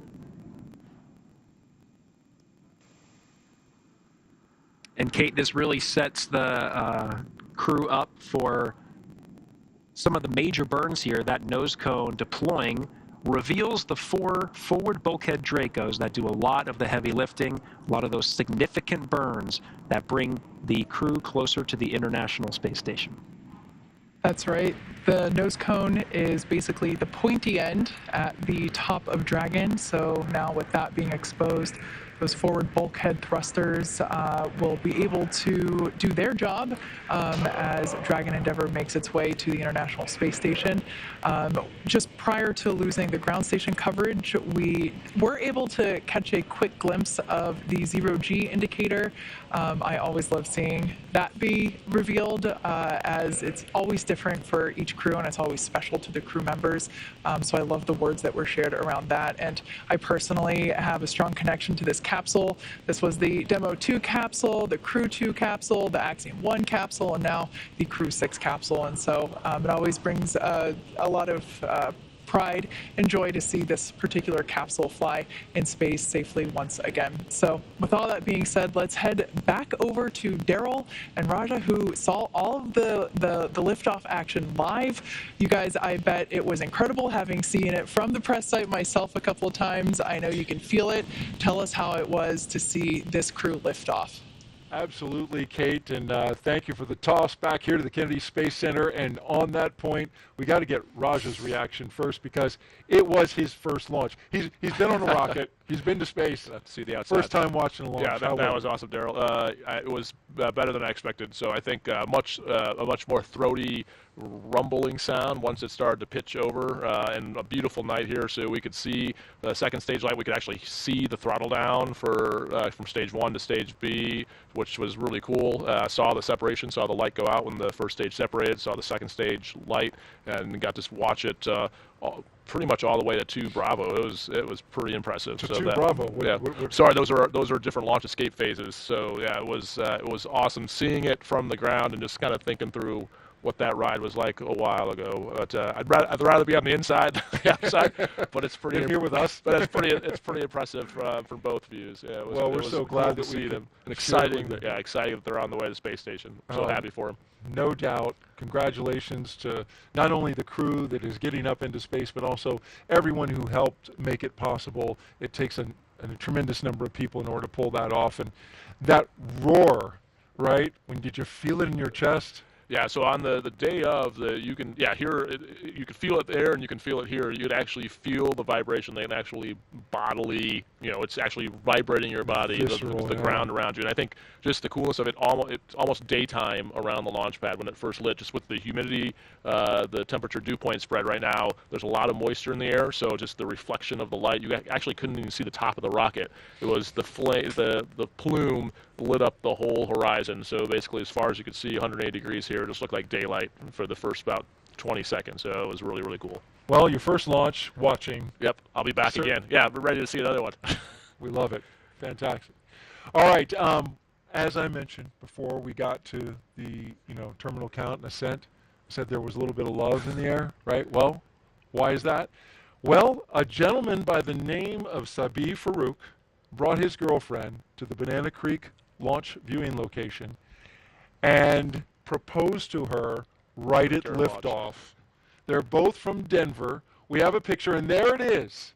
There's Sabi and his girlfriend, now fiance, Tamori, and she's sporting the ring. Congratulations to them. What a special thing to do. He had planned out this because during their when they first met, they had their first kiss at a rocket launch, and so he wanted to bring her back to propose, and it happened right here at the NASA Kennedy Space Center. What a neat love story, cool, huh? Yeah, what a great story, yeah. Congratulations to both of them. And so now, let's turn it over to Jasmine, who is with a special guest with some post-launch reaction. Jasmine. Thank you so much, Daryl. Here on the balcony of OSB2, we had a great view of launch, and the crowd around us just erupted in cheers. It lit up the night sky. Joining us now is Kennedy Space Center Deputy Center Director Kelvin Manning. Thank you so much for being here. Well, it's great to be here, Jasmine. We are so glad to have you. And Kelvin, first question is easy. What did you think of launch? It was spectacular. And anytime we're putting people in a rocket makes it even more special.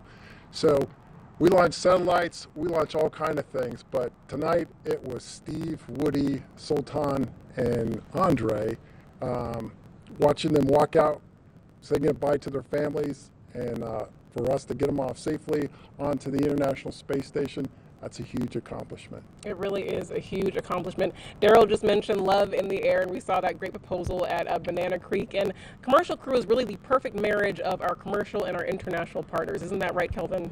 Absolutely. So government, industry, and international partners, it's kind of like a modern day, what we strive to have like Star Trek. You have all these people from different planets, and we're just getting started here. So maybe one day we'll have people from other planets as well.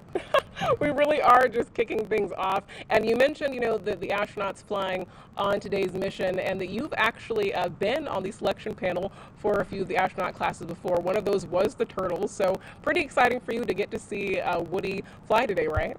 Oh, absolutely. Special guy, and really looking forward to seeing him on orbit and then getting him back home and hearing his stories. Yeah, we're looking forward to having him back, as well as the rest of Crew-6. And this was really a great way to kick off the launches of 2023. We mentioned earlier with Janet Petro that we are looking at over 90 launches this year. So what else is going to station in the next few months? Okay, we got a cargo resupply mission, CRS-27. We have Boeing's inaugural flight of the crew flight tests, looking for Sonny and Butch to sometime this spring to fly the CST-100 Starliner to station. That's a huge deal. And we got another commercial Axiom mission that'll go to the space station, and then we'll look at Crew-7 to follow these guys in another 6 months or so. Wow, a lot of work going on here at the Kennedy Space Center. Kelvin, any final words of thanks that you want to give to the workforce here? Yeah, it's all about the team, and this is America's space program. You talked about our industry partners, our other government partners, and our international partners. We have a lot to be proud of, and like we said, we're just getting started. So thank you, Jasmine. Of course, and this really is the dream team. We appreciate you being here tonight, Kelvin. All right, thank you. Daryl, back to you. Thank you so much, Jasmine, and you see her working the love in there with the CCP. Well done. Thank you very much. Well, the crew is on the way to the International Space Station. We did hear from the SpaceX team that the nose cone hooks at the top of the spacecraft, right? Yep. The Dragon, they went to the backup motors in order to release that nose cone. That's pretty critical to make sure you get that up. Great redundancy with the system there. But why is that so important that that nose cone comes off? Yeah, so you can't dock to the space station without the nose cone. So as we saw, just looking at the views of the capsule before liftoff, it's closed for aerodynamics, because you don't want the door wide open while you're flying through the air. Once you're in space, of course, there's no drag, so then you can open that up, and that exposes the camera and the sensors that allow the Dragon to dock with the International Space Station. There's a whole lot of stuff going on, so the crew was working the comms back down to the ground and monitoring a whole bunch of systems. So we saw the separation. They have telemetry that gives them information about that, and then the next step is the nose cone deploy. And as you heard the Corps mention, all of those hooks, there's a dozen hooks, 6 of them are holding the nose cone, and then basically each of those hooks has backup and primary motors. So what you heard them describe is one of those went onto the backup motor to open the hook, which is why we have backup motors. Now with the nose cone open, they should be good to continue to the space station. And next thing they'll be talking about is phasing burn, so how they have to catch up. I'm sure there'll be teams looking at the data from that to see if it was kind of like we talked about earlier in the broadcast. Was it actually a problem with the primary motor, or was it just bad telemetry? So the ground has some ability to suss that out with some extra data they have. They can try resetting things. So my guess is when they go to actual docking, they may retry that primary motor just to see if it's working, and then they have the backup motor still as an option. So they still have the redundancy, but they'll sort through maybe troubleshooting that some more, but I don't think it should affect the follow-on. So those hooks are used when they dock?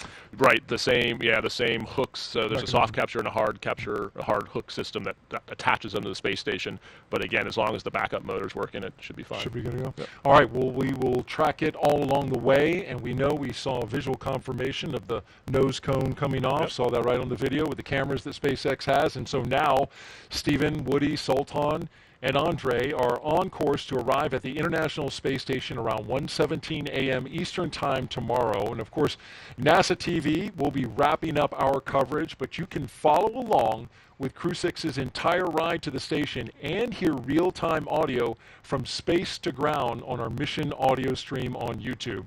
Just look for the link on NASA social media accounts and in the description of the NASA YouTube launch broadcast. And though our coverage here at Kennedy Space Center is concluding, Crew-6's mission has only just begun.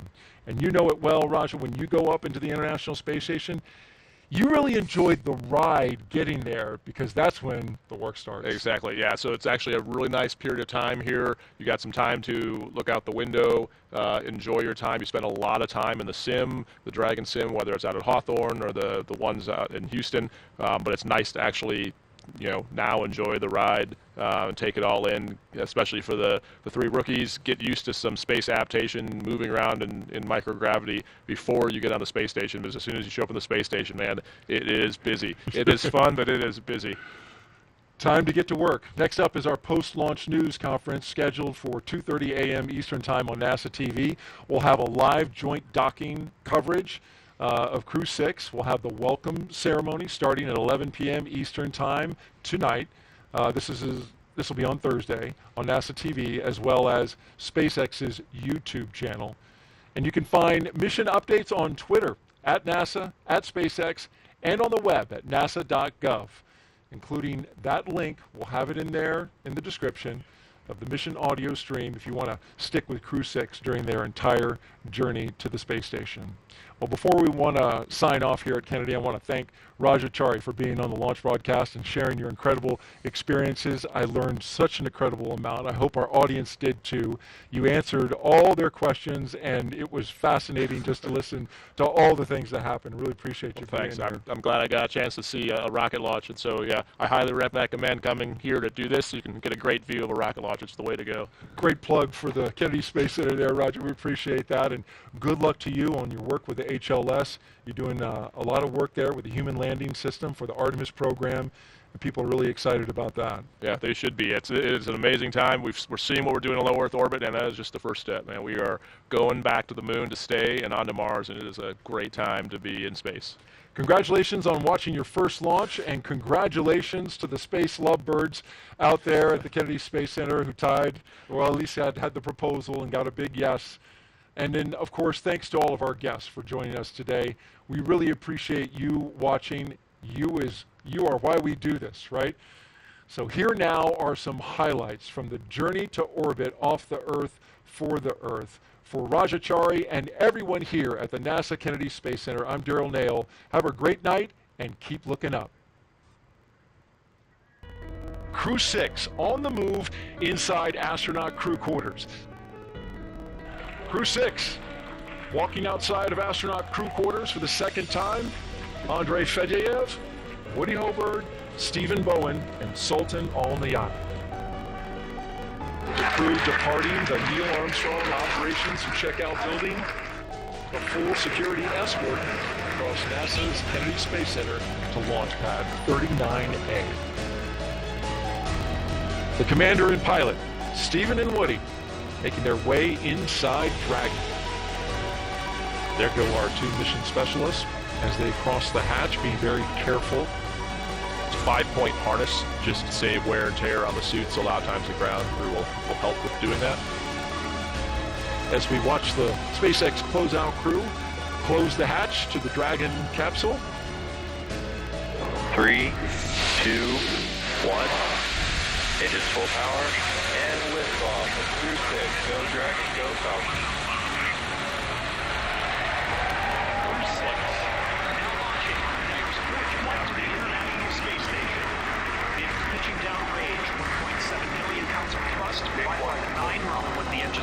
stage.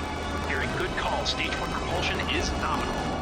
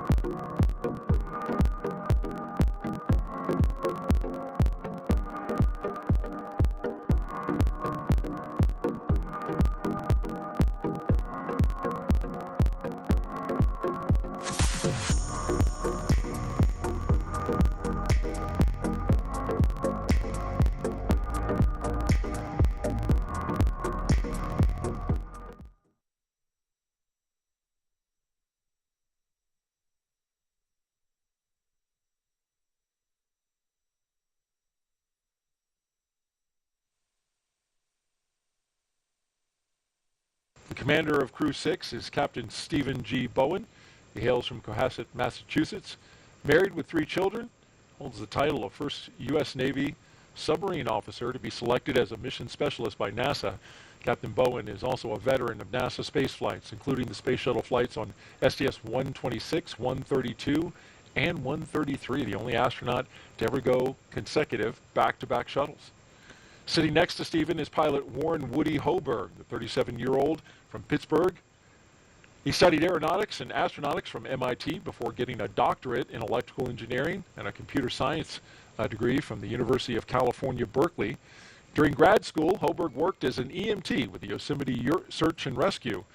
Crew-6 will be Stage Hoberg's... 2, RP1 load complete. And there's that load complete. Stage 2 is in the books. We'll load it up.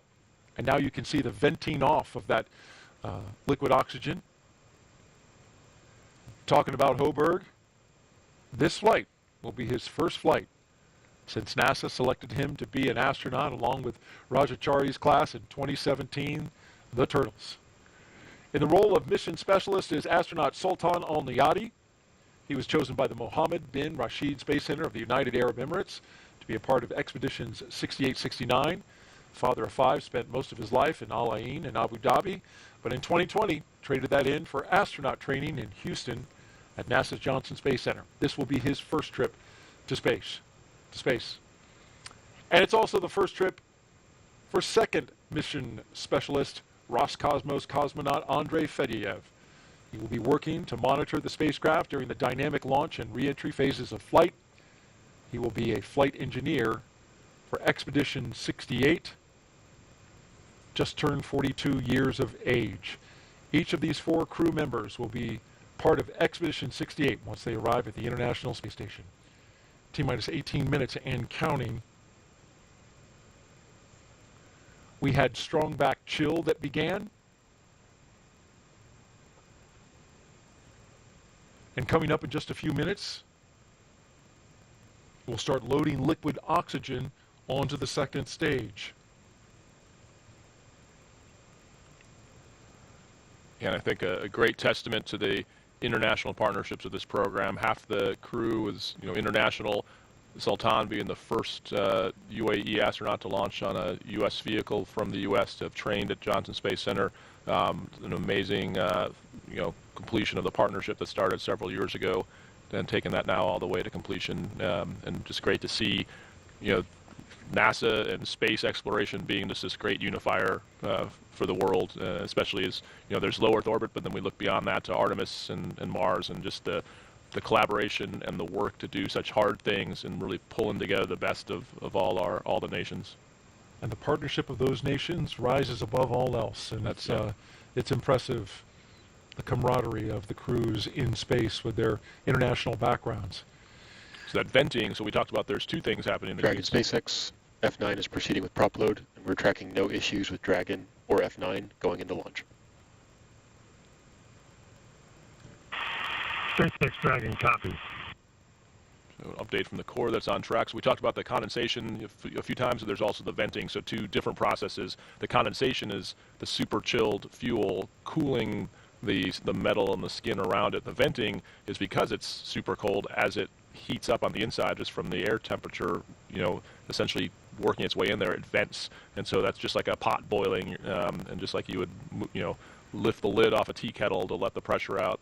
This is the same thing you're seeing happen there. So that's what's happening kind of from the middle of the screen. Yeah, and on a calm night like tonight, the winds have totally died down. You can see it as it cascades down like a waterfall coming off the middle of the strong back there.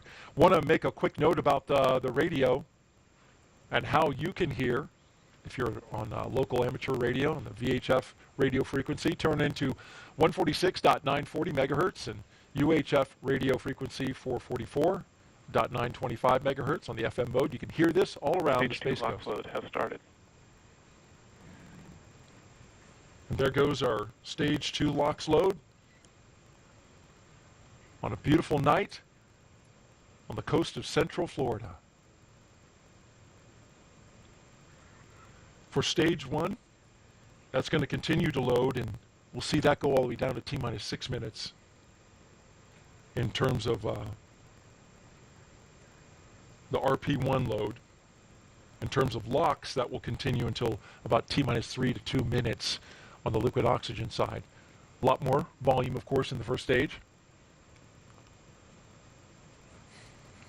Hey, let's throw up a quick social media question. What do you say, Raj? Sounds good. What we got here? At JSE Garin asks, I am 9 years old and want to know if you can see airplanes on the ISS. I have never heard that question. So actually, Megan MacArthur had a cool post where she took a picture of the ground and you can see the contrails of a plane. So you can't see a plane if it's not what we call conning, meaning contrails. You can, if you can find the contrails, then you can follow it back to find the plane, but it's super hard to find an actual airplane that's not in the contrails.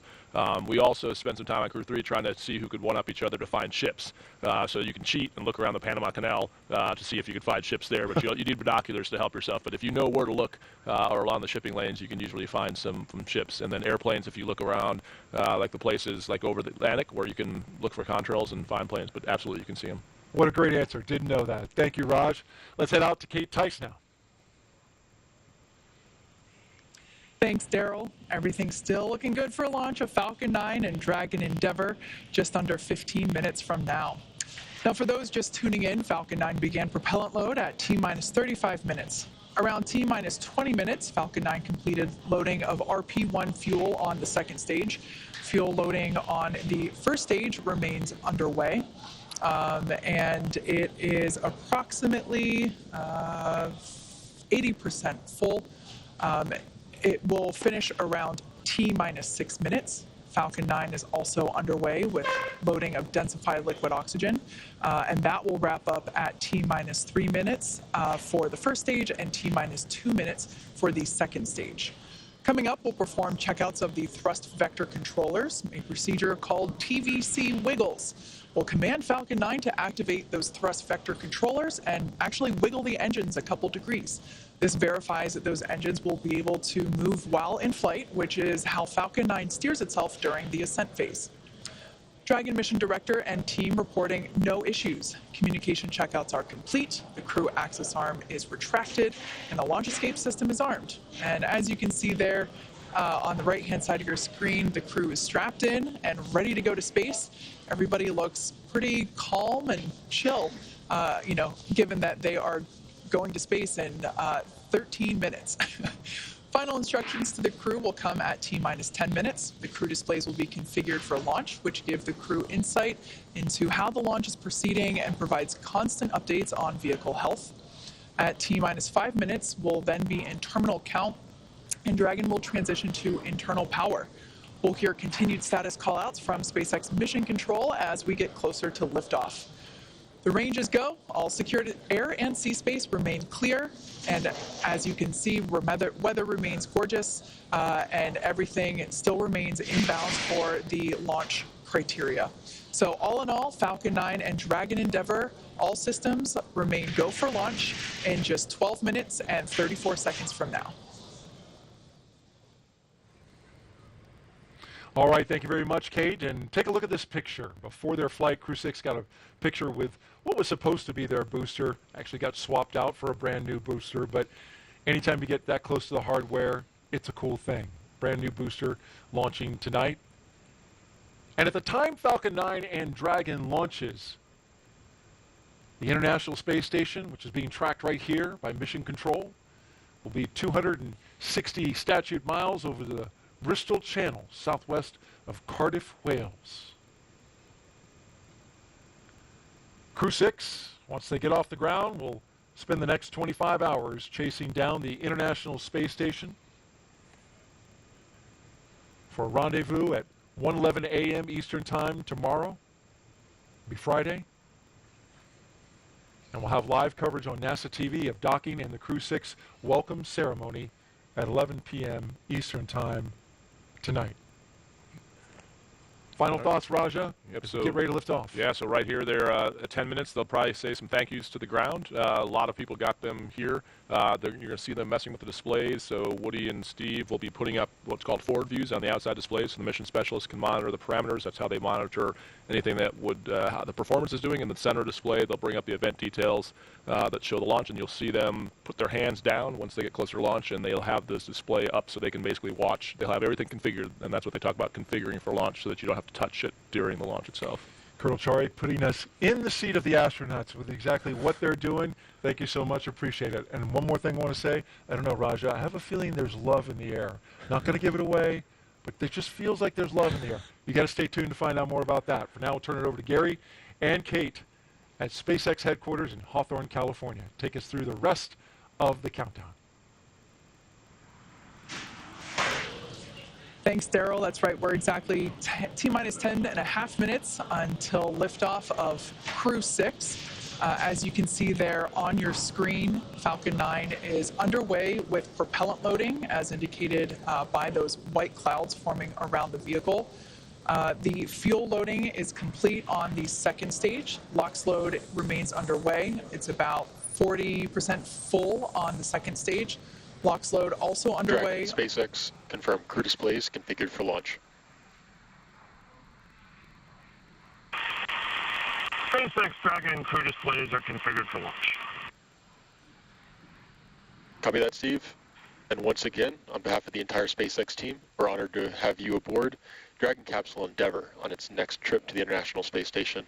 We wish you a great mission, good luck, Godspeed, and enjoy the ride.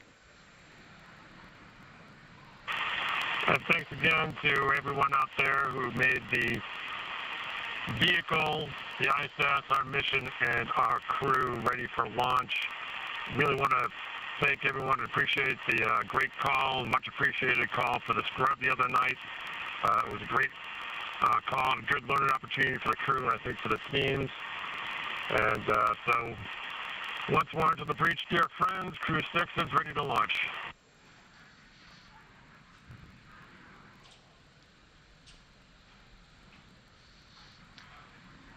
Some nice words there between the crew, as you see there on your screen, and SpaceX core, located here at SpaceX Mission Control, which a live view there on your screen.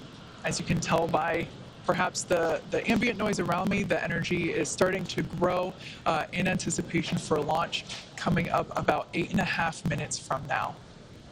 That's right, the energy is high here, Kate.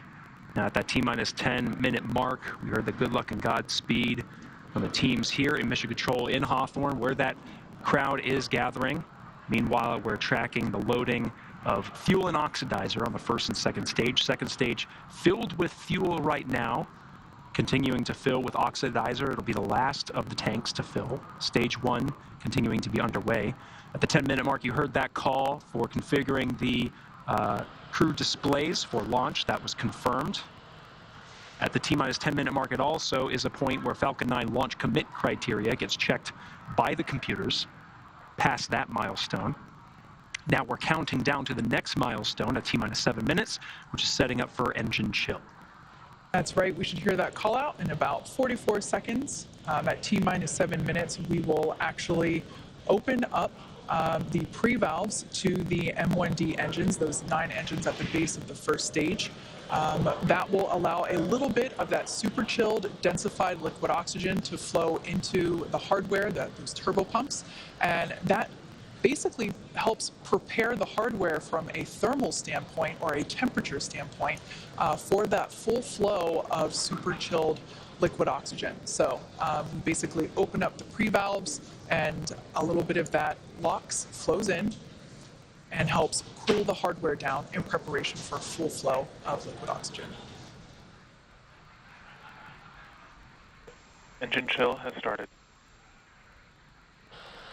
And as expected, there's that call out for that engine chill, indicating the pre-valves are open and the engines are beginning to prepare for liftoff. Now under 6 minutes, 45 seconds from launch, again, we're continuing to fuel the Falcon 9 rocket. Stage 2 filled with the RP-1 kerosene. At the T-minus 6 minute mark, we should hear a call out that the stage 1 RP load is complete. They're just topping that off. Liquid oxygen on both the first and second stages come next. RP1 load complete. And there's that confirmation. We're counting down to T-minus 5 minutes at this point. At T-minus 5, the Dragon is configured for terminal count. And at terminal count, Dragon is switched to internal power, right now receiving power from umbilical lines from the ground. Also at just under 5 minutes, we'll be waiting for strong back retract. The arm that's currently propping the Falcon 9 and Dragon up, we'll see the clamp arm start to open, and the strong back itself will tilt about 2 degrees off from where it is now at a 90-degree position. Just a little off, and then it'll get out of the way completely upon liftoff.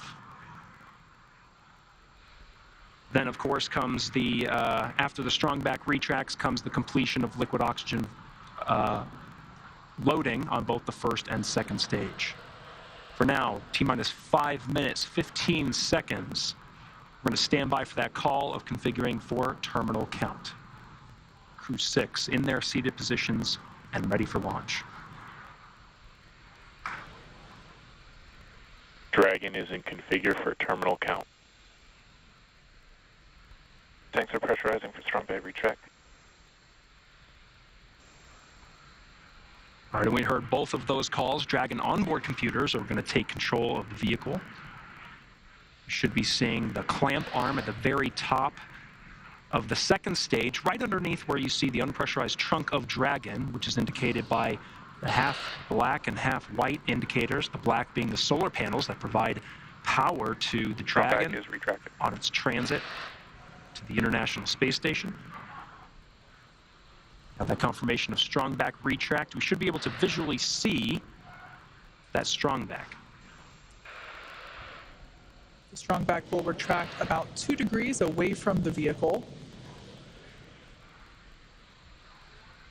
Then at liftoff, the strong back will actually go back to 45 degrees.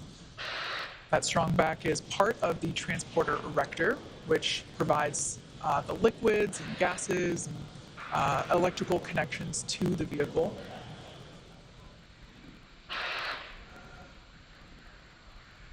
As Gary pointed out, those clamp arms opened up underneath the trunk, just above the first stage. And you can see that action happening now as that initial retraction just a couple degrees away from the vehicle.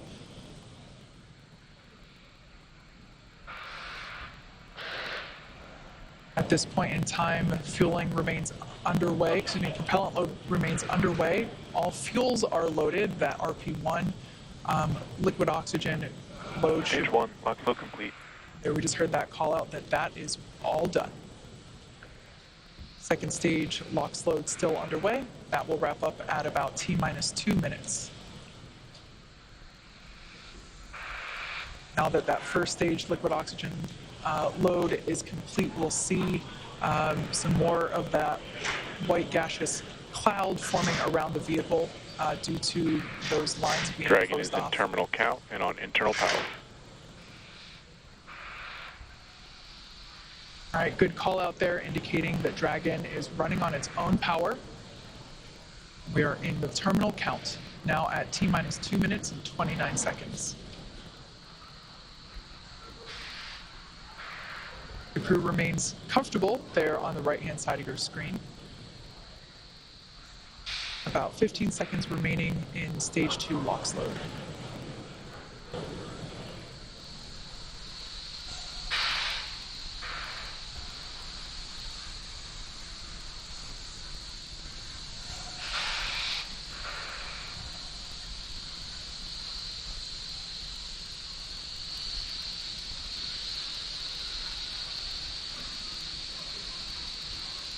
Stage 2, LOX flow complete.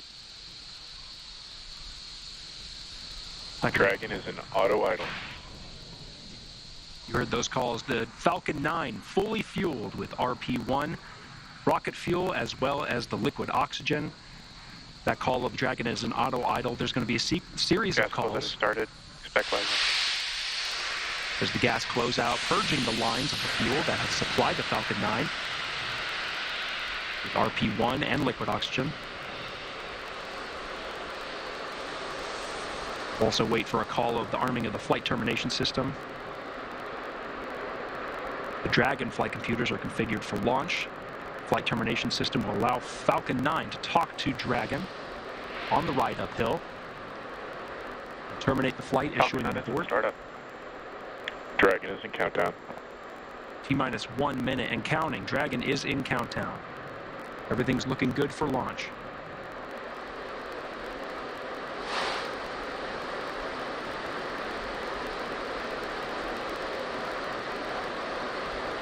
Dragon, SpaceX, go for launch. SpaceX Dragon, copy. Go for launch. T-minus 30 seconds. T-minus 30 seconds and counting. All teams pulled go.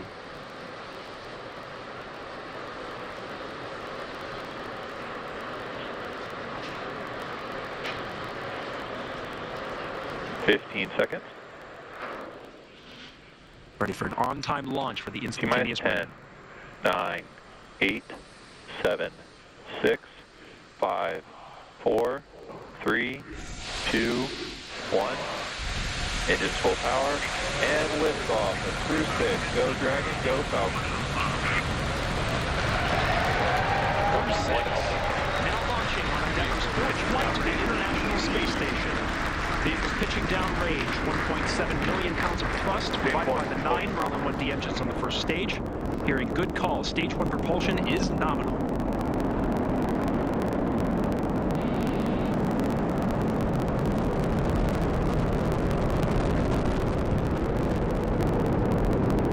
We're now at T plus 34 seconds into the 6th rotational crew mission on board Dragon and Falcon 9. Power and telemetry nominal. Stage 1 throttle down. So there we have heard the call out indicating that the first stage engines will begin to throttle down in preparation for max Q, which is the moment of maximum aerodynamic pressure that the vehicle will experience during flight. Vehicle is supersonic. That call out there indicating the vehicle's traveling faster than the speed of sound. Max Q. Stage 1 throttle on. Alright, now that we're past max Q. 1 Bravo. Copy, 1 Bravo.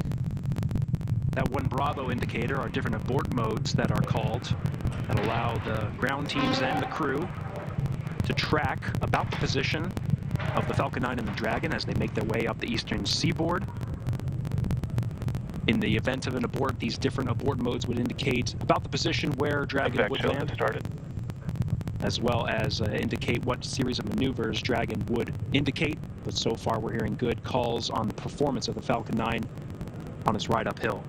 1 minute 53 seconds into flight.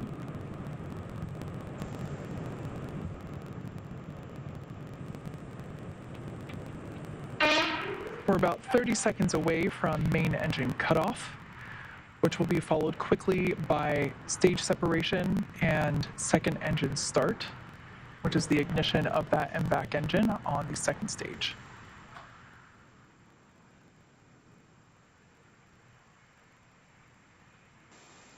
Now about 10 seconds away from main engine cutoff.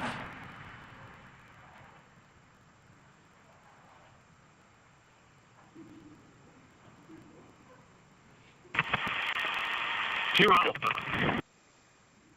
Copy, 2 Stage Alpha. separation confirmed. There you can see on your screen confirmation of stage separation as well as ignition of that second stage engine.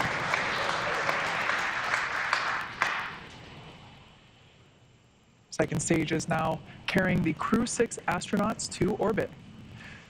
Beautiful view there on the left-hand side of your screen coming from the first stage, which, as you can see, is still gaining in altitude. It has not yet reached its apogee. A beautiful view of the Florida Space Coast there in the background.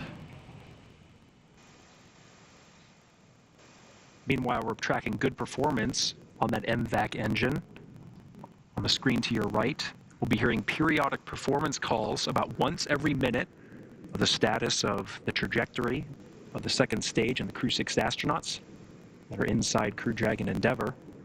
We'll also be hearing call-outs, just like you heard just there, as we pass over the various ground stations along the ascent track. Dragon, SpaceX, nominal trajectory. And there's that performance call-out.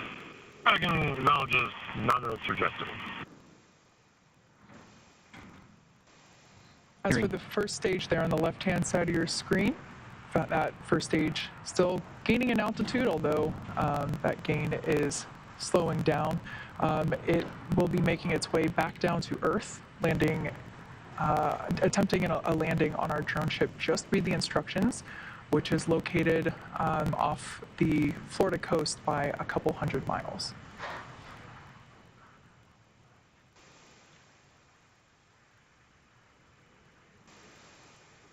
The MVAC engine on stage 2 burns for 6 minutes after second stage ignition.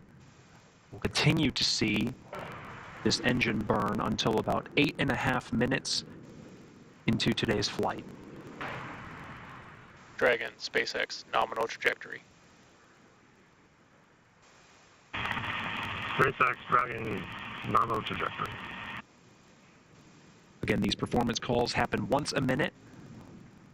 Flight teams continuing to track the Falcon 9 and its ascent.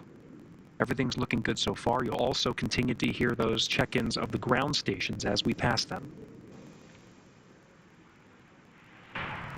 At this point in time, we're roughly 2 minutes away from the next major event, which will be the entry burn for the first stage. We will relight 3 engines, 3 M1D engines on that first stage to help slow the vehicle down as it re-enters the Earth's atmosphere. We're approaching 200 kilometers in altitude. It's about 124 miles. Meanwhile, velocity. Dragon, SpaceX, nominal trajectory. Good trajectory calls.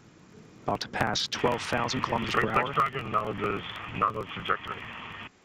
It's about 7,500 miles per hour.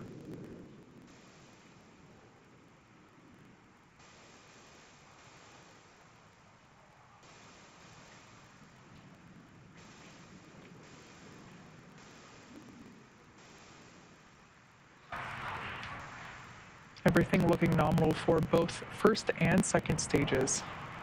Now coming up to T plus 6.5 minutes into flight.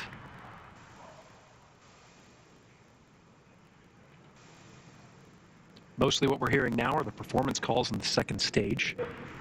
In about a minute is when we'll see a series of events in rapid succession. It's been a pretty good pace since second stage ignition. About less than a minute from now, we'll start to see Dragon, more action SpaceX, on the first stage. Nominal trajectory. SpaceX, Dragon, nominal trajectory.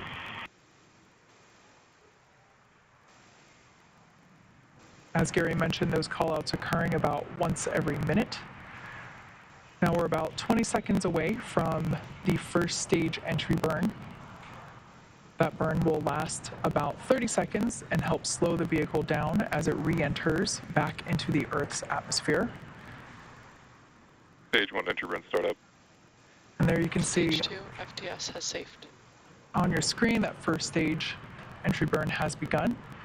That booster sees high drag, which actually scrubs roughly 70% of the velocity by the time that the landing burn begins. So about another 10 seconds of this entry burn. Again, 3 engines relit, the center and 2 radio engines. And conclusion of that entry burn. Meanwhile, good performance on the second stage. Since second stage ignition, we've been in a 2 alpha abort mode. The next abort modes will happen in rapid succession to Bravo, to Charlie, Delta, Terminal and Echo. guidance. Each indicating different series of maneuvers in the event of an abort scenario, but as you've been hearing through the periodic checks, we're seeing good trajectory, good performance on the Dragon and Falcon 9. SECO, second stage engine cutoff, would be coming at 8 minutes 48 seconds. We're coming up on that event. SpaceX Dragon Shannon. Shannon. Copy, Shannon. Now off the coast of Shannon, Ireland. Standing by for SECO.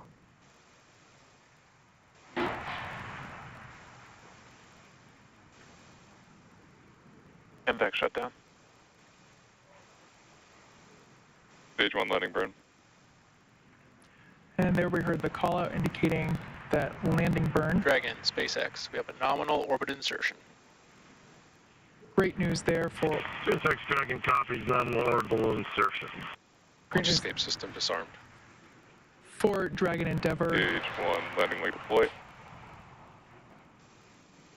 Attempting to land on our drone ship. Just read the instructions. Stage 1 landing is signal. And there you can see on your screen, and also indicated by the cheers behind me, successful landing of this booster.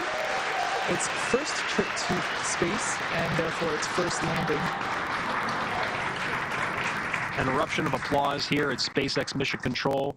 And of course, after second stage engine cutoff, you heard that call that the crew is in orbit. They're now in a coast phase, where the second stage remains idle for about 3 minutes before Dragon separates from the second stage. Meanwhile, you can see that first stage in the legs right on target.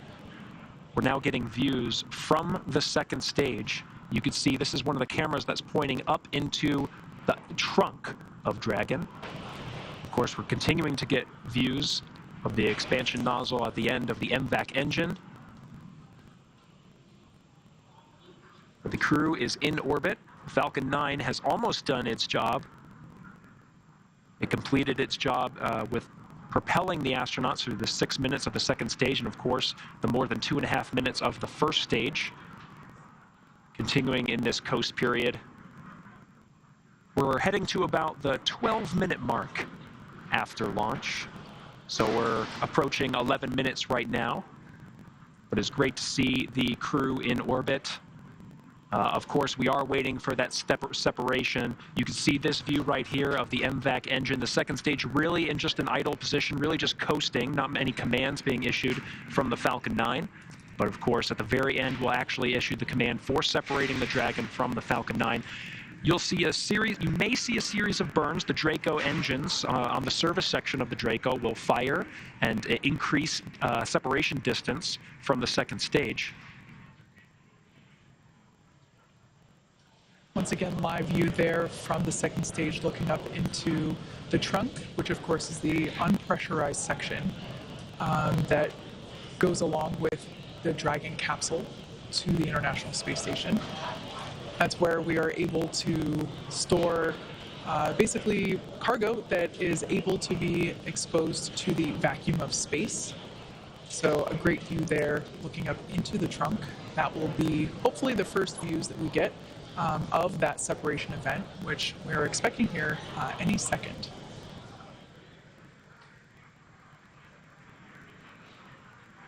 There you can see on your screen confirmation. Dragon separation confirmed. Of that separation confirmed. Dragon Endeavor is now floating free in space.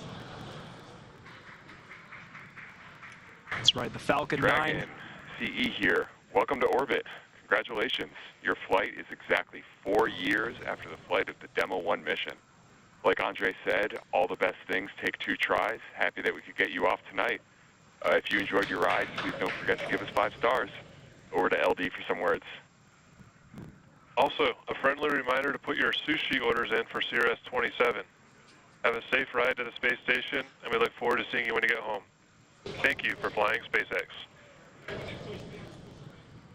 Expected loss of signal, Bermuda. And SpaceX Dragon copies all. That was fantastic. Thank you.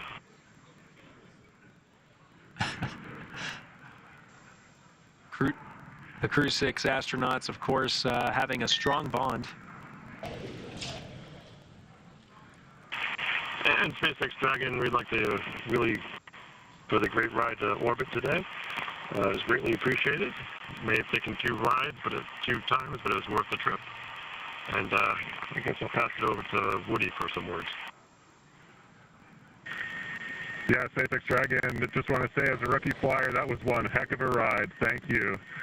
I would say it's an absolute miracle of engineering, and I just feel so lucky that I get to fly on this amazing machine. Thanks to SpaceX, thanks to NASA, Commercial Crew Program, and our international partners.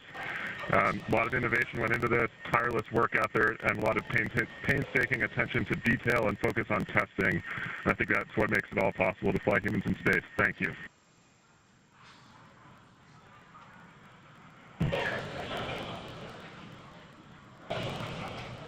Some really nice words. Всем ребят, за подготовку, за то, что помогали в этом деле.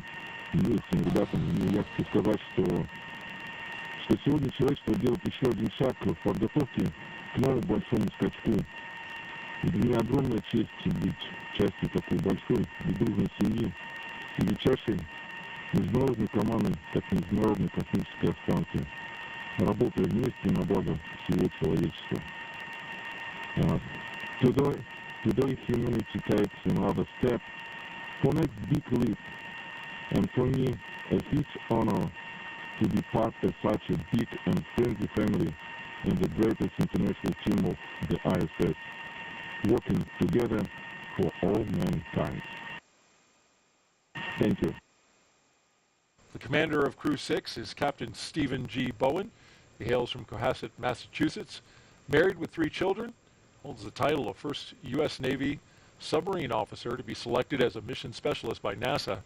Captain Bowen is also a veteran of NASA space flights, including the space shuttle flights on STS-126, 132, and 133, the only astronaut to ever go consecutive back-to-back shuttles. Sitting next to Stephen is pilot Warren Woody Hoberg, the 37-year-old from Pittsburgh. He studied aeronautics and astronautics from MIT before getting a doctorate in electrical engineering and a computer science degree from the University of California, Berkeley. During grad school, Hoberg worked as an EMT with the Yosemite Search and Rescue. Crew-6 will be Stage Hoberg's... 2, RP1 load complete. And there's that load complete. Stage 2 is in the books. We'll load it up. And now you can see the venting off of that liquid oxygen. Talking about Hoberg, this flight will be his first flight since NASA selected him to be an astronaut along with Rajachari's class in 2017, the Turtles. In the role of mission specialist is astronaut Sultan Al-Niyadi. He was chosen by the Mohammed bin Rashid Space Center of the United Arab Emirates to be a part of expeditions 68-69. Father of 5, spent most of his life in Al Ain and Abu Dhabi, but in 2020 traded that in for astronaut training in Houston at NASA's Johnson Space Center. This will be his first trip to space. And it's also the first trip for second mission specialist Roscosmos cosmonaut Andrei Fedyaev. He will be working to monitor the spacecraft during the dynamic launch and re-entry phases of flight. He will be a flight engineer for Expedition 68, just turned 42 years of age. Each of these 4 crew members will be part of Expedition 68 once they arrive at the International Space Station. T-minus 18 minutes and counting. We had strong back chill that began. And coming up in just a few minutes, we'll start loading liquid oxygen onto the second stage. And I think a great testament to the international partnerships of this program. Half the crew is international. Sultan being the first UAE astronaut to launch on a U.S. vehicle from the U.S. to have trained at Johnson Space Center. An amazing completion of the partnership that started several years ago, and taking that now all the way to completion. And just great to see NASA and space exploration being just this great unifier for the world, especially as there's low Earth orbit, but then we look beyond that to Artemis and Mars, and just the collaboration and the work to do such hard things and really pulling together the best of all the nations. And the partnership of those nations rises above all else, and it's impressive the camaraderie of the crews in space with their international backgrounds. So that venting, so we talked about there's two things happening. Dragon SpaceX F9 is proceeding with prop load, and we're tracking no issues with Dragon or F9 going into launch. SpaceX Dragon copies. So an update from the core that's on track. So we talked about the condensation a few times, and there's also the venting. So two different processes. The condensation is the super chilled fuel cooling the metal and the skin around it. The venting is because it's super cold as it heats up on the inside just from the air temperature, essentially working its way in there, it vents. And so that's just like a pot boiling, and just like you would, lift the lid off a tea kettle to let the pressure out. This is the same thing you're seeing happen there. So that's what's happening kind of from the middle of the screen. Yeah, and on a calm night like tonight, the winds have totally died down. You can see it as it cascades down like a waterfall coming off the middle of the strong back there. Want to make a quick note about the radio and how you can hear. If you're on local amateur radio on the VHF radio frequency, turn into 146.940 megahertz and UHF radio frequency 444.925 megahertz on the FM mode. You can hear this all around the Space Coast. Load has started. And there goes our Stage 2 LOX load on a beautiful night on the coast of Central Florida. For Stage 1, that's going to continue to load, and we'll see that go all the way down to T-minus 6 minutes in terms of the RP1 load. In terms of LOX, that will continue until about T-minus 3 to 2 minutes on the liquid oxygen side. A lot more volume, of course, in the first stage. Hey, let's throw up a quick social media question. What do you say, Raj? Sounds good. What we got here? At JSE Garin asks, I am 9 years old and want to know if you can see airplanes on the ISS. I have never heard that question. So actually, Megan MacArthur had a cool post where she took a picture of the ground and you can see the contrails of a plane. So you can't see a plane if it's not what we call conning, meaning contrails. If you can find the contrails, then you can follow it back to find the plane, but it's super hard to find an actual airplane that's not in the contrails. We also spent some time on Crew 3 trying to see who could one-up each other to find ships. So you can cheat and look around the Panama Canal to see if you can find ships there, but you need binoculars to help yourself. But if you know where to look or along the shipping lanes, you can usually find some ships. And then airplanes, if you look around, like the places like over the Atlantic where you can look for contrails and find planes, but absolutely you can see them. What a great answer. Didn't know that. Thank you, Raj. Let's head out to Kate Tice now. Thanks, Daryl. Everything's still looking good for launch of Falcon 9 and Dragon Endeavour just under 15 minutes from now. Now, for those just tuning in, Falcon 9 began propellant load at T-minus 35 minutes. Around T-minus 20 minutes, Falcon 9 completed loading of RP1 fuel on the second stage. Fuel loading on the first stage remains underway, and it is approximately 80% full. It will finish around T-minus 6 minutes. Falcon 9 is also underway with loading of densified liquid oxygen, and that will wrap up at T-minus 3 minutes for the first stage and T-minus 2 minutes for the second stage. Coming up, we'll perform checkouts of the thrust vector controllers, a procedure called TVC wiggles.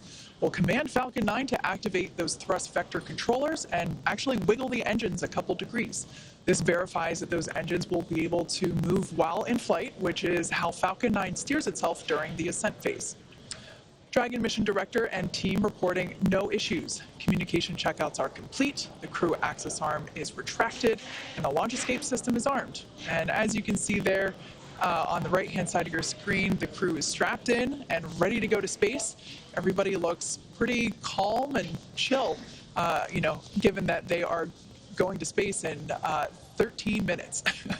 Final instructions to the crew will come at T-minus 10 minutes. The crew displays will be configured for launch, which give the crew insight into how the launch is proceeding and provides constant updates on vehicle health.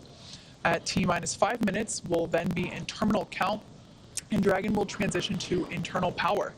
We'll hear continued status callouts from SpaceX Mission Control as we get closer to liftoff. The ranges go. All secured air and sea space remain clear. And as you can see, weather remains gorgeous and everything still remains inbound for the launch criteria. So all in all, Falcon 9 and Dragon Endeavour, all systems remain go for launch in just 12 minutes and 34 seconds from now. All right, thank you very much, Kate. And take a look at this picture. Before their flight, Crew-6 got a picture with what was supposed to be their booster. Actually got swapped out for a brand new booster, but anytime you get that close to the hardware, it's a cool thing. Brand new booster launching tonight. And at the time Falcon 9 and Dragon launches, the International Space Station, which is being tracked right here by Mission Control, will be 260 statute miles over the Bristol Channel, southwest of Cardiff, Wales. Crew-6, once they get off the ground, will spend the next 25 hours chasing down the International Space Station for a rendezvous at 1:11 a.m. Eastern Time tomorrow. It'll be Friday. And we'll have live coverage on NASA TV of docking and the Crew-6 welcome ceremony at 11 p.m. Eastern Time tonight. Final thoughts, Raja? Yep, Get ready to lift off. Yeah, so right here, they're at 10 minutes. They'll probably say some thank yous to the ground. A lot of people got them here. You're going to see them messing with the displays. So Woody and Steve will be putting up what's called forward views on the outside displays, so the mission specialists can monitor the parameters. That's how they monitor anything that would how the performance is doing. In the center display, they'll bring up the event details that show the launch, and you'll see them put their hands down once they get closer to launch, and they'll have this display up so they can basically watch. They'll have everything configured, and that's what they talk about, configuring for launch, so that you don't have to touch it during the launch itself. Colonel Chari putting us in the seat of the astronauts with exactly what they're doing. Thank you so much. Appreciate it. And one more thing I want to say. I don't know, Raja. I have a feeling there's love in the air. Not going to give it away, but it just feels like there's love in the air. You got to stay tuned to find out more about that. For now, we'll turn it over to Gary and Kate at SpaceX headquarters in Hawthorne, California. Take us through the rest of the countdown. Thanks, Daryl. That's right. We're exactly T-minus 10.5 minutes until liftoff of Crew-6. As you can see there on your screen, Falcon 9 is underway with propellant loading, as indicated by those white clouds forming around the vehicle. The fuel loading is complete on the second stage. LOX load remains underway. It's about 40% full on the second stage. LOX load also underway. Dragon, SpaceX, confirm crew displays configured for launch. SpaceX Dragon crew displays are configured for launch. Copy that, Steve. And once again, on behalf of the entire SpaceX team, we're honored to have you aboard Dragon Capsule Endeavour on its next trip to the International Space Station. We wish you a great mission, good luck, Godspeed, and enjoy the ride. Thanks again to everyone out there who made the vehicle, the ISS, our mission, and our crew ready for launch. Really want to thank everyone and appreciate the great call, much appreciated call for the scrub the other night. It was a great call and a good learning opportunity for the crew and I think for the teams. And so once more to the breach, dear friends, Crew-6 is ready to launch.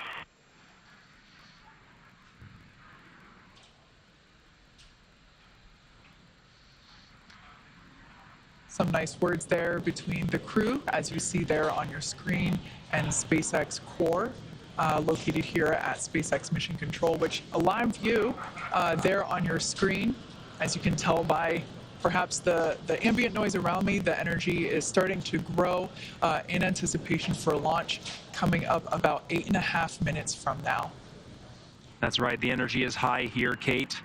Now at that T-minus 10 minute mark, we heard the good luck and Godspeed from the teams here in Mission Control in Hawthorne, where that crowd is gathering. Meanwhile, we're tracking the loading of fuel and oxidizer on the first and second stage. Second stage filled with fuel right now, continuing to fill with oxidizer. It'll be the last of the tanks to fill. Stage 1 continuing to be underway. At the 10-minute mark, you heard that call for configuring the crew displays for launch. That was confirmed. At the T-minus 10-minute mark, it also is a point where Falcon 9 launch commit criteria gets checked by the computers. past that milestone. Now we're counting down to the next milestone at T-minus 7 minutes, which is setting up for engine chill. That's right. We should hear that call out in about 44 seconds. At T-minus 7 minutes, we will actually open up the pre-valves to the M1D engines, those 9 engines at the base of the first stage. That will allow a little bit of that super chilled, densified liquid oxygen to flow into the hardware, those turbo pumps, and that basically helps prepare the hardware from a thermal standpoint or a temperature standpoint for that full flow of super chilled liquid oxygen. So we basically open up the pre-valves and a little bit of that, and helps cool the hardware down in preparation for full flow of liquid oxygen. Engine chill has started. And as expected, there's that call out for that engine chill, indicating the pre-valves are open and the engines are beginning to prepare for liftoff. Now under 6 minutes, 45 seconds from launch. Again, we're continuing to fuel the Falcon 9 rocket. Stage 2 filled with the RP-1 kerosene. At the T-minus 6 minute mark, we should hear a call out that the stage 1 RP load is complete. They're just topping that off. Liquid oxygen on both the first and second stages come next. RP-1 load complete. And there's that confirmation. We're counting down to T-minus 5 minutes at this point. At T-minus 5, the Dragon is configured for terminal count. And at terminal count, Dragon is switched to internal power, right now receiving power from umbilical lines from the ground. Also at just under 5 minutes, we'll be waiting for strong back retract. The arm that's currently propping the Falcon 9 and Dragon up. We'll see the clamp arm start to open, and the strong back itself will tilt about 2 degrees off from where it is now at a 90-degree position. Just a little off, and then it'll get out of the way completely upon liftoff. Then, of course, comes the, after the strong back retracts, comes the completion of liquid oxygen loading on both the first and second stage. For now, T-minus 5 minutes, 15 seconds. We're going to stand by for that call of configuring for terminal count. Crew-6 in their seated positions and ready for launch. Dragon is in configure for terminal count. Tanks are pressurizing for strong back retract. All right, and we heard both of those calls. Dragon onboard computers are going to take control of the vehicle. You should be seeing the clamp arm at the very top of the second stage, right underneath where you see the unpressurized trunk of Dragon, which is indicated by the half black and half white indicators, the black being the solar panels that provide power to the Dragon on its transit to the International Space Station. Now that confirmation of strong back retract, we should be able to visually see that strong back. The strong back will retract about 2 degrees away from the vehicle. Then at liftoff, the strong back will actually go back to 45 degrees. That strong back is part of the transporter erector, which provides the liquids and gases and electrical connections to the vehicle.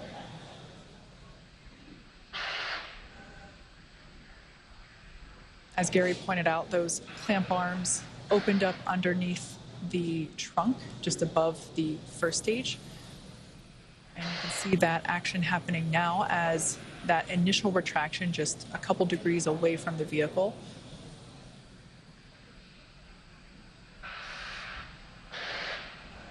At this point in time, fueling remains underway, propellant load remains underway. All fuels are loaded. That RP-1 liquid oxygen load Stage 1, lock flow complete.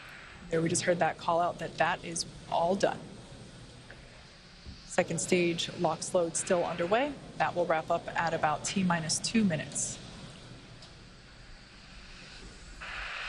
Now that first stage liquid oxygen load is complete, we'll see Some more of that white gaseous cloud forming around the vehicle due to those lines being Dragon is closed in off. terminal count and on internal power. All right, good call out there indicating that Dragon is running on its own power. We are in the terminal count now at T-minus 2 minutes and 29 seconds. The crew remains comfortable there on the right-hand side of your screen. About 15 seconds remaining in stage 2 LOX load.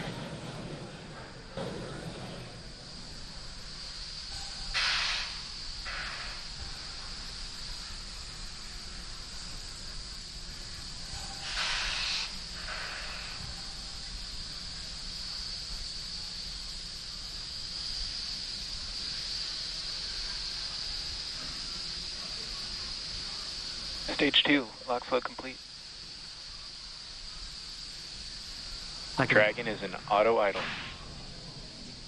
You heard those calls. The Falcon 9 fully fueled with RP-1 rocket fuel as well as the liquid oxygen. That call of Dragon is in auto idle. There's going to be a series of calls. Gas started. Expect rising. There's the gas closeout, purging the lines of the fuel that has supplied the Falcon 9 with RP-1 and liquid oxygen. We'll also wait for a call of the arming of the flight termination system. The Dragon flight computers are configured for launch. Flight termination system will allow Falcon 9 to talk to Dragon on the ride uphill. Terminate the flight, issuing an abort. Startup. Dragon is in countdown. T-minus 1 minute and counting. Dragon is in countdown. Everything's looking good for launch.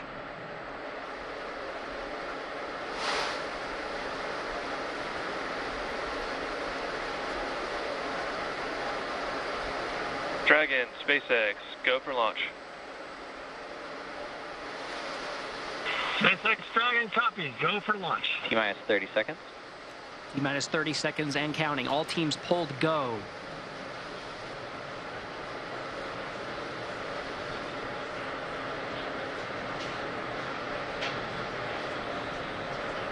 Fifteen seconds.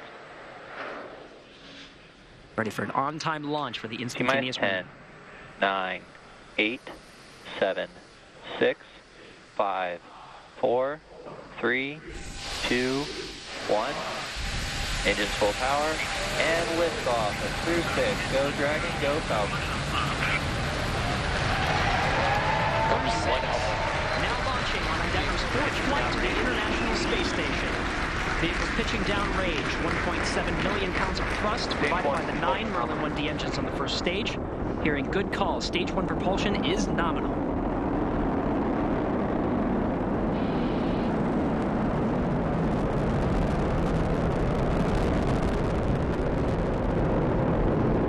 We're now at T plus 34 seconds into the 6th rotational crew mission on board Dragon and Falcon 9. Power and telemetry nominal.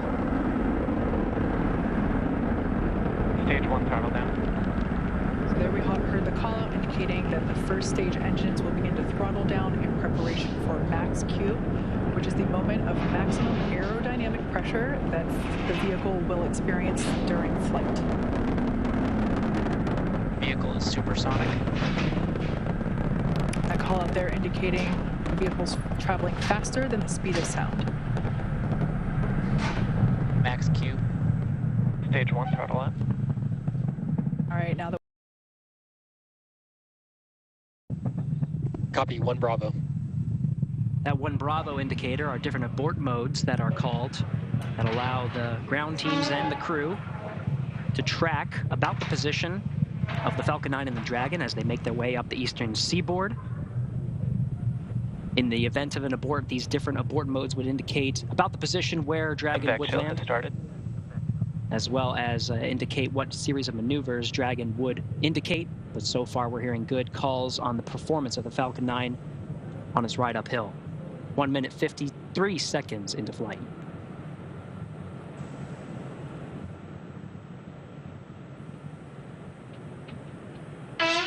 we're about 30 seconds away from main engine cutoff. which will be followed quickly by stage separation and second engine start, which is the ignition of that MVAC engine on the second stage.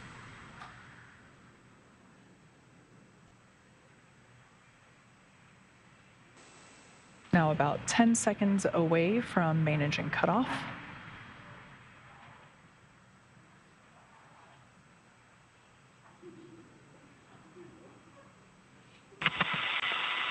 Two Alpha.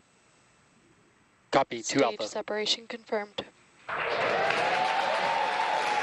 There you can see on your screen confirmation of stage separation as well as ignition of that second stage engine.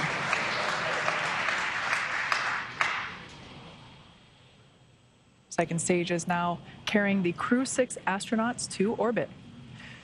Beautiful view there on the left-hand side of your screen coming from the first stage, which, as you can see, is still gaining in altitude. It has not yet reached its apogee. A beautiful view of the Florida Space Coast there in the background. Meanwhile, we're tracking good performance on that MVAC engine. On the screen to your right, we'll be hearing periodic performance calls about once every minute of the status of the trajectory of the second stage and the Crew-6 astronauts that are inside Crew Dragon Endeavour. We'll also be hearing call-outs, just like you heard just there, as we pass over the various ground stations along the ascent track. Dragon, SpaceX, nominal trajectory. There's that performance call-out. Dragon acknowledges nominal trajectory. As for the first stage there on the left-hand side of your screen, that first stage still gaining in altitude, although that gain is slowing down. It will be making its way back down to Earth, landing, attempting a landing on our drone ship. Just read the instructions, which is located off the Florida coast by a couple hundred miles.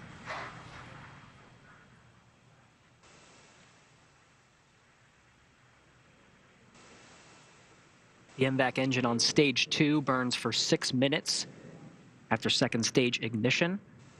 We'll continue to see this engine burn until about 8.5 minutes into today's flight.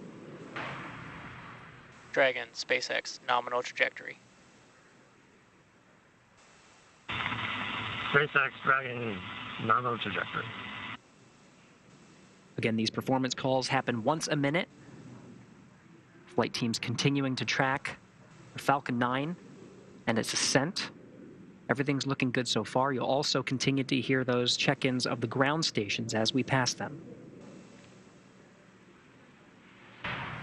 At this point in time, we're roughly 2 minutes away from the next major event, which will be the entry burn for the first stage. We will relight 3 engines, 3 M1D engines on that first stage to help slow the vehicle down as it re-enters the Earth's atmosphere. We're approaching 200 kilometers in altitude. It's about 124 miles. Meanwhile, velocity. Dragon, SpaceX, nominal trajectory. Good trajectory calls. About to pass 12,000 kilometers per hour. SpaceX Dragon acknowledges nominal trajectory. It's about 7,500 miles per hour.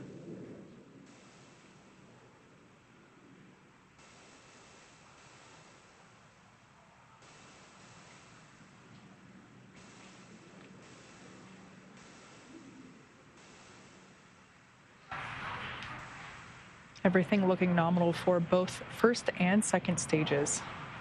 Now coming up to T plus 6.5 minutes into flight.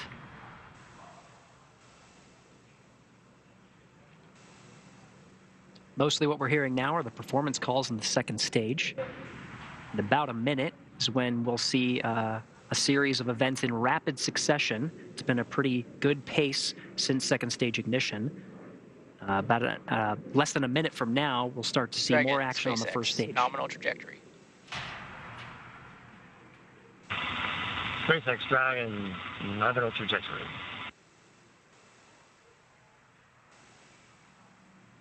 As Gary mentioned, those callouts occurring about once every minute. Now we're about 20 seconds away from the first stage entry burn. That burn will last about 30 seconds and help slow the vehicle down as it re-enters back into the Earth's atmosphere. Stage 1 entry burn startup. And there you can see Stage 2 FTS has safed. on your screen that first stage entry burn has begun. That booster sees high drag, which actually scrubs roughly 70% of the velocity by the time that the landing burn begins. So about another 10 seconds of this entry burn. Again, 3 engines relit, the center and 2 radial engines. And conclusion of that entry burn.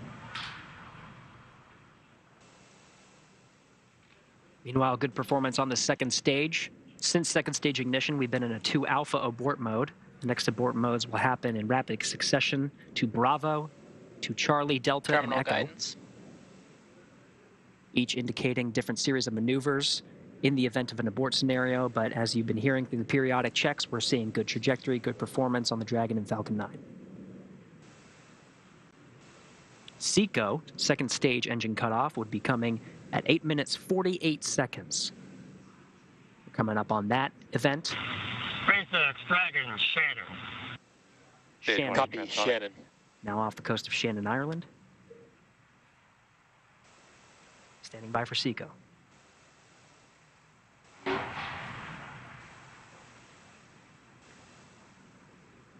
MVAC shutdown. Stage 1 landing burn. And there we heard the call out indicating that landing burn. Dragon, SpaceX. We have a nominal orbit insertion. Great news there for SpaceX Dragon copies nominal orbital insertion. Great news Escape system disarmed. for Dragon Endeavour. Stage 1 landing leg deploy. Attempting to land on our drone ship. Just read the instructions. Stage 1 landing is signal. And there you can see on your screen, and also indicated by the cheers behind me, successful landing of this booster. Its first trip to space, and therefore its first landing. An eruption of applause here at SpaceX Mission Control. And of course, after second stage engine cutoff, you heard that call that the crew is in orbit. They're now in a coast phase, where the second stage remains idle for about 3 minutes before Dragon separates from the second stage. Meanwhile, you can see that first stage in the legs right on target. We're now getting views from the second stage. You can see this is one of the cameras that's pointing up into the trunk of Dragon. Of course, we're continuing to get views of the expansion nozzle at the end of the MVAC engine. But the crew is in orbit. Falcon 9 has almost done its job. It completed its job with propelling the astronauts through the 6 minutes of the second stage, and of course, the more than 2.5 minutes of the first stage. Continuing in this coast period. We're heading to about the 12-minute mark after launch. So we're approaching 11 minutes right now. But it's great to see the crew in orbit. Of course, we are waiting for that separation. You can see this view right here of the MVAC engine. The second stage really in just an idle position, really just coasting, not any commands being issued from the Falcon 9. But of course, at the very end, we'll actually issue the command for separating the Dragon from the Falcon 9. You'll see a series, you may see a series of burns. The Draco engines on the service section of the Draco will fire and increase separation distance from the second stage. Once again, live view there from the second stage looking up into the trunk, which of course is the unpressurized section that goes along with the Dragon capsule to the International Space Station. That's where we are able to store basically cargo that is able to be exposed to the vacuum of space.